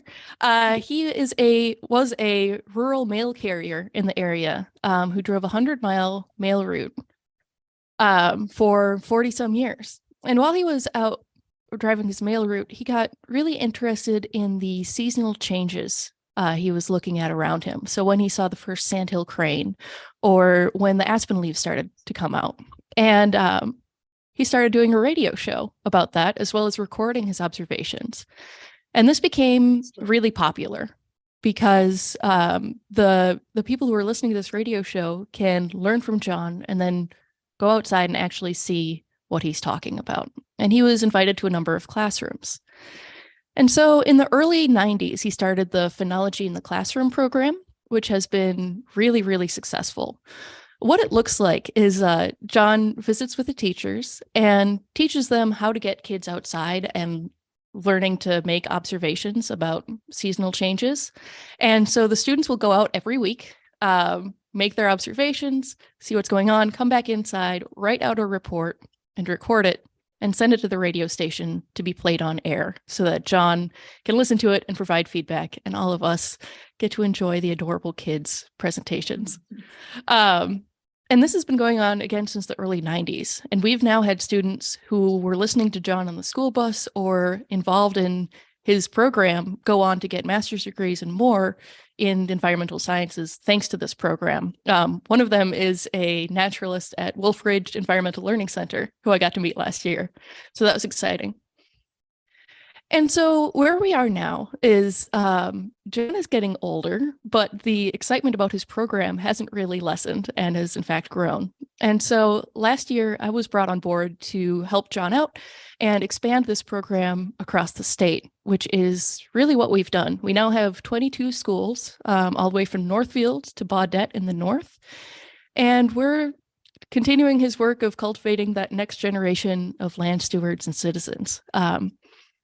Since last year, when I was brought on, we've done all of those workshops to onboard new schools. We started a Season Watch newsletter, which is an e-newsletter that comes out once a week, letting people know what to look for in nature that week, as well as environmental news, conservation issues, and so on. We've started a podcast with the similar goals.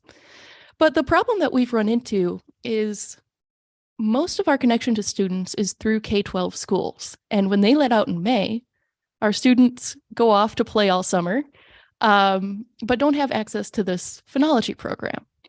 And so what we would really like to do is make that bridge from the classroom to their summer recreation. Because once they graduate, they're still going to be out, hopefully enjoying the Minnesota summer. It's the best time to be outside.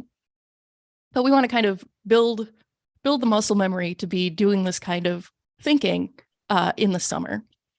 We do have a relationship with Long Lake Conservation Center, and we've noticed through that relationship that in our K-12 schools, we have a class of about 20 per school, and Long Lake sees 50 classes of 20. It exponentially grows the number of students who have access to this program. And so going forward, we really want to work with more environmental learning centers, parks, and tribal leaders to expand this program not only geographically, but also throughout the season of the summer. We want to be able to provide additional trainings for those educators, as well as interactive trainings where we can actually get those educators outside and doing a walk with John or myself to see really what we do. This also really ties in very well with a grant we recently received from the Blandon Foundation to expand our environmental news coverage and start a rural newsroom. And so we'll be able to kind of tag along with that grant to expand our environmental news coverage. So I'm excited to meet with all of you. Thank you very much for your consideration, and I'm happy to take any questions you might have. Thank you so much. Are there questions? Yes, Commissioner Reese. Thank you, Madam Chair. I recall your proposals in the past. Thank you. I recall your proposals in the past, and I think this is a really good project. One question for you, one of the requirements is that for all projects that identify ENTRF and LCCMR as funding these efforts. Do you do that on your radio program? Yep. At the beginning of, oh, sorry. Okay, you're quick on the draw there. I am. I get excited. Yes, we do. At the beginning of each of the phonology talkback segments, as well as John's report, he does thank the ENTRF. We know them in the newsletter, as well as the podcast. Thank you. Other questions? Yes, Commissioner Albrecht. Thank you, Madam Chair, and thank you, Sarah, for your presentation. It said Sarah Bignell on here, so I thought it was Sarah Bignell coming and not Sarah Mitchell, but good to meet you.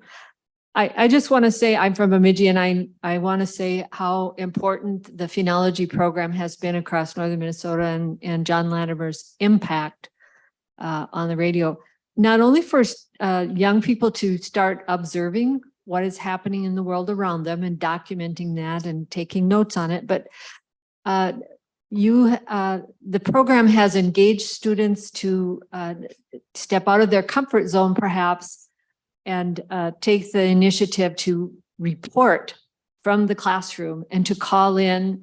And that can be a scary thing for young people to have to step up and speak publicly. And so I really appreciate that you're expanding that with this presentation and this project to expand your podcast and the ability for students to bring what they're learning onto the air and giving them that additional opportunity to expand their skill set in public speaking. Thank you. Commissioner Peichel. Thank you, Madam Chair. I'm curious if the digital producer will be engaging with other new media opportunities such as YouTube Shorts, TikTok videos, things like that to expand the audience to whom this information is delivered. Thank you. Ms. Mitchell. Thank you, Commissioner and members. Yes, absolutely. I have done some dabbling in producing YouTube shorts, which is a new skill set for me, but I have done a few now. And would like to do more. I have not yet dabbled in TikTok, but that is a future direction that I would like to get into. Further questions? Thank you. It's nice to be reminded of this charming story, and I'm really glad that you're keeping it up. And I don't know if other postal workers were going to take charge on this, but it's really great. Thank you. Hopefully. Thank you. Question. All right, hold on just a moment. Representative Heinzman. Thank you, Madam Chair. Curious, I've missed a term on the LCCMR, so I'm not super familiar with the project, but just returning, maybe could we get a better idea how many kids or students are being reached in the previous effort and what our expectation is in this project? Ms. Mitchell, do you have that information? Yes, sorry, I get nervous, so I get quick. Yes, thank you, Chair. We do. So we right now have 20 schools involved. And so assuming about 25 students per classroom, I'm not going to do math while staring at so many faces, but that would be about the math. And then with Long Lake Conservation Center, they see about 50 schools a year. So 25 times 50. Okay, good. Okay. Thank you very much. Appreciate it. Thank you. Okay, the last one on our page is on page 10, line 110. It is Kimberly Musser, college school collaboration to promote environmental career paths. So, Ms. Musser, are you on? I am on. Good. Thank you very much for coming, and you may proceed. Thank you, Chair Gibson and members, for the opportunity to present. I'm Kim Musser, Associate Director of the Water Resources Center at Minnesota State University, Mankato. And last year, I was part of a team that had a grand experiment to support a large-scale field trip. So we brought 250 high school biology students from Mankato East High School to Minneapolis State Park for a day-long field trip. And they got to learn directly from environmental professionals at a series of stations throughout the park. So they learned about biology and earth science and ecology and indigenous history. And for 1/3 of the students, it was their first time ever at the park. So we got really inspired by this day. We want to keep this effort going, moving forward, and to create this type of experience for more students. So some of the environmental problems that we would like to address with this project is high school and middle school students in our region have very few field-based outdoor experience opportunities. So we want to get more kids outside, having these nature-based experience, learning in the field in order to strengthen their environmental exposure and literacy. And in the words of the visionary biology teacher that's leading this charge from the high school, Julia Baturn, she said, in order for our youngest citizens to care about the natural world, they need to spend time in it to discover the beauty and their own connections to the environment. Once they feel that sense of connection to the land, they will care to protect it, some at a professional level and all at a citizen level. So another issue that we would like to address with this project is a lack of awareness or exposure with environmental jobs and career paths. So I work at the university with college students who regularly report that they have not been exposed to natural resource careers before coming to college. And so when they're there, they learn about these great hidden, they always call them hidden jobs at the soil and water conservation districts or the DNR or the NRCS. So we really need to support this career, natural resource career readiness and the pathways to get there. And finally, we see an opportunity to co-create learning spaces at our middle schools. Currently, one middle school has a very degraded prairie and the other has kind of a polluted pond. And so teachers and students at these schools that we would be supporting have a vision of how they'd like to make outdoor classrooms to restore these natural landscape and reshape these spaces into vibrant learning spaces. So how we'd like to kind of solve some of these problems that we see, we want to build more partnerships and help connect natural resource professionals with college and middle and high schools and work collaboratively to try and increase students' exposure to outdoor experiences, to natural resource experts, and to environmental careers. So we envision an interdisciplinary cohort of college students that would be the workforce behind this. So they would collaborate with these regional partners to support these outdoor field experiences and educational initiatives. And the college students in turn would gain professional skills, work experience, and career knowledge. And so we would like to have a cohort of about 16 students.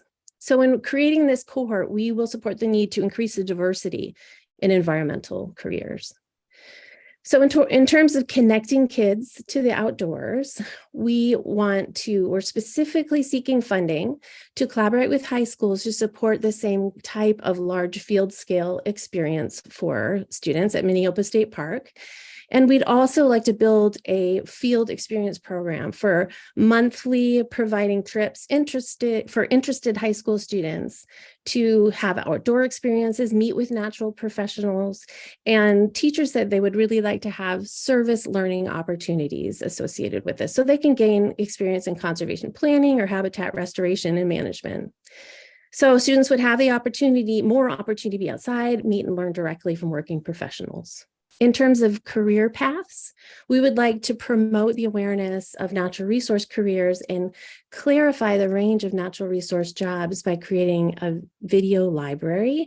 So college students would interview professionals and develop 12 resource-focused career videos and help to clarify these hidden careers that we keep hearing about from college students. And we'd also like to create a speaker series. So we would collaborate with regional conservation partners to support these have local experts and these student interns come into the classroom for very focused presentations to address curriculum or standards that the teachers would like. And finally, we would like the project would be focused on creating these middle school learning environments. So we would collaborate with teachers at the middle schools to co-create a kind of rich learning experience for the middle schoolers that are aligned with standards. And they would help, and this would happen while we are working to restore a prairie, and a pond, and create these healthier, more biodiverse outdoor learning spaces on the school grounds. And the college students would help to create management plans and support stewardship plans and site restoration for those 2 sites. And then additionally, in order to help, for posterity, have some interpretive signage at each of the sites so that the prairie site restoration, the pond site, and then also the high school forest. So overall, our aim is to try and inspire the next generation of conservation stewards. And so with that, I'd like to open it up to questions. Thank you. Good. All right. Thank you very much, Ms. Musser. Are there questions for our presenter? Yes, Commissioner Peichel. Thank you, Madam Chair. I'm wondering how much opportunity there is for students, college students in Activity 1 to mentor and support high school students in Activity 2 and carrying forward the learning on the field trip through the science fair programs. Ms. Musser? Oh, thank you for your question. Yeah, actually, we are at the Water Resource Center. We are co-housed with the science fair, the regional science fair, and would be very interested in trying to promote some of those interactions. And one of the teachers that we're working with was really interested in trying to think that through, like, how can we have this cohort of college students stay with particular groups of high school students and come in regularly to the classroom to develop those relationships. And some of our piloting of that, like we had a grad student who was a GIS specialist, and he didn't find GIS until he was a junior in college. And so he's really passionate about trying to share his pathway with students, and he resonated so much. I think this near peer kind of relationship is a really powerful one to help students understand the directions that they could see themselves going in the future. Thank you. Any more questions? Yes, Commissioner Albrecht. Thank you, Madam Chair. Thank you for your presentation. I think this is a great project. I want to say that I've had a little experience in the past with leading service learning and experiential learning.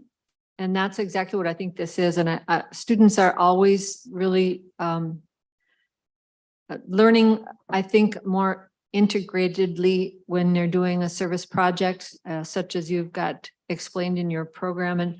And I'm hopeful that as part of your project, you'll also do reflection, which is planning there's really 3 areas of focus when you're talking about experiential learning: planning what you're going to do, doing what you were going to do, and then reflecting on what did you learn and what has changed for you. So I don't want to tell you what to put in your project, but I do want to suggest that this is a perfect example of how experiential learning can really extend the learning for students. And thanks for presenting. Comment, Ms. Musser? Oh, thank you for your comment and question. And our teachers are very tuned into that, and appreciate your comment about the reflection piece. And at our first debut at this large scale field day, the teachers did ask the students to reflect on their experience. And the other piece I thought was exciting is they wanted, one of the things we'd like to do is capture videos of the day so that the teachers can bring in elements throughout the entire school year of, remember when we met with the fisheries expert and they told us this, so I think there are a lot of ways that we can build on that reflection and reinforcing of some of the themes they're exposed to during these field days. Okay. Thank you very much for your presentation. Thank you for the opportunity. You bet. Okay, we're still a little ahead of schedule here, but everyone is here. We're going to go on to the next one. It is preserving Minnesota wildflower information. It is on page 10, just where we were, line 111. It's by Dr. George Weblin, and I hope he is here with us. Dr. Weblin. Good afternoon, Mr. Chair, members of the commission. Can you hear me? Yes. Wonderful. I'm George Weiblin. I am the science director at the Bell Museum at the University of Minnesota, and I'm presenting on behalf of the project leader and my colleague, Bell curator, Ya Yang, who could not be here to present today. And the issue that we are proposing to address is to integrate the Minnesota Wildflowers information website, which is the most popular online tool for the identification of plants and getting to know plants in Minnesota that we have available. Our goal is to preserve and extend this very popular trust fund supported resource for future use. The problem we're addressing here is that the Minnesota Wildflowers information website is operated by a very small nonprofit organization. It offers very accessible, non-technical, and accurate information about the plants of Minnesota. It's receiving about 2 million visits per year, which is just astonishing. It's tremendously popular, and not just in Minnesota. All over the nation, people have turned to this. In a presentation just a few moments ago, we heard about John Latimer and the impact that he has had by bringing about his observations of seasonal changes in Minnesota as a way of connecting to environment. Similarly, this small nonprofit, Minnesota Wildflowers Information, has brought the world of plants to life for just a tremendous variety of users. The issue here is that with this kind of popularity, the demand for use and the long-term sustainability of this threatens to overwhelm the volunteer effort of the small group that started it. The organizational board for Minnesota Wildflowers recognizes that this isn't really a sustainable situation, and without a long-term solution, the project legacy is at risk. Now, trust fund awards in 2014 and 2017 recognized this concern as well and stipulated that access to the data would be maintained by the Bell Museum should Minnesota Wildflowers Information disband as an organization. But presently the museum doesn't have the resources to do this. So what we propose to do with this project is 3 aims that will prepare for Minnesota Wildflowers Information's data and field photographs to be ingested into the Minnesota Biodiversity Atlas at the Bell. We will improve the interface of the Minnesota Biodiversity Atlas to reflect the very popular user-friendly appearance and function of wildflowers. And then thirdly, we're going to develop software that has some interactivity that will allow the users to submit comments and questions that would be moderated by museum staff and volunteers. Currently, those commenting functions are handled by just one person at Minnesota Wildflowers, Katie Chaika. The benefits of doing this, combining wildflowers and the Biodiversity Atlas will support preservation of natural resources in Minnesota by providing accurate and accessible information. And really anybody who is challenged with trying to name an unknown plant in the outdoors can benefit from access to the information that Minnesota Wildflowers currently has, plus all the information that the Minnesota Biodiversity Atlas is leveraging, another trust fund supported project situated at the Bell Museum. Yeah. Landowners, wildlife managers, foresters, policymakers, natural resource professionals, developers, environmental consultants, teachers, students, the public in general, outdoor enthusiasts, gardeners, pretty much anybody who's curious about plants in Minnesota stands to benefit from sustaining this really, really great resource. Among the challenges we face, sharing moderated comments and questions. That's a great way to collect new information about what's happening with Minnesota plants over time and into the future. But this is hard infrastructure to build and maintain. And we feel that the Bell, as the state's official natural history museum, with a dedicated core of volunteers, is in a strong position to do so with relatively minimal cost. So thank you, Chairman and members of the commission, for your time.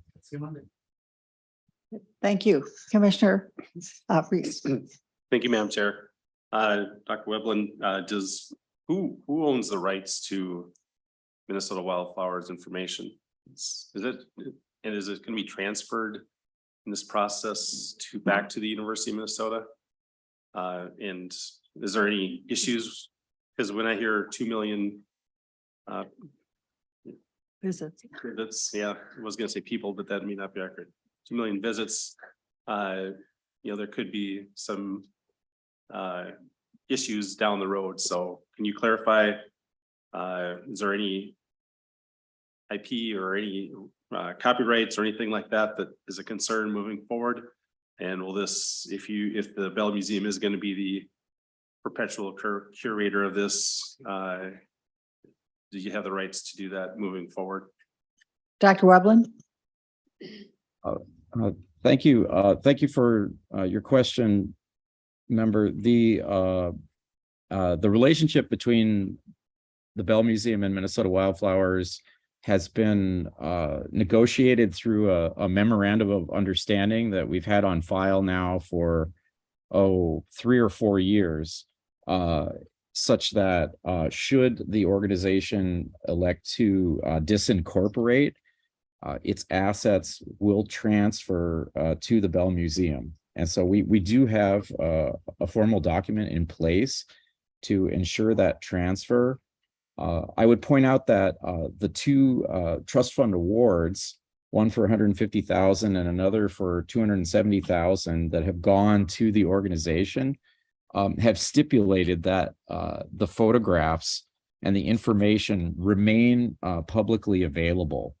And Minnesota Wildflowers, operating as a nonprofit, solicits donations from its users, but it has not protected the intellectual property surrounding these images. They've made them freely available to Minnesotans, but also to publishers of books, other academic institutions around the country that have elected to use that information. So the assets are primarily digital and information assets, digital images, and they remain. They are in the public domain, and they will remain so in the event that this ultimate transfer takes place.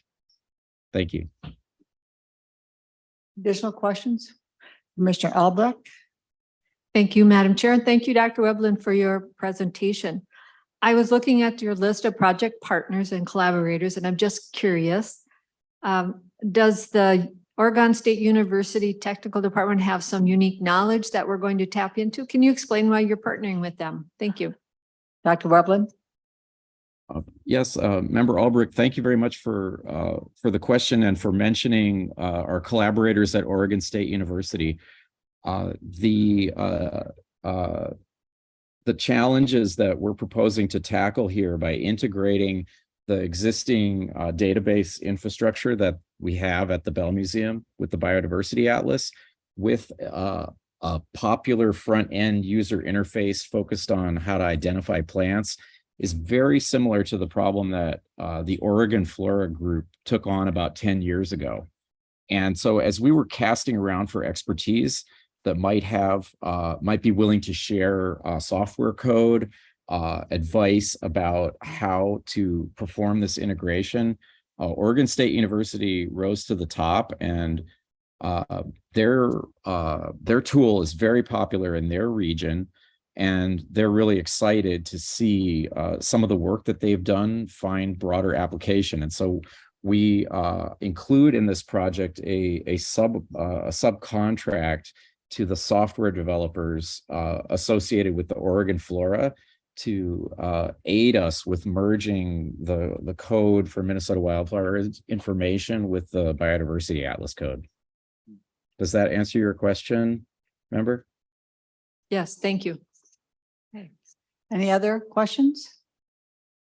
I just had a quick question with climate change. Are you seeing much of a change with flowers from the south coming north? Dr. Webland? Yeah, thank you for the question about, how plants are responding to global change and our warmer winters. I mean, this is a really timely question. It's one that many are interested in, and finding the baseline data to be able to make these comparisons, which may extend beyond our own lifetimes. We need to go back. We can't go back necessarily and ask our grandparents or our great-grandparents when plants were flowering or where they were located. But one of the great things about having the natural history collections is that they're kind of a low-tech time machine that enables us to go back and look at the records we have from the past and compare them with the observations that users of Minnesota wildflowers are making today. The strongest evidence we're seeing for responses is for some of the spring wildflowers and some of the flowering trees. We're seeing earlier flowering times than 100 years ago, anywhere from 7 days to 14 days earlier on average. As far as migration of plants is concerned, we're going to need really to gather more fine scale data, and we can do that fortunately because we have some great baseline data from the Minnesota Biological Survey at the DNR, much of which was collected now 40 years ago, and we can go back and revisit those sites and see what's there now and have things migrated north. Just a, kind of a speculative answer to your question, but thank you very much for it. Thank you. Any other questions? Okay, thank you, Dr. Webland. Appreciate hearing your proposal. Thank you very much, Madam Chair and members of the commission. Bye-bye. Okay, now we are moving to category E. The first one is Todd Rexing, Building Resilient Urban Forest for Climate Change. That is on page 5, line 63. Good afternoon. Can you hear me? Yes. Well, speak again. Not yeah. Obviously, I couldn't. Yeah. Can you hear me now? A little bit louder. A little bit louder. Okay. Chair Gibson and members, my name is Todd Rexing. I'm the Director of Operations and Programs at Great River Greening. Thank you for the opportunity today to present on our proposal for building resilient urban forests for climate change. Our proposal seeks to partner with urban municipalities and school districts to support creating a resilient urban forest system through planting resilient tree species, gravel bed nursery creation, tree assessment and mapping, and community education. To do so, Great River Greening will be working with partnering entities to facilitate planting of trees both by crews and volunteers in areas being impacted by tree decline due to infestations such as emerald ash borer. As a part of implementation, we will be working with community partners and volunteers to construct gravel bed nurseries to continue the facilitation of growing out bare root material, producing healthier root structures. According to census data, about 73% of Minnesota's population lives in an urban geography. So what does this mean? As our climate continues to change, heat increasingly threatens the quality of life and ecosystem health, particularly in urban areas. Minnesota is getting warmer, leading to more extreme weather, including extreme heat and heat waves. Increased heat disproportionately impacts urban areas, which experience higher temperatures than surrounding rural areas, which is the urban heat island effect. Climate change, urban heat islands, coupled with emerald ash borer, now affecting 39 counties. Now is the time to look at our urban ecosystems and prepare them for a resilient future. Current trends show that by the end of the century, most tree species ranges could shift up to 300 miles northwards. This is the equivalent of having the climate of Nebraska or Kansas. With the loss of so many ash trees and possibly other species as threats arise, our urban ecosystem needs support over the next decade to diversify the urban forest with identified resilient trees to ensure a healthy, robust urban ecosystem for future Minnesotans. Over the last 2 years, Gray River Greening has been reaching out to urban municipalities and school districts to have discussions about what the greatest needs are, concerns, and lessons learned related to tree canopy. While inoculation against pests like EAB is a good interim procedure, the tree still is going to require continued inoculation into the future. Gray River Greening is proposing to partner with cities and school districts in the St. Cloud, Mankato, and Twin City regions to expedite the planting of resilient, diverse urban tree canopies in areas where trees have been removed or plant ahead of tree removal, allowing the shade of declining trees to assist in the establishment of the future canopy. This project will include an assessment of tree canopies in areas to be planted, some possible removal and site prep as needed, and then the planting of trees, and then following up with a 2-year watering maintenance regime. Throughout the process, Gray River Green will be working with partners, basing tree selection on climate tree model tools for species that will be suited for a warmer climate in Minnesota. Tools will include the USDA Climate Change Tree Atlas, Climate Change Response Network, and reference existing studies in Minnesota, such as the Mississippi National River and Recreation Area's adaptive silviculture plots.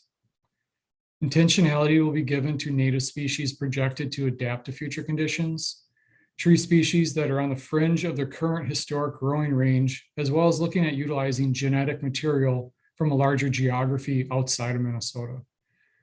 The goal is to select species that will support the urban forest ecosystem into the next half of this century. Volunteers and community members will be engaged throughout the process. As part of the engagement, volunteers will learn about the benefits of creating a healthy, diverse urban forest, proper handling and care of planting of tree stock, and proper care and maintenance of trees once they've been planted. Building resilient urban forests for climate change, as led by Gray River Greening in collaboration with local partners, will move the needle of reestablishing a healthy urban forest for future generations of Minnesotans.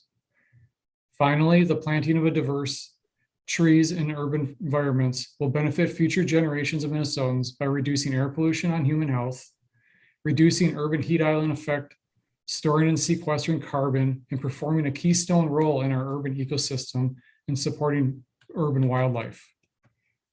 Chair Gibson and members, thank you for your time today. I'm happy to answer any questions you may have about our proposal, building a resilient urban forest for climate change. Thank you, Mr. Roxine. Are there questions from the commission? Yes, Commissioner Peichel. My question might actually be for staff. Is the construction of a gravel bed nursery at the threshold of creating the capital project requirements? Ms. Nash? Madam Chair and members, if Member Peichel, if you're referring to the new capital project requirements, those don't go into effect until next year. Okay. Yes, Representative Heinzman. Thank you, Madam Chair. The discussion about the proposal, the presentation, I think I heard it mentioned that we're looking at non-native tree species, and I was curious what those might be outside of Minnesota that would be considered a candidate to be brought to Minnesota, if I heard correctly. Mr. Roxine. Thank you, Madam Chair and Member Heinzman, for the question. We are developing a list right now, working with cities such as St. Paul and Minneapolis who have already gone through this process, as well as looking at the USDA Climate Atlas. We're looking at native species to the United States, but not necessarily Minnesota.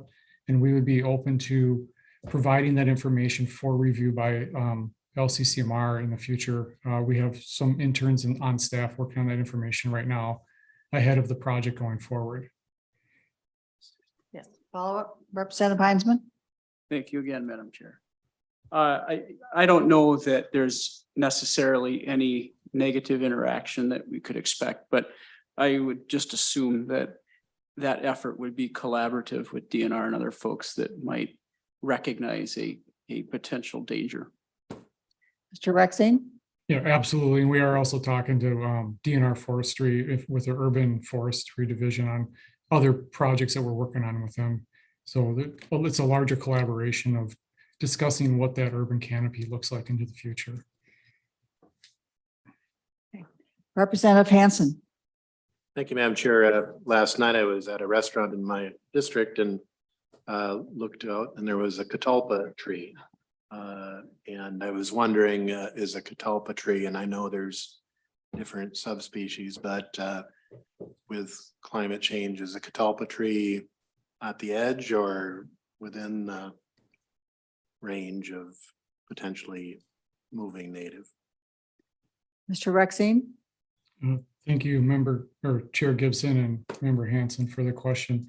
Looking at maps, catalpa actually is starting to look like a tree that's going to thrive in Minnesota going forward, especially in urban areas where you have stress from heat as well as salt. It's supposed to be one of those trees that could benefit in a warming climate.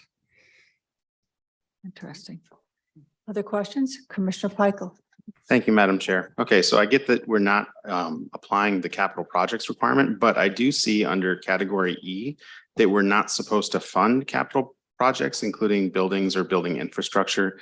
And at least in my mind, I think of a gravel bed nursery as construction level capital projects, but I'm wondering if we can get an opinion or maybe perhaps the proposer could speak to that. Mr. Rexing? And I'll ask you. Thank you, Chair Gibson and Member Peichel for the question. It was something we had talked with our partners about, and they were looking at gravel beds as a way to effectively grow bare rootstock as opposed to always purchasing container stock, which tends to be more expensive. But we certainly could amend our proposal if that is considered a capital expense. Okay, Commissioner Peichel? Yeah, I guess for my part, I recognize that that's a best practice for doing it. I'm just concerned about the eligibility under this category. Thank you. Ms. Nash, you have anything to add? Category E. Madam Chair, members, we'd have to look at that a little bit more. We can do that and see if we can follow up with you even today. Yeah. And perhaps we could follow up with Rexing as well.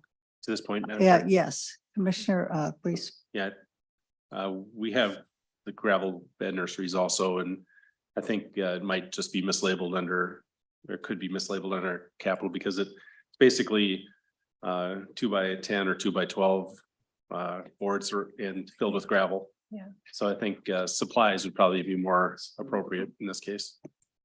Madam Chair, I'm thinking that's correct too, because I think our capital projects has a 10-year life expectancy, and this might be a little more temporary than that. Yep, and Representative Hansen, you want to comment? Yes, to that point, we modeled the system looking at the capital projects for bonding, and they'd have to have a certain lifespan. And I think when you're looking at a gravel bed nursery, the lifespan is not going to be there in terms of permanency that we would, if we wouldn't bond for it, we probably wouldn't consider it capital. Would be, I think we would say that as authors, Senator Her and I of the bill. Okay, is that offer some clarity? That does. Thank you, Madam Chair. Yep. Okay. And Mr. Rexing, did you hear all of that discussion? Chair Gibson, yes, I heard the discussion. Okay. All right. Are there more questions concerning this project? Yes, Commissioner Albrecht. Thank you, Madam Chair, and thank you for your presentation. I'm a big supporter of urban forestry. Is there anything in the proposal that will help educate community members, in addition to those volunteers that you're going to be engaging, on the benefits of the urban tree canopy for cooling, for reducing your conditioning costs, or also is there any expectation that you'll do any tree inventory or mapping to see what is the base level of the canopy in a community and how is it changing, and how will your activities at least hold the canopy or the inventory flat, if not increase it? Is there anything about either of those two things, reducing energy costs for buildings or improving the tree canopy in communities. Thanks. Mr. Rexine? Chair Gibson and Member Albrecht and other members, yes, thank you for the question.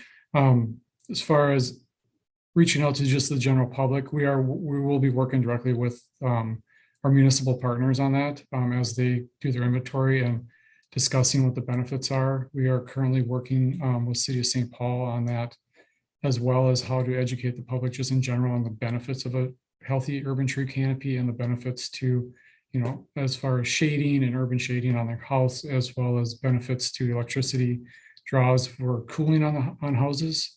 And I think I missed the last part of that question. If you could just repeat it again. Just basically whether the tree inventory or canopy cover is going to be inventoried to see if you're increasing or at least not reducing the tree canopy with the invasive trees like emerald ash borer impacted trees that are having to be removed. Just the basic whether the tree canopies in these communities that you're working with will increase or stay the same. Mr. Rexine? Yeah, thank you. So the plan is to have a no net loss and actually have we're working with our partners to actually have a gain in tree canopy. And while we do our site assessments, we will be GPSing the trees that are both being removed as well as the trees that are going in, so we can actually track where trees are being put in, and we can actually monitor those into the future. So we know and can track and share what the gain is in tree canopy in the places we're planting. Okay. Thank you. Any other questions? All right. Thank you very much for your presentation. Madam Chair. Oh, I'm sorry. No. Hold on. Next I'm sorry. presentation. Commissioner Reese. This isn't for this. I am just reminding you that I have a conflict of interest on the next presentation. So it's what I believe is past practice. I'll step out of the room for the presentation. Okay, thank you. All right, Mr. Rexine, you are now excused. Thank you very much. Thank you very much. Okay, next, we have project 076. It's on page 5, line 64. Improving agricultural ecosystems through autonomous weed control. And Eric Buchanan, are you online? I am. Good. Welcome to LCCMR. You may proceed. Thank you, Madam Chair and members. My name is Eric Buchanan, and I'm the Director of the Renewable Energy Program at the University of Minnesota West Central Research and Outreach Center. The problem, simply stated, is herbicide use in crop production can lead to 3 broad environmental concerns. Herbicide drift, harming pollinator habitat and desirable native species, development of herbicide-resistant weeds, and fossil fuel usage for herbicide production and application. Agricultural ecosystems make up about half of all the Minnesota land area, and agriculture is responsible for about 1/4 of total U.S. greenhouse gas emissions. It is certainly difficult and may be impossible to really address Minnesota ecosystem resilience without addressing lands in ag production.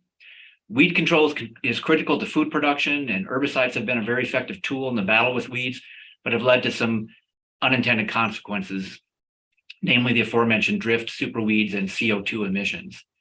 Organic crop production can address the drift and superweed concerns, but our research shows organic production results in more fossil fuel use per acre than conventional methods due to increased field work for weed control. Minnesota is 5th in the nation in organic corn production and 4th in organic soybean production, and has over 650 certified organic farms, 10th most in the nation.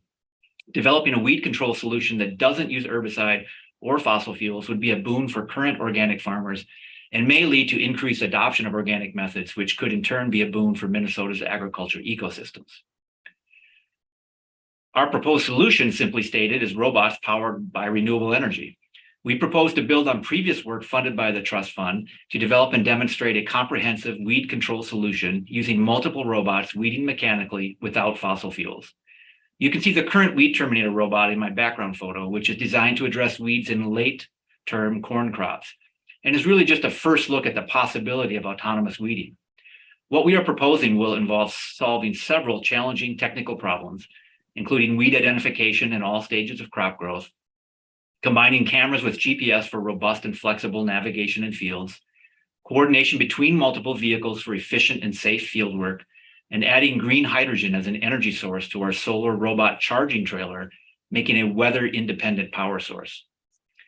The outcomes and benefits of our proposal would be to significantly reduce the use of herbicides on agricultural and natural lands across the state, replace fossil fuel and resulting air emissions with clean energy produced locally, protect water resources by preventing surface and groundwater contamination with herbicides, reduce the impact of herbicide on wildlife, desired native plant species, and the evolution of herbicide-tolerant superweeds. We would develop new time-saving tools for farmers as well as natural land managers to control weeds, and finally, advance the rapidly growing field of robotics within the state. The agricultural robotics industry is currently primarily focused on vegetable crops where robots can replace manual labor, but there's not really any work we're aware of on large row crops. So finally, this effort is part of our overall strategy to demonstrate strategic farm electrification. It's really hard to electrify large machinery. However, equipment is large to increase the productivity of a single driver. This issue goes away when the driver is removed from the equation.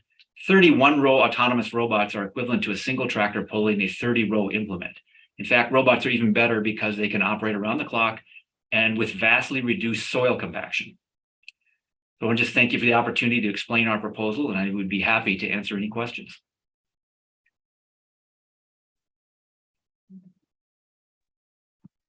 Any other questions? Mr. Chair. Madam. Senator Western.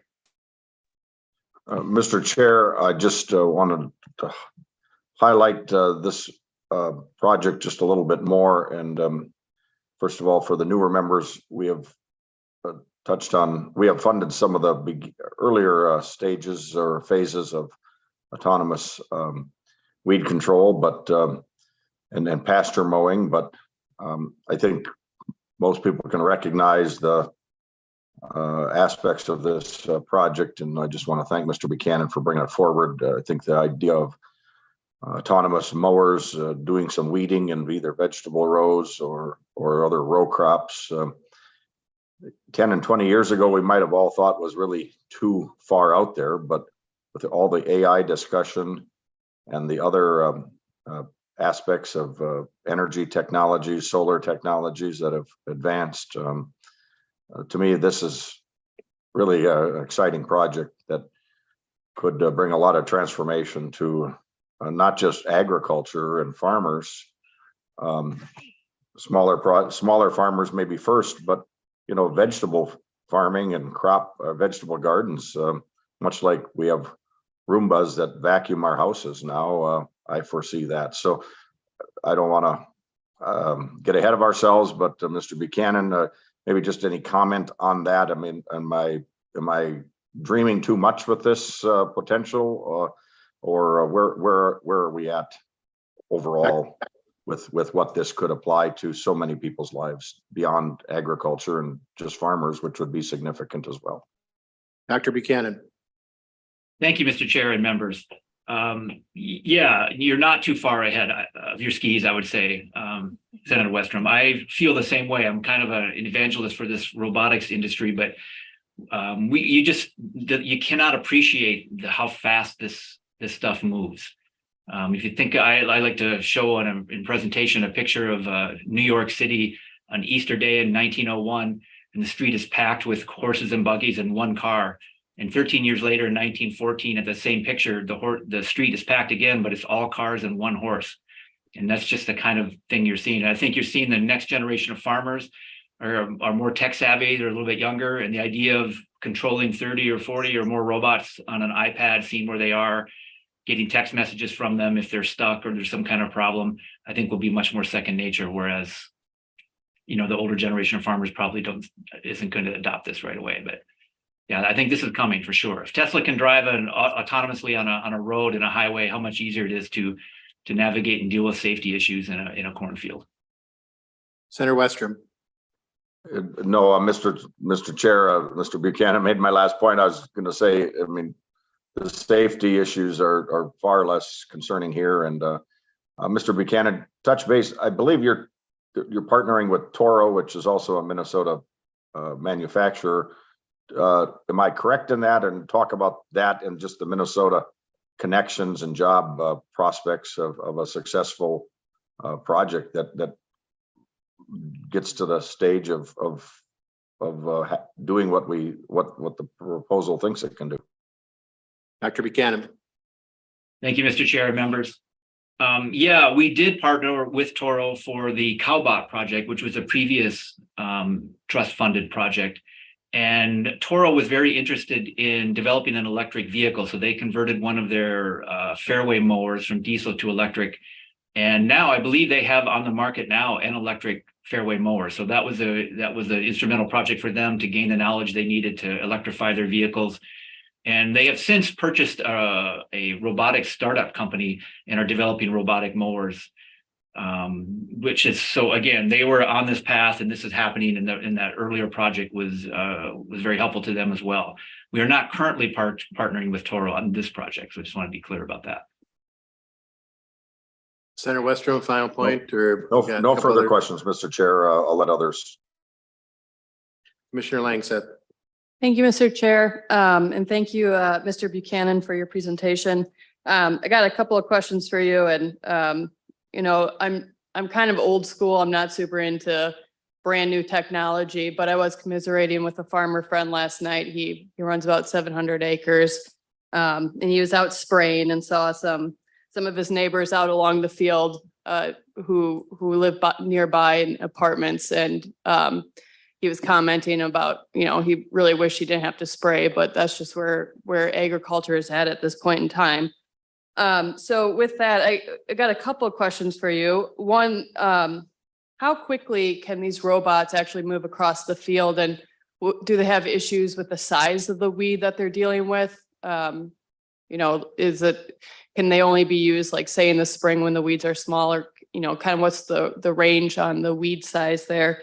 And then two, since this is the U of M and we're talking about public dollars here, who owns the patent on this robot, and how do we make sure that it you know, the patent itself or the design remains open for a public look and use across a variety of fields? Dr. Buchanan. Thank you. Thank you, Mr. Chair and members.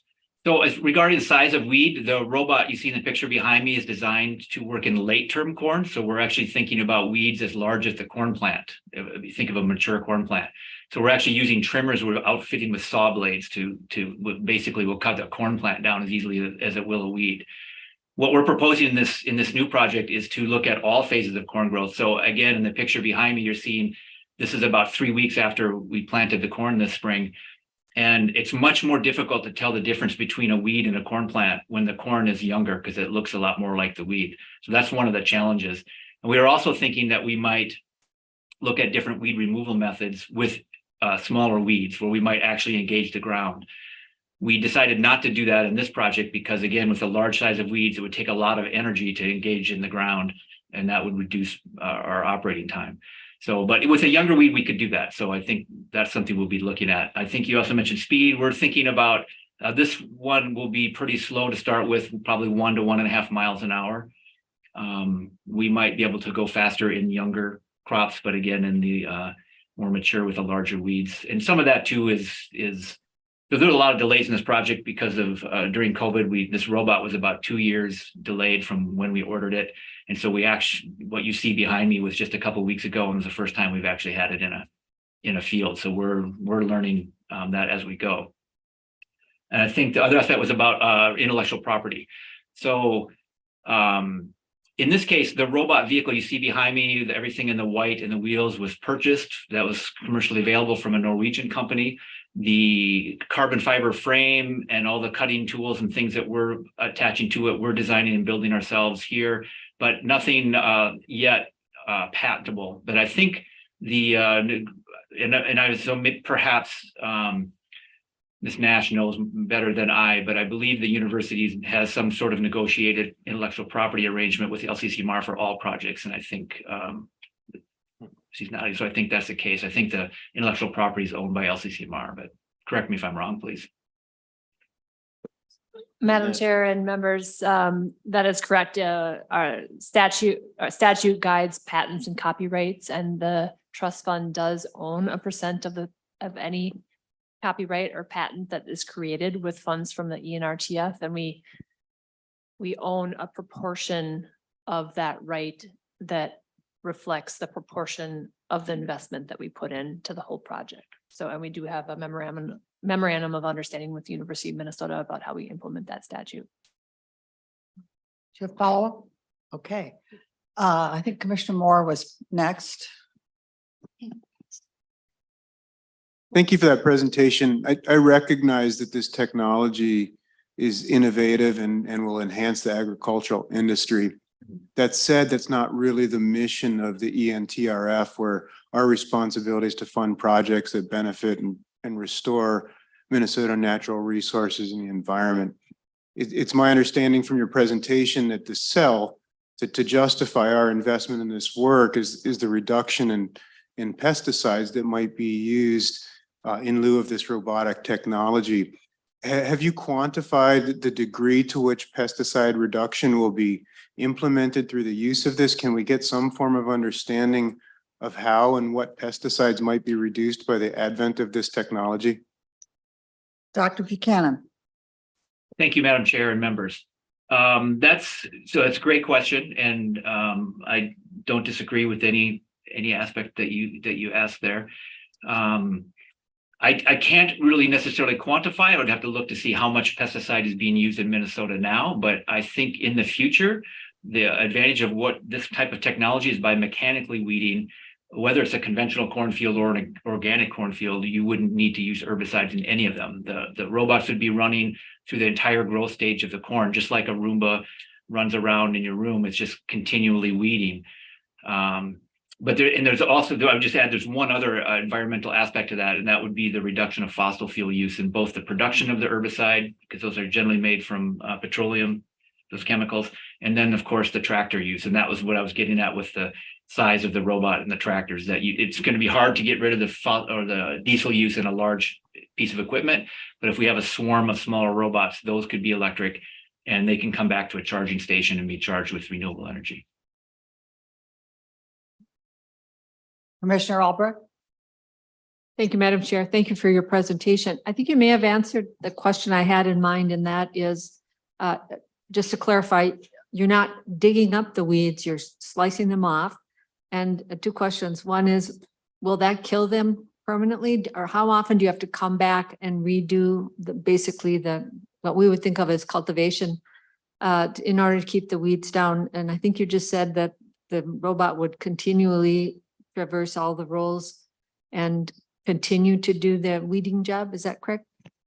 Mr. Buchanan. Thank you, Madam Chair and members.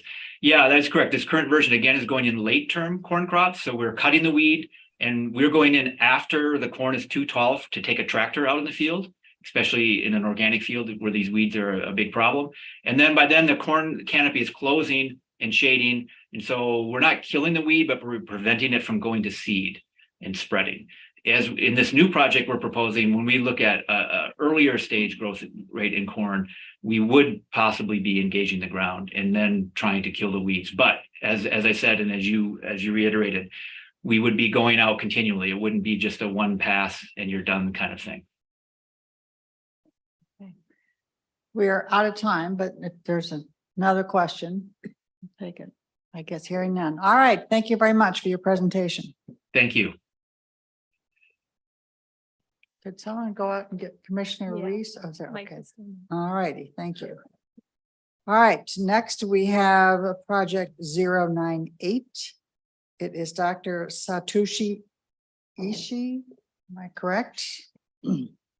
Advanced biofilter for N2O removal. That's on page 5, line 65. And do we have him? All right. Dr. Ishii, if I see your face on there, I'll tell you to go ahead and proceed. He has to start talking for it to show up. There he is. All right. Thank you and welcome. You may proceed. Okay, thank you. Madam Chair and members, thank you very much for providing me with the opportunity to present our proposed research. My name is Satoshi Ishii, Associate Professor at the Biotechnology Institute at the University of Minnesota.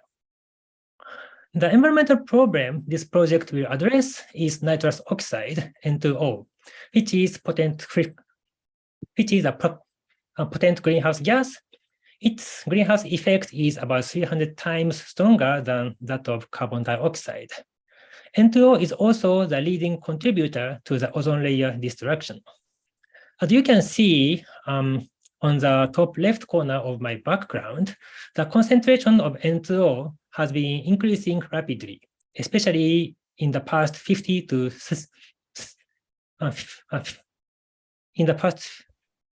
70 years. This increase is most likely due to various human activities, including agriculture, wastewater treatment, and chemical production. The proposed solution to this problem is to use bacteria to remove N2O from the air. We recently identified unique bacteria that can break down N2O in the environment where N2O and oxygen, O2, co-occur, as shown in the lower left figure. Most other bacteria cannot do this. We will leverage these bacteria to develop an innovative biofilter to remove N2O. A schematic diagram of the N2O removing biofilter is shown on the right of my background. I also have a prototype of the biofilter here. Can you see this? So that you can see the potential size of the biofilter.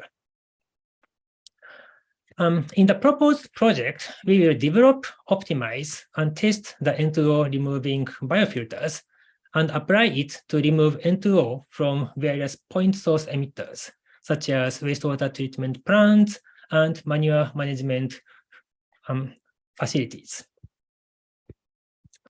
The outcome of this project is laboratory-scale biofilters that can be applicable to remove N2O from various environments. The key advantages of the proposed biofilter include its low cost. Unlike chemical catalysis, biofilters does not require high temperature and high pressure. In addition, biofilters will not negatively influence industry processes, such as agricultural production and nutrient removal from wastewater. This is a 2-year project. If this project goes successfully, we will seek industry partners to scale up our N2O removing biofilters during or after the project period. Thank you very much for your attention, and I'm happy to take any questions. Good. Thank you very much. Are there questions for Dr. Ishii? Yes, Commissioner Reese. Thank you, Madam Chair. I have a question regarding the scale of the filter. Is it designed for like a digester, or is it designed for the exhaust pipe of a car or for an engine? What kind of scale are we talking about here? Dr. Ishii? Yeah, Madam Chair and members, thank you for your questions. So this is a research project, and what we will develop during the project period is a laboratory scale bioreactor like this size. But what I have in mind for the future application is to have a biofilter on the manure storage facility or wastewater treatment plant stacks. So it's probably large enough to remove N2O from relatively large facilities like wastewater treatment plants. So not small for the car combustion processes. Follow up, Commissioner Reese? Yes. What materials will you be using for the N2O removal? And similarly, is there IP associated with the development of this biofilter? Dr. Ishii? Yes, Madam Chair and members. So the biofilter is composed of plastic materials and membranes where air is dissolved into water media. So on the water part of the membrane, water part of the biofilter. And regarding the IP issue, I need to communicate with the IT department of the university, but in general, bacteria itself is nowadays getting difficult to file patent. And the biofilter, we may be able to file a patent, but we need to communicate with the IP department of the university. I'm sorry, may have misunderstood you, Madam Chair. Yes. Did you say bacteria? Yes, being bacteria. used? Okay, thank you. Okay. Yeah, Commissioner Peichel, I think you're first. Thank you, Madam Chair. My question is whether this biofilter requires active circulation or is just passive exhaust? Dr. Ishii? Yes, Madam Chair and members, thank you for your questions. So as you can you see the top right, right of my background. So this is a schematic diagram of the biofilter. So we will need to pump the air into the biofilter. So some degree of energy is still required to pump the air to the biofilter, but yeah. Okay. Commissioner Albrecht? Thank you, Madam Chair. Thank you for your presentation, Dr. Ishii. Ishiti. I'm wondering if this generates any waste. The process, is there any residual waste that's generated, or is it hazardous, and how do you dispose of the used or spent filters? Dr. Ishii? Yes, Madam Chair and members, thank you for your questions. So we use bacteria to remove N2O, and bacteria will die after several weeks. So we generate some sort of biomass waste. And this waste is similar to the wastewater treatment sludge. So we can dispose them properly according to the, similar to the wastewater treatment sludge. Regarding the plastic materials, yes, we will investigate how long the biofilter will last during the project period, but at the end of its life, we will need to dispose the biofilter. But we hope the biofilter will last more than 6 months. That is our goal of this project. Okay. All right. Any other questions? Yes, I'm sorry. He's got a wave over there. Madam Chair and Professor Ishii, I'm very fascinated by science and technology, but I still can't get that understanding what that little tube is used for. Yeah. And I like it. I mean, I would support the funding, but maybe it's just a suggestion at some point, maybe having a little video demonstration or visual demonstration will give me a little bit more better understanding. So Okay. I'm just throwing a comments out there, but maybe he can answer what is it connected to? I Yes. think one of the commissioner here did and ask that question, but wasn't clearly described. So is it just gonna put out through the air, or is it going to air condition or exhaustion pipe? Yeah.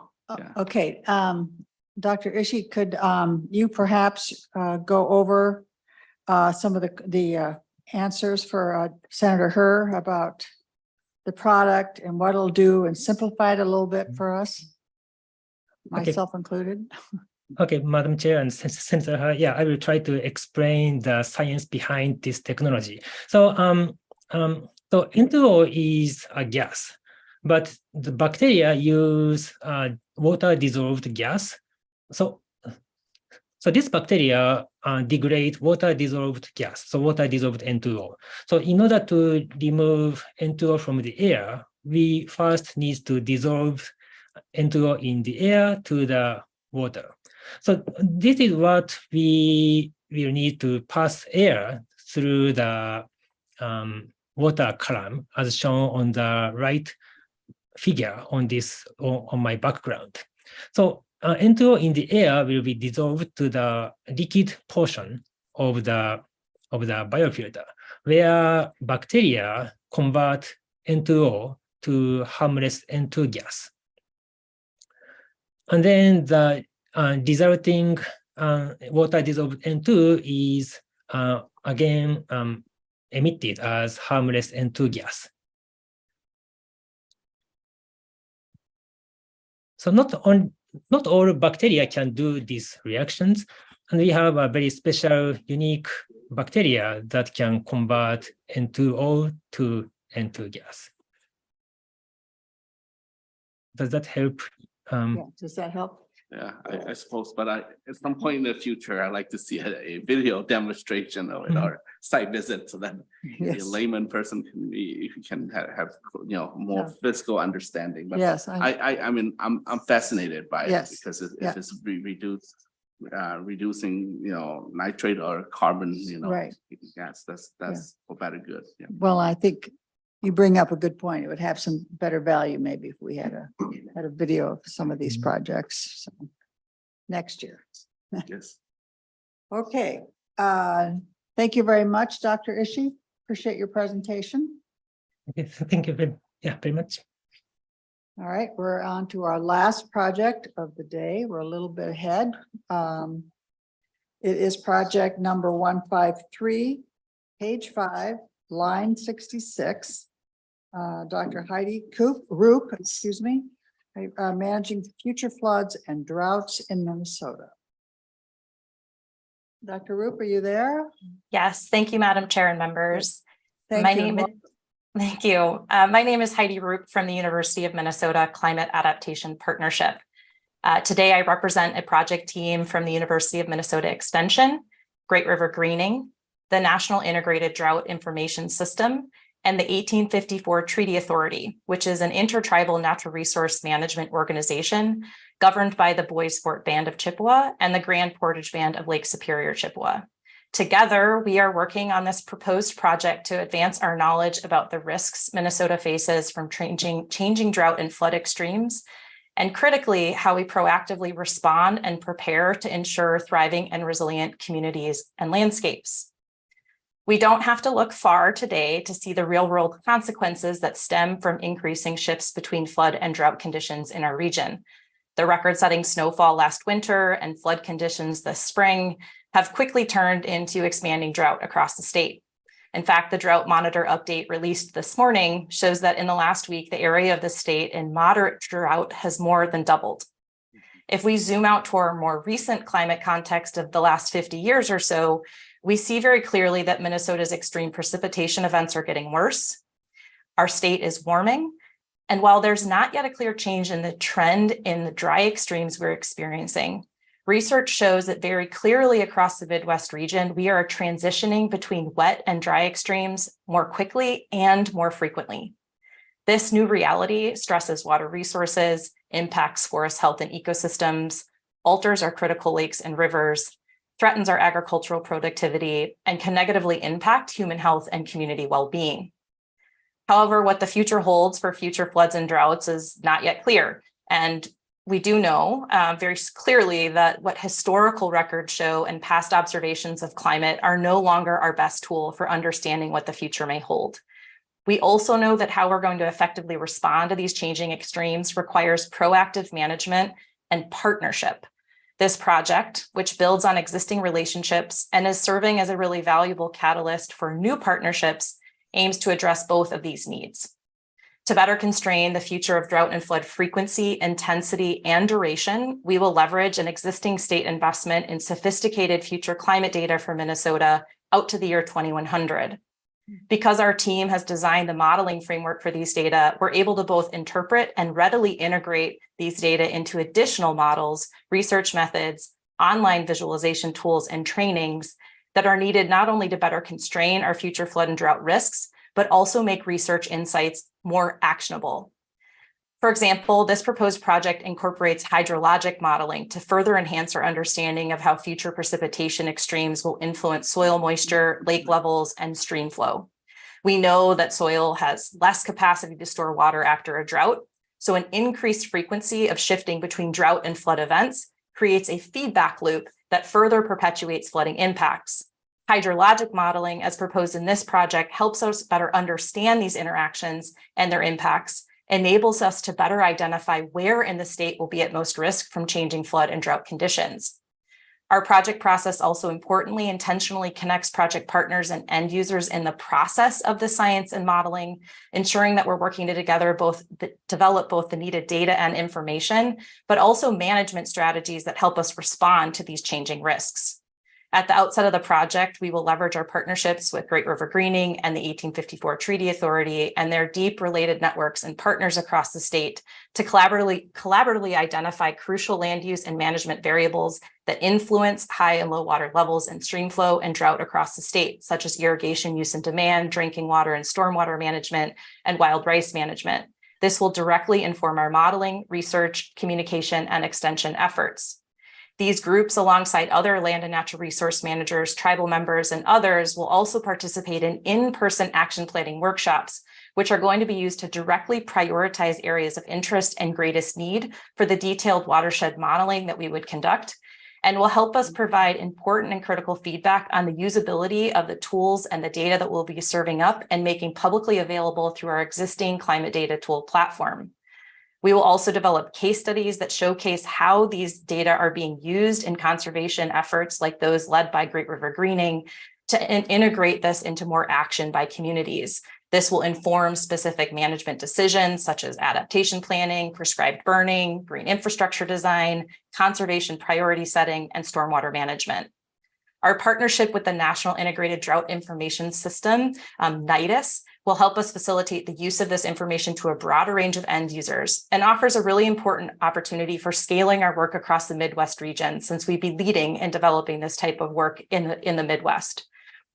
This also importantly addresses specific goals outlined in the Midwest Drought Early Warning System Strategic Plan. So as the state's climate extension program, not only are we offering opportunities to scale through our partnerships, but we can offer ongoing training, support, and increase access to this information well beyond the project period. This will ensure more access, long-term engagement, and use of the project outcomes well beyond the project period.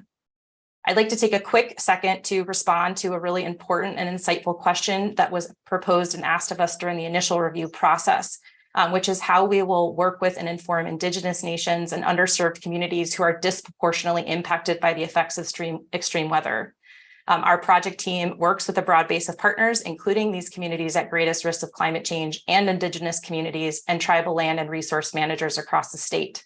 We will utilize this network and trusted relationships to make sure appropriate groups are informed, engaged, and offer opportunities to make introductions to communities that we are not yet engaged with. This engagement and connection to our work can come in many forms, depending on how a community wishes to engage, from directly participating in the work, dedicated opportunities engagement, to informing us how to best share and communicate information or how to support trusted messengers. If funded, we will work with these communities to make sure Indigenous, BIPOC, and underserved communities and leaders are informed of the project and invited to participate in authentic and meaningful ways to ensure the creation and communication of our research, insights, and tools are accessible and usable in many different contexts and communities. Overall, our inclusive and iterative approach to this project to developing science and resources centered around partnership and application means we're working together not only to understand and fill a critical knowledge gap, but also ensure that we are moving towards action to help us realize our shared vision for a thriving and resilient Minnesota. Thank you, Madam Chair and members. I'd be happy to answer any additional questions. All right, thank you very much. Commissioner Langsa. Thank you, Madam Chair, and thank you, Ms. Roop, for your presentation.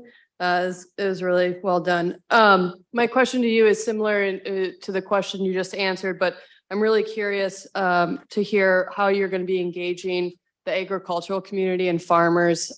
Olmsted County, I've been out looking at corn and soybean crops, and they are looking really sad right now. It's very dry, and so really, how is this going to be affecting our food system, and what sort of support can we provide our farmers during these times of drought and then floods? They experience both as well. Thanks. Dr. Roop. Madam Chair Member, thank you so much for that question. And I'd say that's actually an area of work where we are most deeply engaged at the moment. We have support for dedicated climate extension positions from organizations like the Minnesota Corn Growers Association. And we're recently partnering as a result of some state funding and increased investment in extensions capacity for addressing climate on the landscape. We will actually be creating 2 climate extension positions specifically dedicated to supporting the agricultural sector.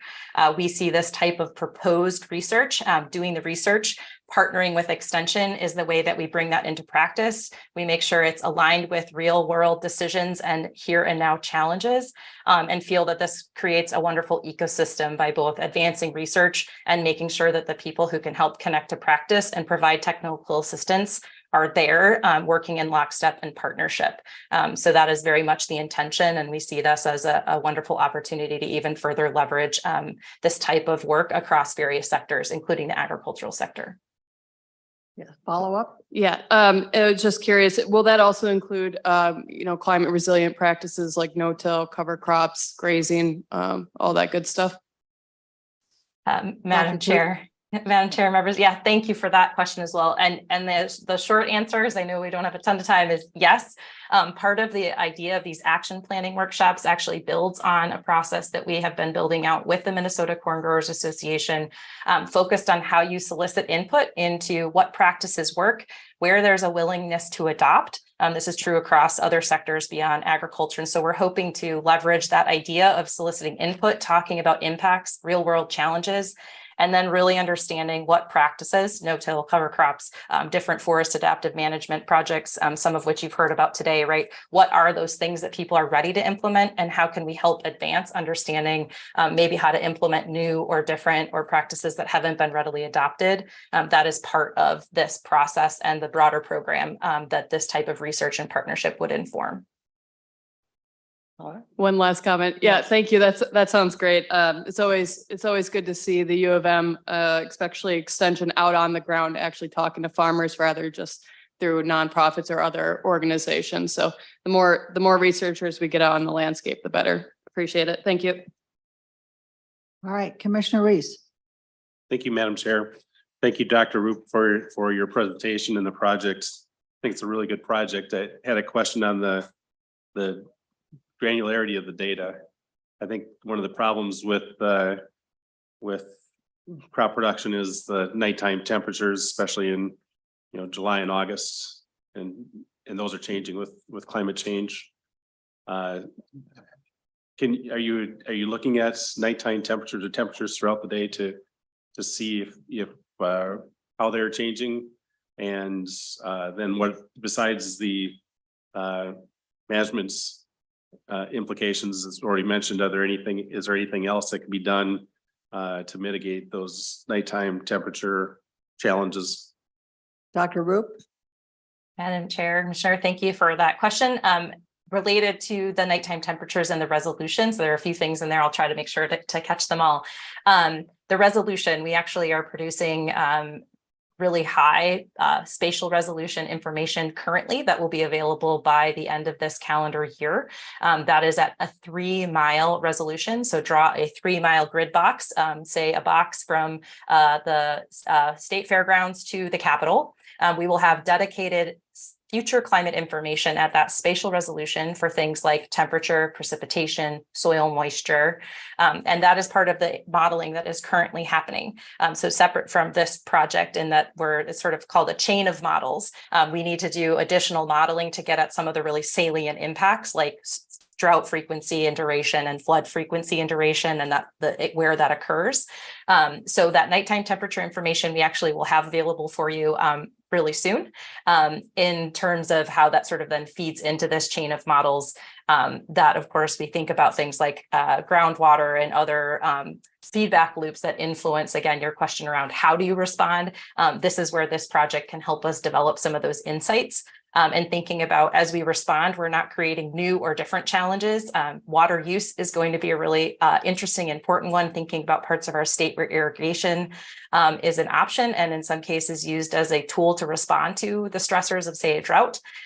We have to be thinking about how those feedbacks and systems play together. And so this type of research and also partnership towards practice helps us really understand what interventions work and what maybe positive and negative benefits or outcomes might stem from certain interventions or the adoption of certain practices. But very happy to share those preliminary data with you if you'd like to see them now.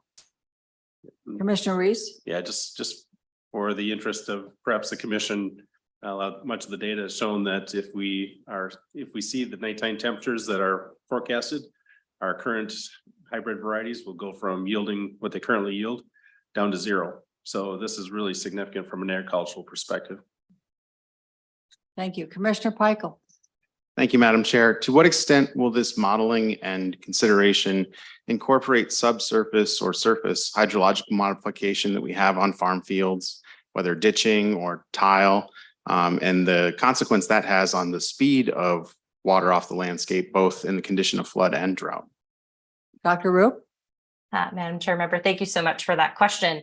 One of the things this project is in a great position to do, again, thanks to investments from the state and from you all, is that we are actually, there's a team through the United States Geological Survey and folks here at the University of Minnesota who are developing groundwater modeling and land use, so a soil water balance model for the state of Minnesota. And so again, that's the type of information that we can leverage to deepen the modeling that we would be performing through this type of research. I cannot comment. I have to circle back with my colleagues running the soil water balance model with the newest generation of climate data, how they factor in tile, things like that. But my hunch is that is part of how we understand the sort of broader hydrological system, and certainly something we can reflect back in our work. And I can think about how that ecosystem, again, the sort of chain of models, can make sure that we're answering really the critical pieces of the solutions story and management options here in the state. Thank you. Any more questions? All right, seeing none, thank you very much, Dr. Roop. We appreciate it. Thank you. So that does it for our presentations. We have some. Nice job here. We have some other action. Are there sheets to go along with it? Something in our, I'm sorry. I'll do it. So. Oh, all right. Go ahead, Representative Hanson. Madam Chair, I would move the final work plan review agenda item 06A, the consent agenda. And it is line 2 all the way through 85 are those that Ms. Nash, I believe, that are ready to approve. So I would make that motion. Yes. Madam Chair, Representative Hanson, can I assume that that includes any contingencies and notes provided on the spreadsheet? That's my intent. Yes. Does everyone understand? Aye. He's already ready to vote. That means you understand? Yeah. All right. This requires a roll call vote. So does everybody understand? Ready to go? No, I don't. I must put it up there now. So we're approving everything that we just heard today? No, no. Okay. The bill, last year's. Last year's bill. We voted on work plan. Yeah. So it's, all right. You all right, Senator Green? Okay. Diana, go ahead. Gibson. Yes. Gibson, yes. Hanson. Yes. Hanson, yes. Yes. Yes. Acom. Yes. Acom, yes. Albrecht. Yes. Albrecht, yes. Becker. Yes. Becker, yes. D-Stick is excused. Faber. Faber, aye. Faber, yes. Green. Green, yes. Heinzman. Collins. Yes. Collins, yes.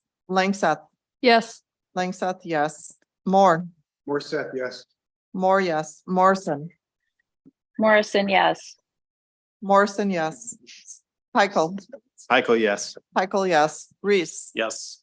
Reese, yes. Westrom. Westrom. Heinzman. Yes. Heinzman, yes. Currently, there are 15 yes, 2 excused. Okay, thank you very much. It passes. Next, we have action to approve a per diem amount for citizen members. Representative Hanson. Thank you, Madam Chair. I think just before that, there are a couple other work plans that we'll probably do at Oh. a future meeting. Oh, yes. Just so that the record shows there are a couple more to do Yes. at a future meeting. Thank you. So we did not approve all of them. Yes, thank you. You read this better than me. But I would move, we did pass in statute a change to go to up to $125 per meeting for per diem for the citizen members only. Want to be clear, that is not for the legislative members, citizen members only.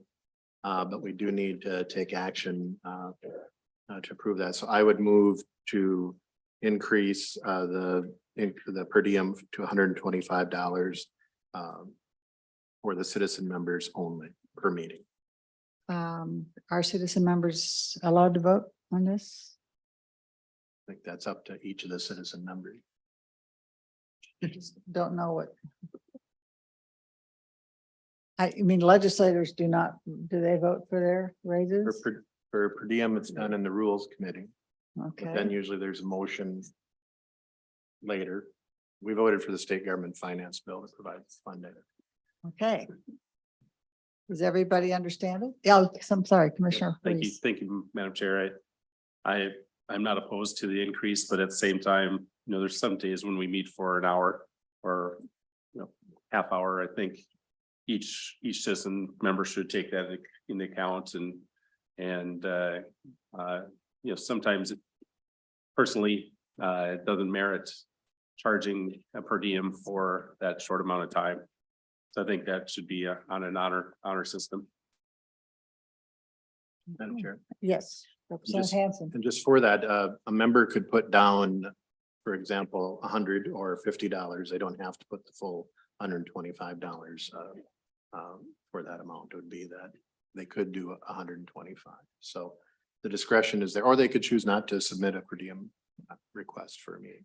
So you have that discretion as citizen members. Okay, everybody understand? All right, let's take the roll call. Gibson, Yes. Gibson, yes. Hanson, Yes. Hanson, yes. For her, Yes. her, yes. Acom, Yes. Acom, yes. Albrecht, Yes. Albrecht, yes. Backer, Backer, yes. Backer, yes. D stick is excused. Faber, Favor, aye. Faber, yes. Green, Yeah. Green, yes. Heinzman, Yes. Heinzman, yes. Collins, Yes. Collins, yes. Langseth, Yes. Langseth, yes. Moore, More yes. Moore, yes. Morrison, Yes. Morrison, yes. Pikel, Yes. Pikel, yes. Reese, Yes. Reese, yes. Westrom. Westrom is excused. Currently, there are 15 yes, 2 excused. Okay, I'm sorry. Motion passed. Thank you. I'm getting, yes, go ahead. Representative Hanson. And we determined we have to also do the motion for the advisory committee that makes the recommendations to the governor. We did statutorily approve their per diem increase as well. So I would move the same 125 for the citizens who are on the Citizens Advisory Committee to make recommendations on the citizens. All right, does everybody understand? I'm not sure I understand what this is. Okay, there is a citizen selection committee that makes recommendations for citizens to serve on LCCMR. Gotcha. They would also get an increase of per diem of $125. Understand, everybody? Yes. Representative. Just to confirm, this commission is the governing body responsible for the commission that you're referring to? Yeah, it's for the gubernatorial appointments. there's a select citizen committee. They get the applications for the citizens. And then they present their selections to the governor. Correct? I'll just continue to follow up if it's okay, Madam Chair. I have another question. Yes, please. Thank you. Like I said, I've been gone for 2 years back on. I don't recall ever voting on something that directly affects that group. Is this the first time? You are, this is the first time, yes, but there has been a citizen selection committee in place for, well, you would know, you were 4 years. Madam Chair and members, I think it was at least, I think this was created at the time that citizen members were added to the LCMR, when it became LCCMR, the system they set up, and this is in statute at it's 116 P05, so it is in our sort of domain here, that there's a citizen selection committee that advises the governor, and it does set the criteria for how that citizen selection committee is formed, what their tasks are, and their expense reimbursements. And so I, as staff, have interacted with that committee. So it is not new. It has been in operation for quite some time, but it was not active also. Yeah. It's been in statute since about Yeah. 2000s. Just to that, and sorry to jump in, Commissioner Reese, but the original, I believe, law was passed in 05 and really was not used until the Walz administration in their first round of appointments did a review when they were doing the appointments and found this remnant statute and then applied it. And so it was only at that point, those appointees served for 1 year.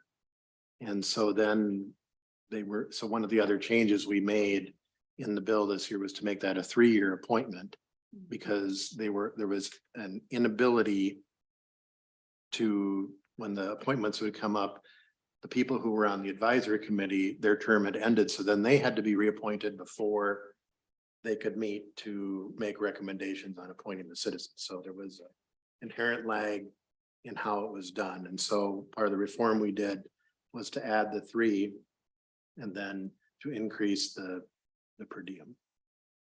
Yes.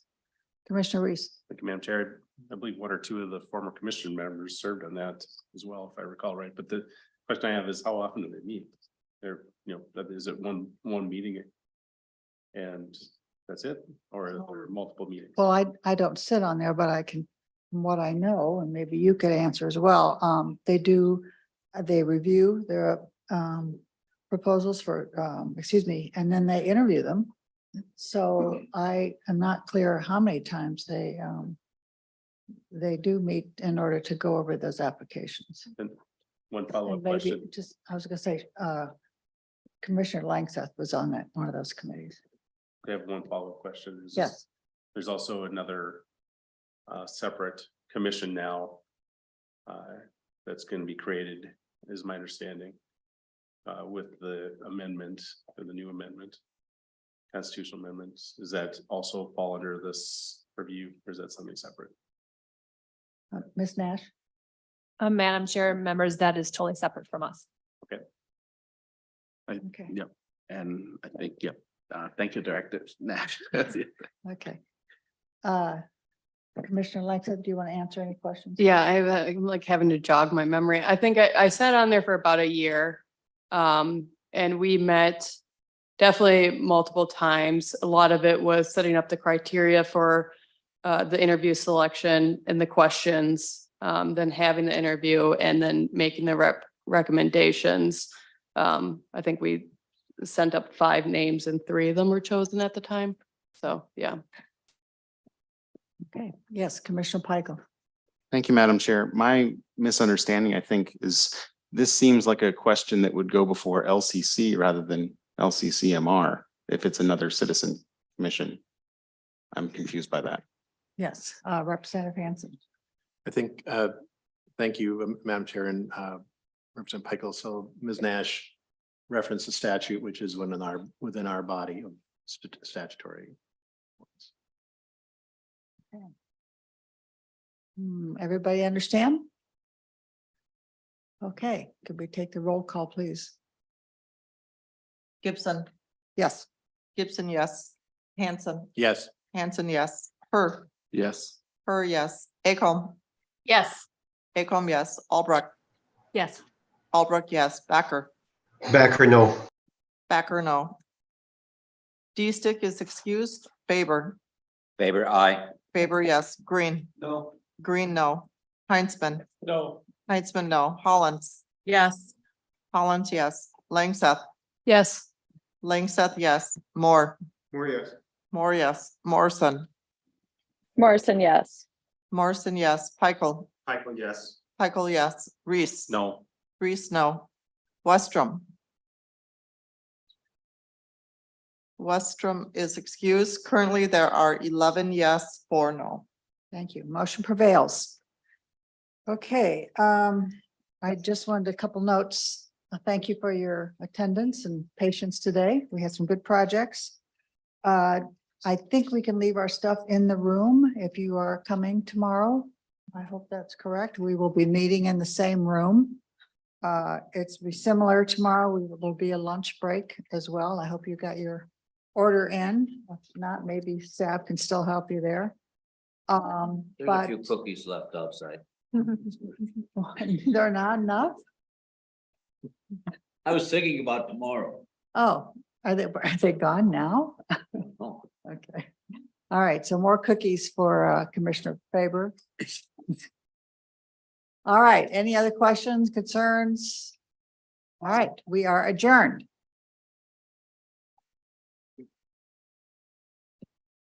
9 o'clock start, yeah?